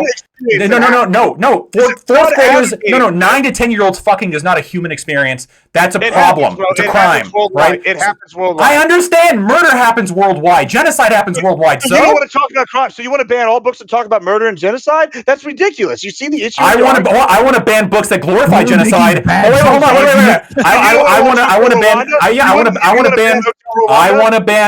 want to ban books that glorify genocide in middle school libraries. Call me an extremist. How is that even glorified? This novel glorifies 4th grade sex. Glorifies the relationship. That was not a glorifying of anything. He literally is talking about his salad. That is not a good way to describe something, bro. Like you're saying it's glorifying when it's sitting here talking about a human experience. Groomer crazy right now. I'm not all I could do is think about how he was chatting me up over the rim of his cappuccino. Was his little salamander between my 4th grade fingers, rapidly engorging with blood. This dude's fucking getting off about it as he's writing the shit. But you're sitting here. What are you talking about? It reads like a pornography. It does. It reads like a smut novel. It doesn't sound half as bad as that's been allowed. Gibbs, rapidly engorging in blood. What the fuck? I couldn't even read the rest of the sentences there because I know it was TOS. Like we would have all been banned. And that's my point, is you're picking and choosing. Yeah, your point is whataboutism and it's bad, and you admitted that book shouldn't be there, and you admitted that it was mislabeled. It's not whataboutism when I have a physical copy. It's not whataboutism when I have the physical copy in my hand. And do you know what whataboutism is? Yes, bro, I know what whataboutism is. You're saying, can you explain it right now without Googling it? Bro, you're just arguing. I'm saying, because of this. Can you explain it right now without Googling it? Yes, bro. Everybody's in the political Twitch poll knows what whataboutism. By literal definition, sure. But you're sitting here, you're trying to dismiss what I'm saying by saying it's whataboutism. Because I'm not engaging in your stupidity, bro. Yeah. You're literally. I want to. I want to engage in anything because you're I'm not a groomer. You're bro. Sure. Okay. So I want to be big. Like, let's talk about groomers, bro, with your pedo stash, and you get your picture of this child on the wall. That looks pedophilia, bro. Why are you putting pictures of, like, drawings? My son? Background? Yeah, that's pedo, bro. Are you offering up incest with your child? That's the argument you're making right here, bro. It sounds stupid. My son and I, Cafe Dumont. That sounds stupid. Is pedophilia? It looks pedophilia to me, bro. It sounds like pedophilia. Fuck my child might be your problem, not mine. Unless you know where I live. If only it was a book describing 4th grade penis, then it wouldn't be pornography. It sounds stupid because it is stupid. That's how disingenuous your argument is. You don't have a real point. Okay. We got it. Everyone, we got it. You're gish galloping because you're losing badly. No, I'm not losing. You're literally dropping the name. Guys. Because you have no argument. Guys, we got it. Great, thank you. Fuck, we're already over time. I really actually want to engage more of this topic with the actors here. Actually, so from what I've heard of was Lawn Boy. I always forget the title, but what I've heard of this book, it doesn't seem like a book that needs to be banned. It's describing an experience, right? That a person has from their past. That's fucked up, dude. Come on, man. That's fine. That's fine. Don't do this for political points, man. Come on. That's fine for you. Like, be a human here. You know that you don't want fucking middle school kids reading about fucking glorified sexual experiences with fucking children, man. You know that you don't want that. No, actually, maybe you don't agree with book banning as a concept, but you know that you don't want fucking kids reading this. And if you're telling me that you don't want kids reading that, then you're a sick, fucked up person. Yeah, sure. Well, then, sure. Then categorize me from whatever you like. From what I have heard of this book, right? What was just read, actually, it's fine. Actually, talking about these experiences, these real life experiences, because we don't give even within these schools. So the other part of the law we didn't get to talk about is like the banning of gay instructions from K through 8. We didn't even get to that part, the expanded version of this law. Banning that. That's a problem. When kids are in middle school and don't get proper sex education, don't understand these things. Like I can say, hey, I don't want kids to be having sexual relationships. In fact, I've said many times, I want to raise the age of the age of majority, right? To 25. Said that many times. I like to do that.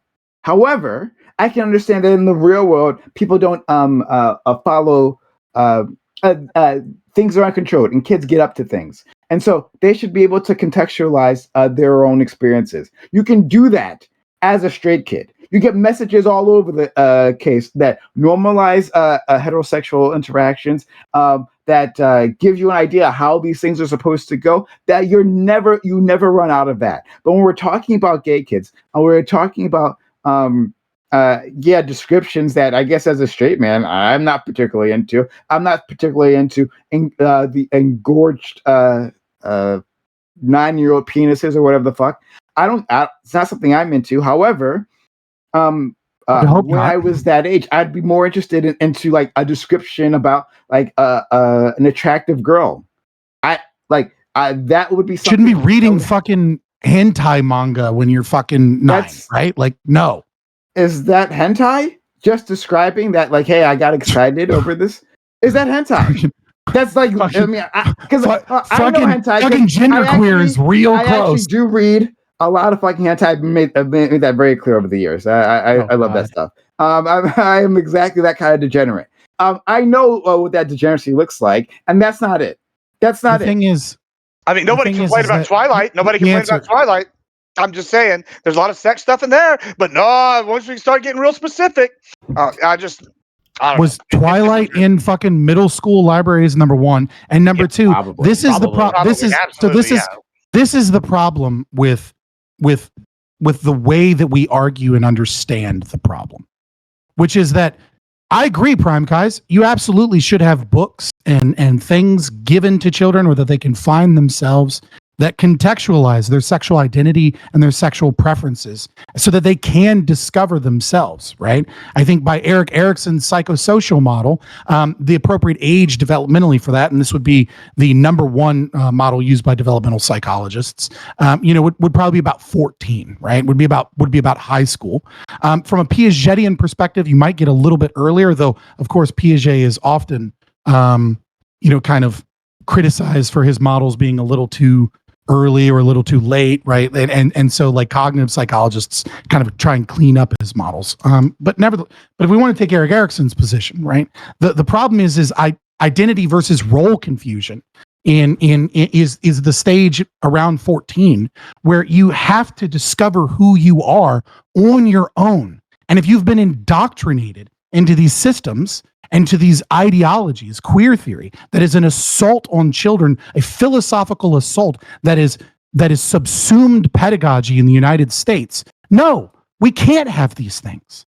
That's the problem. It's not that when you isolate these things, you're right. Kids should be able to explore and find themselves free of authoritarian means and measures so that they can better express and understand themselves and be in a liberal, free society where they understand who they are without indoctrination of any kind, right? The LGBT not being indoctrinated into the normalization of heterosexual relationships to such a degree that they feel guilty or shame because, they're not breeding, et cetera, et cetera. The problem is that you individuate it. and I use this analogy often because this is I think it really helps understand it, is that there's nothing wrong with me buying a hammer at Lowe's.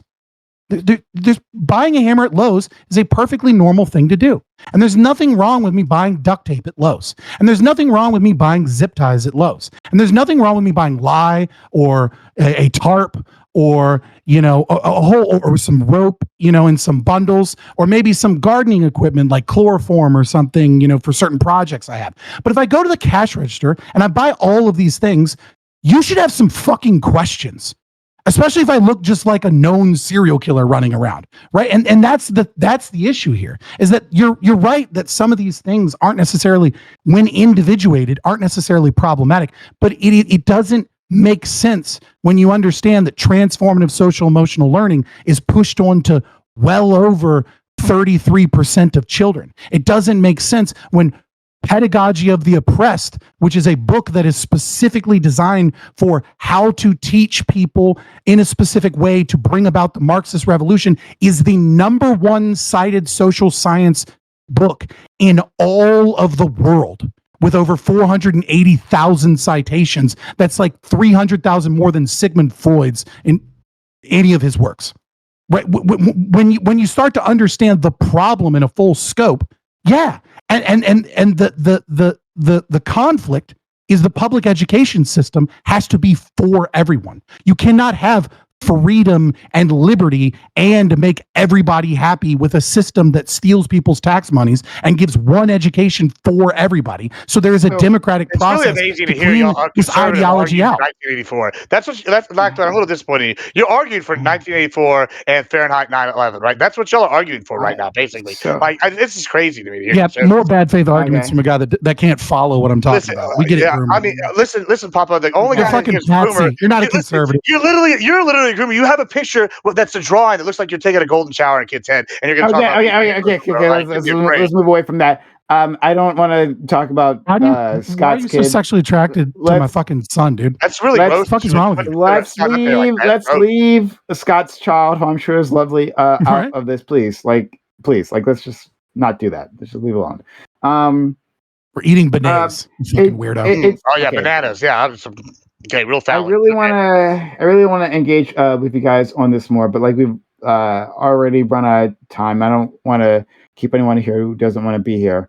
So again, if you need to leave, then feel free to do so. I'm not streaming anymore, so I tend to go a little longer. I don't need to leave. I'm fine. Okay. I actually do need to drop off. Okay. But I want to have a larger conversation with you specifically. You're the one I have a bug in my ass with. But DB, thanks for being here, friend. Yeah, thanks for having me. Talk to you later. Take care, Doobie. Be well. Yeah. So I guess my problem I think maybe the thing that there's a disconnect is that you feel like this is, like you're saying, a larger issue, part of some sort of ideological invasion of schools. And like you are fine with like providing tools to fight it in whatever way it shows up. Correct? I think to be a little bit more fair, and I know you're trying to be super fair and steelman me, and I appreciate it. I think it's also important to recognize that when you say whatever, I'm talking about this specific instance because I'm all for the abolishment of public schools. But I mean, like you can go back 2 years ago when I was talking to Blair White about legislation like this and other things, where I told her, like, I'm seeing a rise, like the right is, when the right can't solve a fucking problem, they get reactionary, they get heavy-handed, and they get bad, and shit gets bad. Like, this is how you get fascism, is that the right doesn't take a scalpel to things. They do heavy-handed things that will solve the problem, but requires authoritarian government power. And I was laughed at, right? I was laughed at by like everybody on that fucking panel, with the exception of maybe like Taftash. And so, yeah, in this specific instance, I'm all for fucking enforcing it because I'm all for Hatch Act. But at the same time, I don't think that this is the right solution. I don't think this is the way that we do it. What we need to do is we need to defund public schools until they're gone. Okay.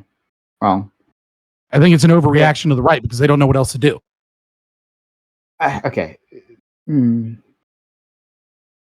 so to finish my thought previously, is that like I don't acknowledge this like overall issue that there's some sort of dangerous ideology that's infecting our schools, and it's just like a difference of European there, right? Like I for the things that you have presented to me, and not just talking about this individual book, but like your view of this larger ideology, I don't see that as some dangerous stuff. And so when I'm looking at the when I'm looking at the end result of this worldview, where it says like we're under threat, right? And so we have to do X, right? When I look at that, it seems like fascism. To me. It's fascism. That's the answer, right? That's the only way that the right knows how to respond to the brown shirts. Throughout all of history, that's what they always do. Fair enough. Okay, but like, what should? But you're not a statist, so I understand that. But for the rest of us that are statists, what should we do? Should we give in to them? Like, if these people are afraid of what we consider to be a boogeyman, what should we do? Should we simply say, well, okay, we'll ban these books, so or preemptively, so hopefully to not trigger a right-wing backlash, or can we actually should we be fighting that and engaging with these ideas, right? Like, I think libertarian books should be allowed within a library, right? And cat books, whatever the readings of that you prefer, they should be within a school library. I think depictions of man, economy, and state. For anyone that is looking, right? All of Ayn Rand's works. Exactly, right. Please go ahead and advertise that. That's fine with me. I think that a depiction of violence against minorities should be within those libraries. I think there's a wide range so kids can understand the experience of the world, different perspectives. Especially, well, I guess I'll leave it there. But my instincts is to expand the possible worldviews that people can. Do you think that parents? Do you think that parents have no say so or right in what forms of media their children consume while at school? I think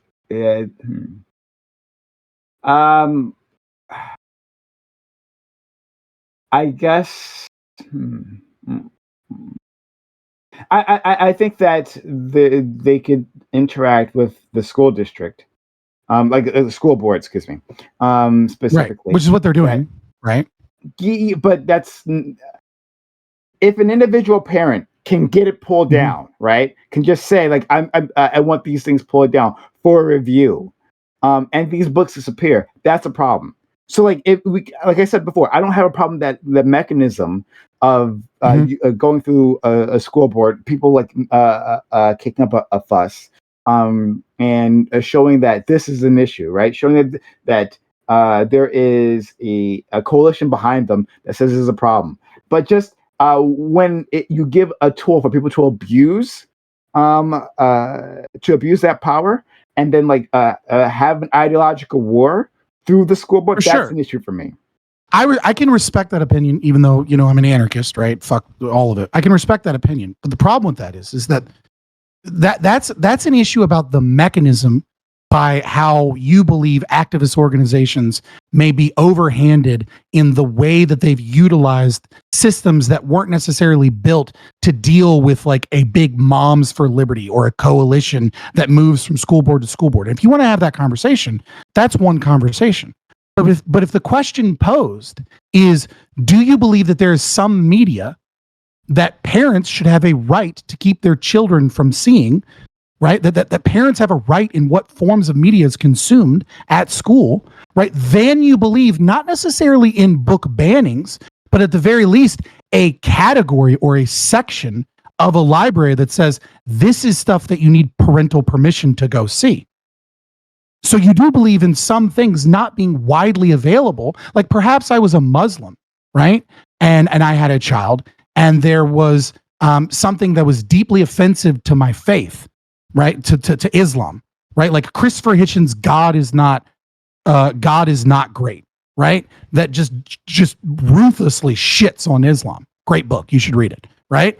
But I'm a Muslim parent. Do I, as a parent, have a well, yeah, but but it's called God is not great because it's making fun of Allahu Akbar, which is God is great, right? The title itself is literally a refutation of Islam. No, yeah, and so right, and so like, would I not, as a parent, a Muslim parent, have a right to say that my kid shouldn't be granted unfettered access to God is not great so that they can come to the dinner table after they've been at school all day and like start speaking blasphemy at the kitchen table and screaming at me that I'm like an evil murderer because I'm a Muslim?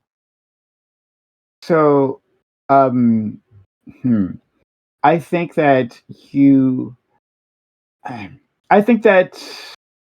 and maybe my opinions on this might evolve. So again, if you could give me a bit of grace on this.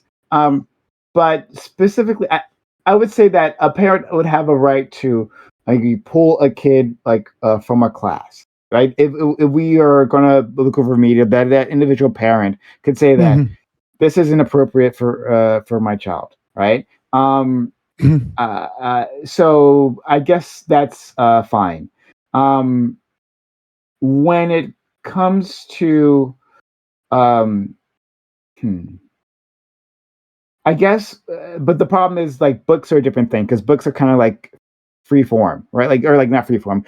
They're like floating within that library, and they don't have those restrictions, right? It's not like this is a set time that we're going to interact with this. It's just there. And how do you deal with that? Yeah, it's entirely up to the child's will, right? But I would assume that you don't believe that children can consent to anything without parental permission, right? So is there any line that you're willing to draw that says that even if these books aren't removed completely from the library, they should be in a section, the restricted section in Harry Potter, right? Like they should be in this section that says these books are kind of dangerous, like Mein Kampf, or like, gender queer, or like, pedagogy of the oppressed, or like some the Communist Manifesto, or like whatever. Pick your poison, whatever book you think is distasteful to your personal sensibilities and that you don't think little children should be reading. At the very least, there's a restricted section that you need parental permission in order to get a book from. Okay. I think one, we have to recognize. Now I'm going to deal with your question specifically, but one, we have to recognize that these things, like Mein Kampf, was like never, as far as I know, never available to like elementary school kids, right? Because we seem to get these things confused. There was like always an age appropriateness. For sure. Like all of the books in the library are picked by people usually that work for the school board, right? And so, which lends some credence to the idea that there is, it's interesting that these books had to be put into the schools because activists wanted them in the schools to begin with. So when you say that like activists are stopping it, it's like, yeah, but they're reacting to activists that put these in the schools. Yeah. Okay. But just to be clear, yeah. So like for elementary, for middle school, for high school, there's like quote unquote, like before the system, age appropriate books that are placed in those, right? Right. But if you're saying that you're asking for a restricted section that we'll leave that loosely defined, and saying that we can put books behind this and you get parental consent, I think I could sign on to that.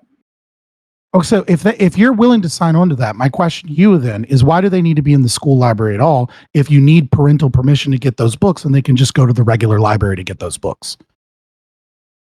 Why do they need to be in the school library? Why do they need to be in the school library if they can go to a regular library? Apart from like the niche case that like someone doesn't have the gas money, or like the bus ticket to go to the library, right? Like other than like that very specific scenario, why do they need to be in school libraries at all if we recognize that they're problematic to a core group of parents that have rights to ensure that this media is not consumed by their children? Well, to be very clear, just go to the library. Well, to be very clear, that this attack against books is not limited to school libraries, right? And I know that you're not putting that within your scenario. I get that, right? For sure. Just to be clear, to the audience, that this is a library-wide public school and school library attack that's happening everywhere. And librarians, like public librarians, are quitting. Those libraries are shutting down. So this is not limited just to what's happening within the school. Right. But just in my specific example, I'm saying these books would be in the library, but not in the school library. I get you. Yeah.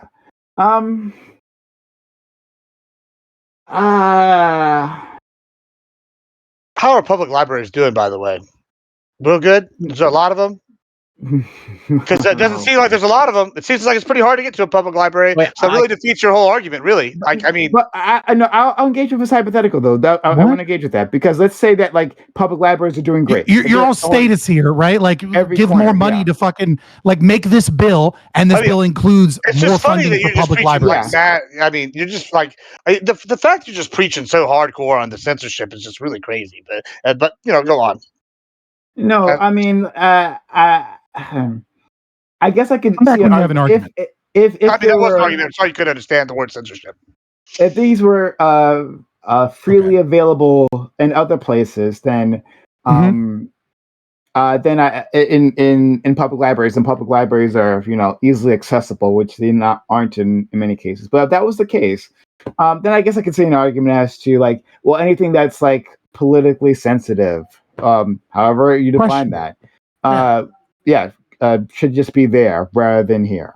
I guess I could. So if you see that, right, then I think what you're recognizing is that all of the actual demands from these people, with the exception of those that are attacking actual public libraries, right, but the school board wants to take certain books out of school, is a perfectly reasonable demand that you actually have no problem with.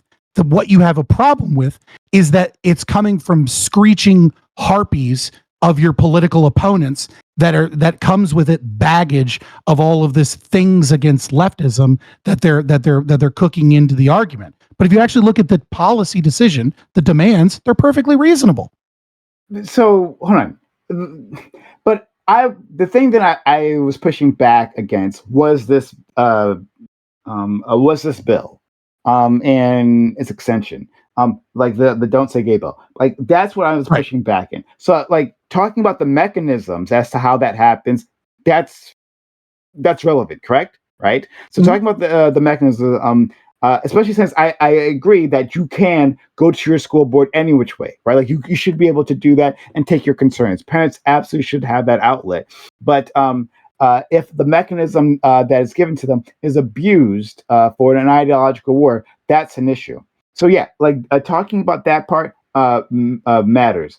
And yeah, I don't necessarily disagree with you, even though like I'm not like pro-democracy or anything. That like you shouldn't have a presumably democratic system that has like loopholes that allow a couple of people to like basically force a procedural vote that like uses up time and resources, that you can like have a small group of people signing petitions over and over again, that like makes it difficult for like people to do their goddamn job, that is like not actually a function of like the like local people changing school board leadership or something. Like I get that. I'm fine with that.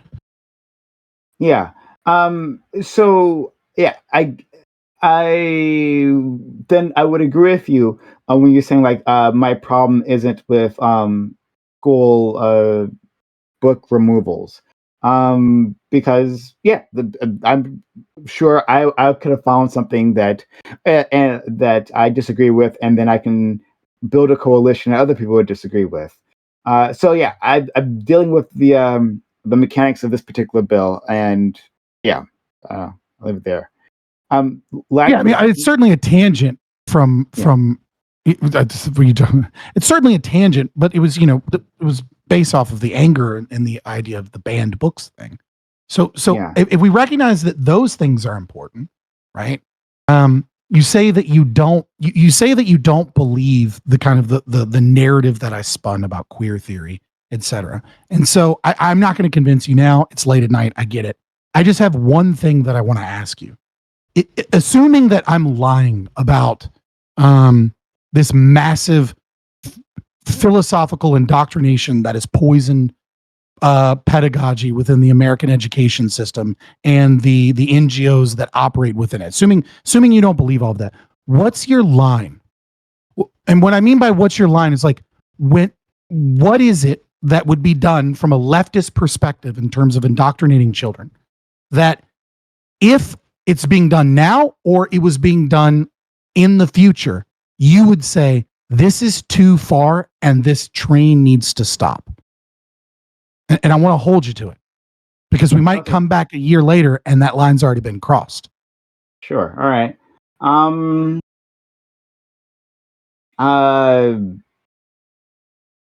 If it's encouraging if it's encouraging violence or stigmatization of minorities, I guess. Yeah. Or not just minorities, sorry, but just like of groups, you know. And you of course mean like in our current public education system, not at Princeton University where they're literally chanting "globalize the Intifada" right now, and that it's encouraging violence against Jews worldwide to eradicate all Jews in our Ivy League institutions. You mean that in elementary school and stuff? Because if you meant that at the collegiate system, that happened like yesterday. I don't know the details of the thing that you're referring to, but if it's encouraging violence against groups, that'll be a problem. And I want to be more specific. When you say it, what do you mean by it? You mean like because I'm talking about the philosophy. Like I want to get like a concrete thing. Like what would you need to see to be like, holy shit, this has gone too far in terms of some form of children? Like let's be specific, middle school or high school? Would it be too far if it was high school kids that were being encouraged, right? That were being encouraged to enact violence against groups, minorities, groups. Yeah, or just different demographic groups. Okay, so yeah, I'll write that down. Yeah. I'll go that, and then maybe we'll revisit this soon. Yeah, we'll just leave it at that. Yeah, I'll leave it at that. And if we talk about it more, maybe I can better refine that. But for sure, I understand. Your gut is like this has gone too far. If like it's no longer the ballot box. I mean, like I could make the argument that the ballot box itself is violence. Like voting to use the state force to force people to do what you want is violence because it is. So I mean, like that line obviously was crossed like 100 years ago, but I know what you mean, right? You mean like take to the streets and start beating up the Jews or the whites or whatever. Yeah. Okay. Yeah. Lacto, did you have anything you want to say? Because I think that when we look back at our childhood, we do this thing that I think is incorrect, where it's just a tip. Whenever we have memories, we tend to play the memories out in our head. And we're playing out those memories with our current mentality and our current knowledge because adult brain, with adult brain. And I don't think we fully appreciate just how stupid and impressionable we were when we were children. I don't think children are free, right? So freedom of speech and freedom of expression and all this stuff is not particular. It doesn't really apply to children because children are not free. They're constrained by the limitations of their own mind.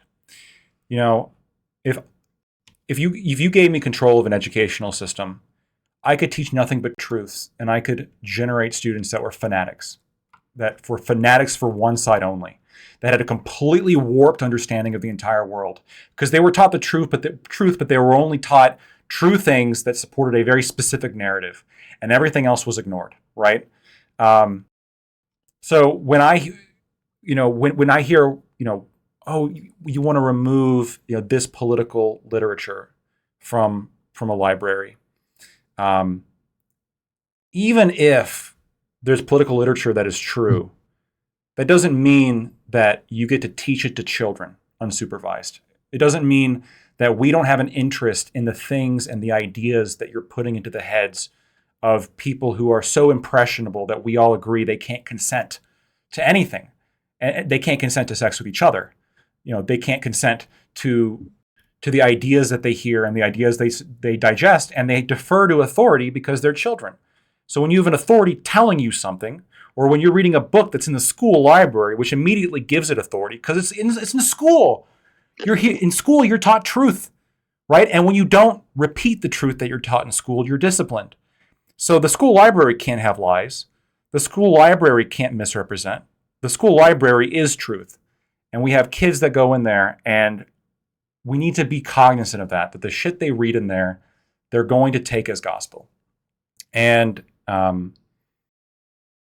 think it's perfectly valid for parents and the political system at large, this is just my opinion on it, to take an interest in what is the political content that's being put in school libraries. We all agree with this to a certain extent. Nobody here wants Mein Kampf. But I'm, I guess, more on that train in terms of there shouldn't be that. There also shouldn't be 80 million other things, right? And the content that is available for children should be curated. It should be. And step one of the curation is to remove glorification of sex between children or between children and adults. That's just step one. And that's just a non-negotiable element for me. As long as that's even in question, I'll defend the Republicans to the death. And every single time they do this shit. When it comes to the mix, whatever, yeah, that's ridiculous, right? But when it comes to them like, hey, these fucking books are a problem, they are. So like what? What am I supposed to do? Like I got two options in this country. What am I supposed to do? That's the problem, is that the two are part of the same movement, and Republicans don't know how to deal with it, like I said, with a surgical knife, right? Because the MX, the woke ideology that is being forced onto teachers is and as they're going through school, right? I mean, like when you look at I'll tell you the next stage that most of you guys don't even know about, right? Which is sexual citizenship for children. That's the next movement that you'll see. The You're UN already said starting that, to see right? a lot of, yeah, it's in UN writings. You're starting to see it in research in the Netherlands, right? And the concept here that is being taught for sexual citizenship of children to health education people right now, people that are in college that will then become, your sex ed teachers in America, right? Is that children need to be sexually liberated and not and that they're not innocent in the way that we think that they're innocent, and that they actually need to be free and open to explore and engage in all of the sexual activity with each other, and that trying to stop this is actually a myth that conservatives created in terms of the myth of childhood innocence. And this is starting to permeate the literature. You're seeing it in Australia. You're seeing it in kind of the Nordic countries, and you're going to start seeing it much sooner. And so, like, that's the problem, is that conservatives don't know how to deal with one without the other.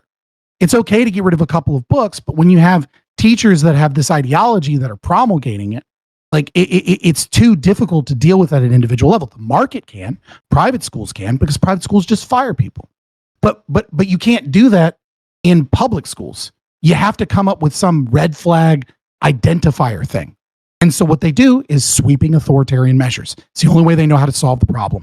And it'll solve the problem, but it comes with new problems, which is we now have a state apparatus that specifically targets LGBT people as a means of being problematic in their own identities, because we don't know how to solve this greater problem without these measures.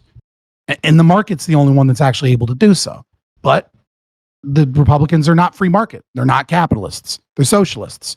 And so what they'll do is what all socialists have done over time when their enemy starts winning and gaining institutional power, is that they'll gain their own power, and they'll start using their own power, and they'll start demanding that they need the power to fix this problem. And I've seen it, and it's a sad fucking thing that happens in history. Happened in Italy, happened in Japan, happened in Panama, happened in Spain, happened in Germany. Comrade Mitch McConnell to the Socialist Collective.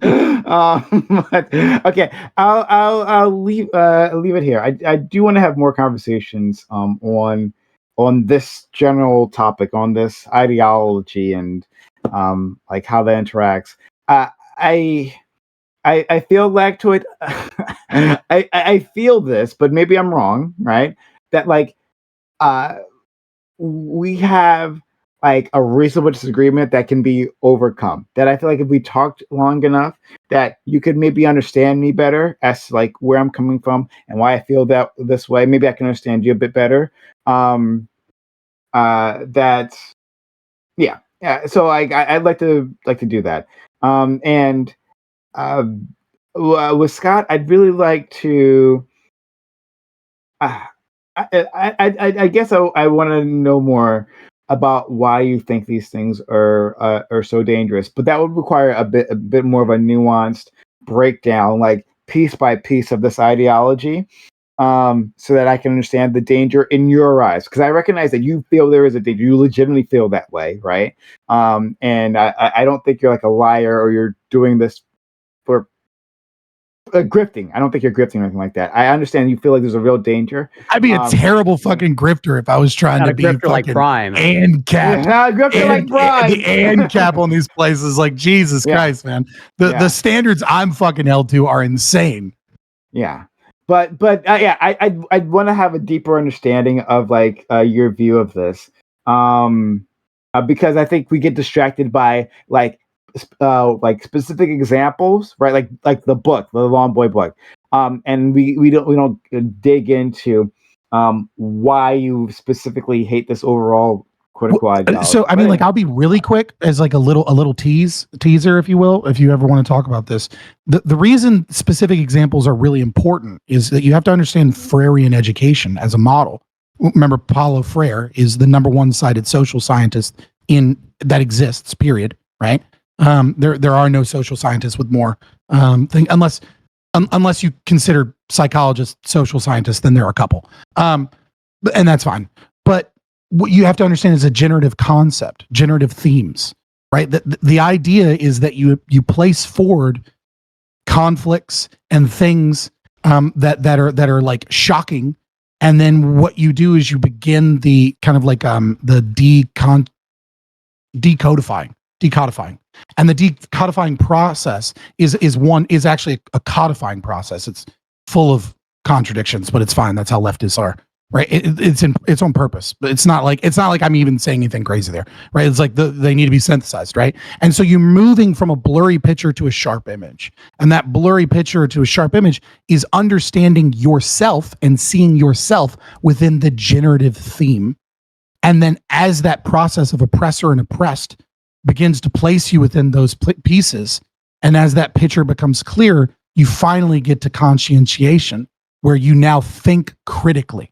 Thinking critically, which is, we used to say thinking rationally. Conservatives just gobbled up critical thinking when actually it's a Marxian term.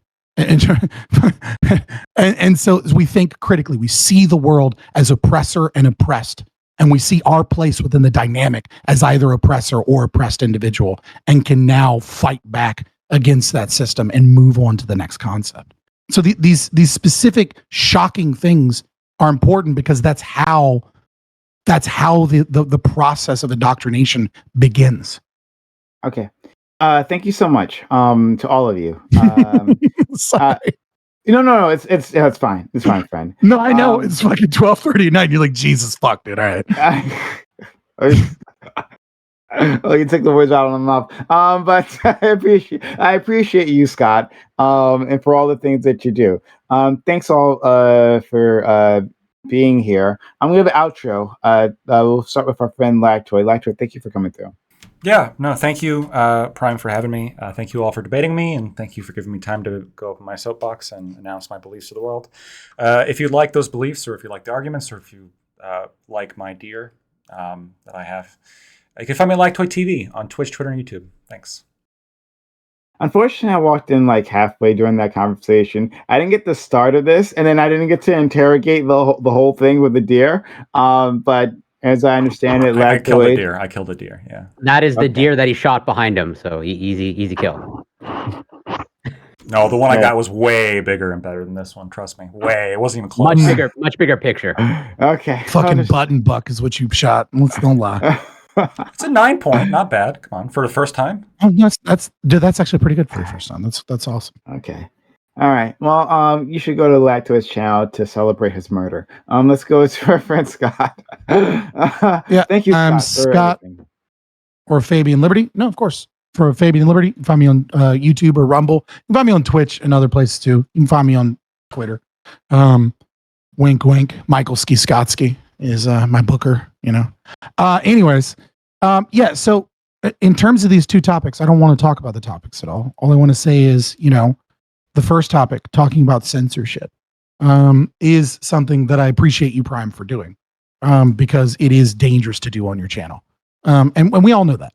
And it is something that gets you demonetized and fucked over. Even if you have the right opinion, it doesn't matter because it's not a fucking human being that's selecting it anyways. It's just a keyword search algorithm that hears fucking COVID 10 times or whatever, and then just goes like, oh, fucking, we know what to do with this one. Demonetize instantly. Anybody that's put anything up on YouTube knows, because the moment it's processing and you hit like yes to automate to what monetization, it's like it takes like 10 seconds to be like demonetized. And you're like, really?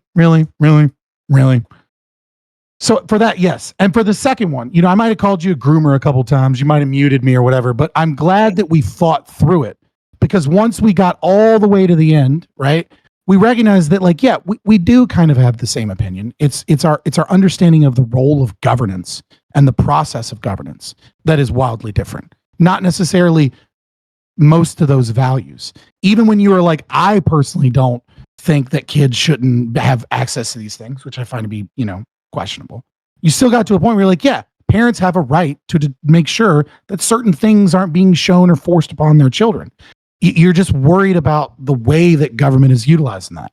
And so, like, I appreciate that, like, these conversations need to be had, because more often than not, I think we actually do have similar values and goals and desires for our children and for our society. We just drastically disagree about how to go about creating that society and what laws and institutions need to be scrapped or reformed or made differently to get there. So I'm glad that we were able to beat through that, because I don't think you're a fucking groomer, but I think you support policies that are. Thank you. Oh my God! High praise from Scott. Don't make me blush, man. You're still a grifter. You're black. You can't blush. Come on. Yeah, that's right. That's right. Thank you for that. There's a little bit of purple sometimes that shows up if you're real good. Thanks so much, friend. It's not even racist. It's true. Thanks so much, friend. Let's go to our friend Corey. Thanks. Thank you also for jumping in on this. Yeah, thank you so much for inviting me. Always grateful. This was, great. I learned quite a bit. I also appreciated Lactoid's inform me on the Constitution and what his opinion on the law being struck down, because that's definitely something that I wouldn't have known on my own. And I was also entertained, and I think we learned an important lesson overall, where if Prime leaves his computer, it's just like disastrous, where his computer just will protest and not let him stream, and then he makes some mistakes in the prompt. Just like, yeah, never leave your computer is a take-home message. Put him on blast like that. Well, ain't nobody had to know he made a mistake on the prompt. I mean, it's not really I say that like it wasn't really a mistake, and I made it clear. I'm the one. I think I'm the one that pointed throwing him it under out. the bus like that. No. You know what I mean? Like, you reading Discord DMs now? Like, come on, now. It wasn't a complete disaster, guys. I mean, it was bad, but that was a complete disaster. I think I'm the one that pointed out the mistake, and I totally was transparent that I think this is the first mistake that Prime ever made in my experience. So like his track record, I think, is like 99.999%. So this is like, true. I think there's a really good high success rate. But yeah, as always, this is great. And yeah, you can find me on Twitch, twitch.tv CoreyCampbell84, Twitter, Instagram, and YouTube, it's Corey Campbell. And Gibbs, Scott, Lactoid, always a pleasure, and love you, Prime. Thanks so much, friend, and love you too.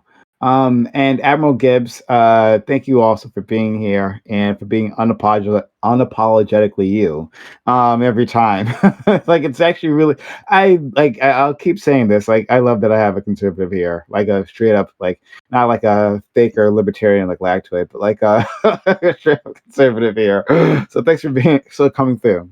Yeah, I always enjoy doing these panels. It's always fun. Yeah, I think you do a good job of hosting, fair panels when you give people a good thing to have Discord. And I think that's good for the good for politics in general to be able to have discourse. Like I said, I feel like discourse is key, and censorship is really bad. When we have censorship, it stops that discourse, and just like when people with little man syndrome have to resort to name calling or personal attacks like bitch or whatever in order to think they won an argument after they don't really have an argument. I that also stifles discourse. It's a form of censorship as well, and it's a weak one. But yeah, you can find it. That's basically all I got. Find me at Admiral Games everywhere.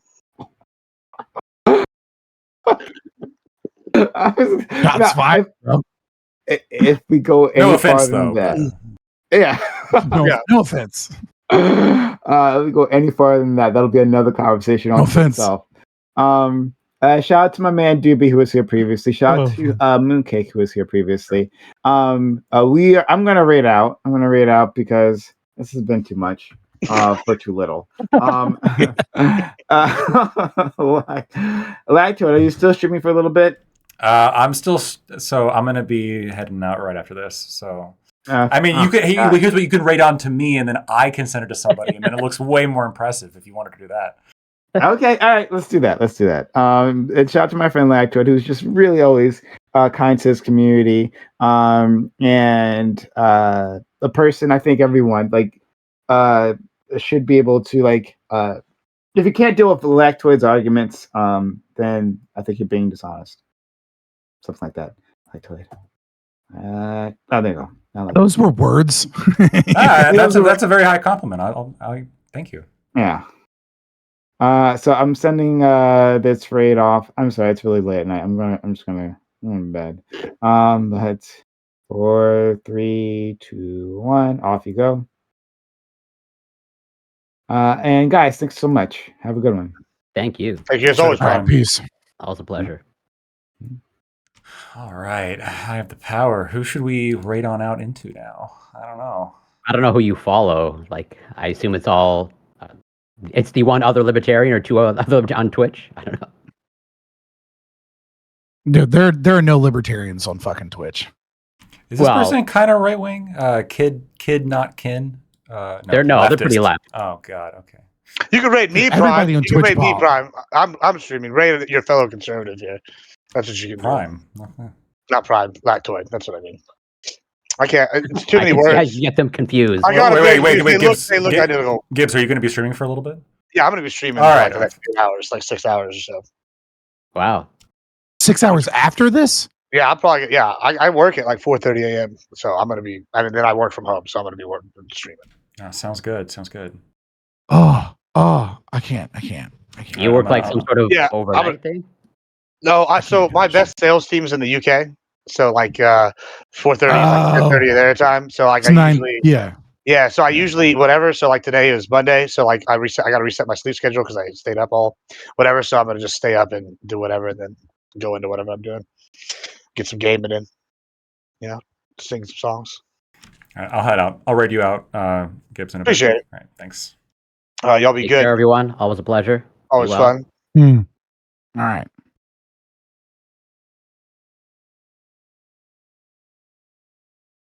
Haha. Sometimes if you wait, you're the last one, and then I don't have to fuck with OBS. All right. Thank you guys so much for tuning in to an episode of Lactoid TV. If you like the content, if you like my opinions, if you liked any of that good shit, please consider dropping me a follow. What we're gonna do now is we're gonna rate on out into our friend Gibbs, Admiral Gibbs. He was also on the panel, and he had some hot takes and definitely some questionable takes at the end there. But you know what? We love him. We love Gibbs. So here we go. Oh God, how the fuck do you spell this?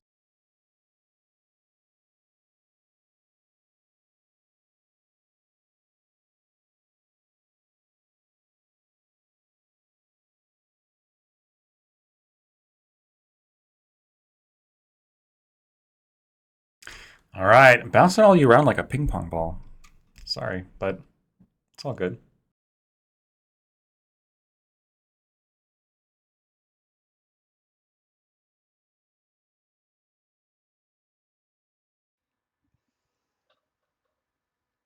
All right, bet.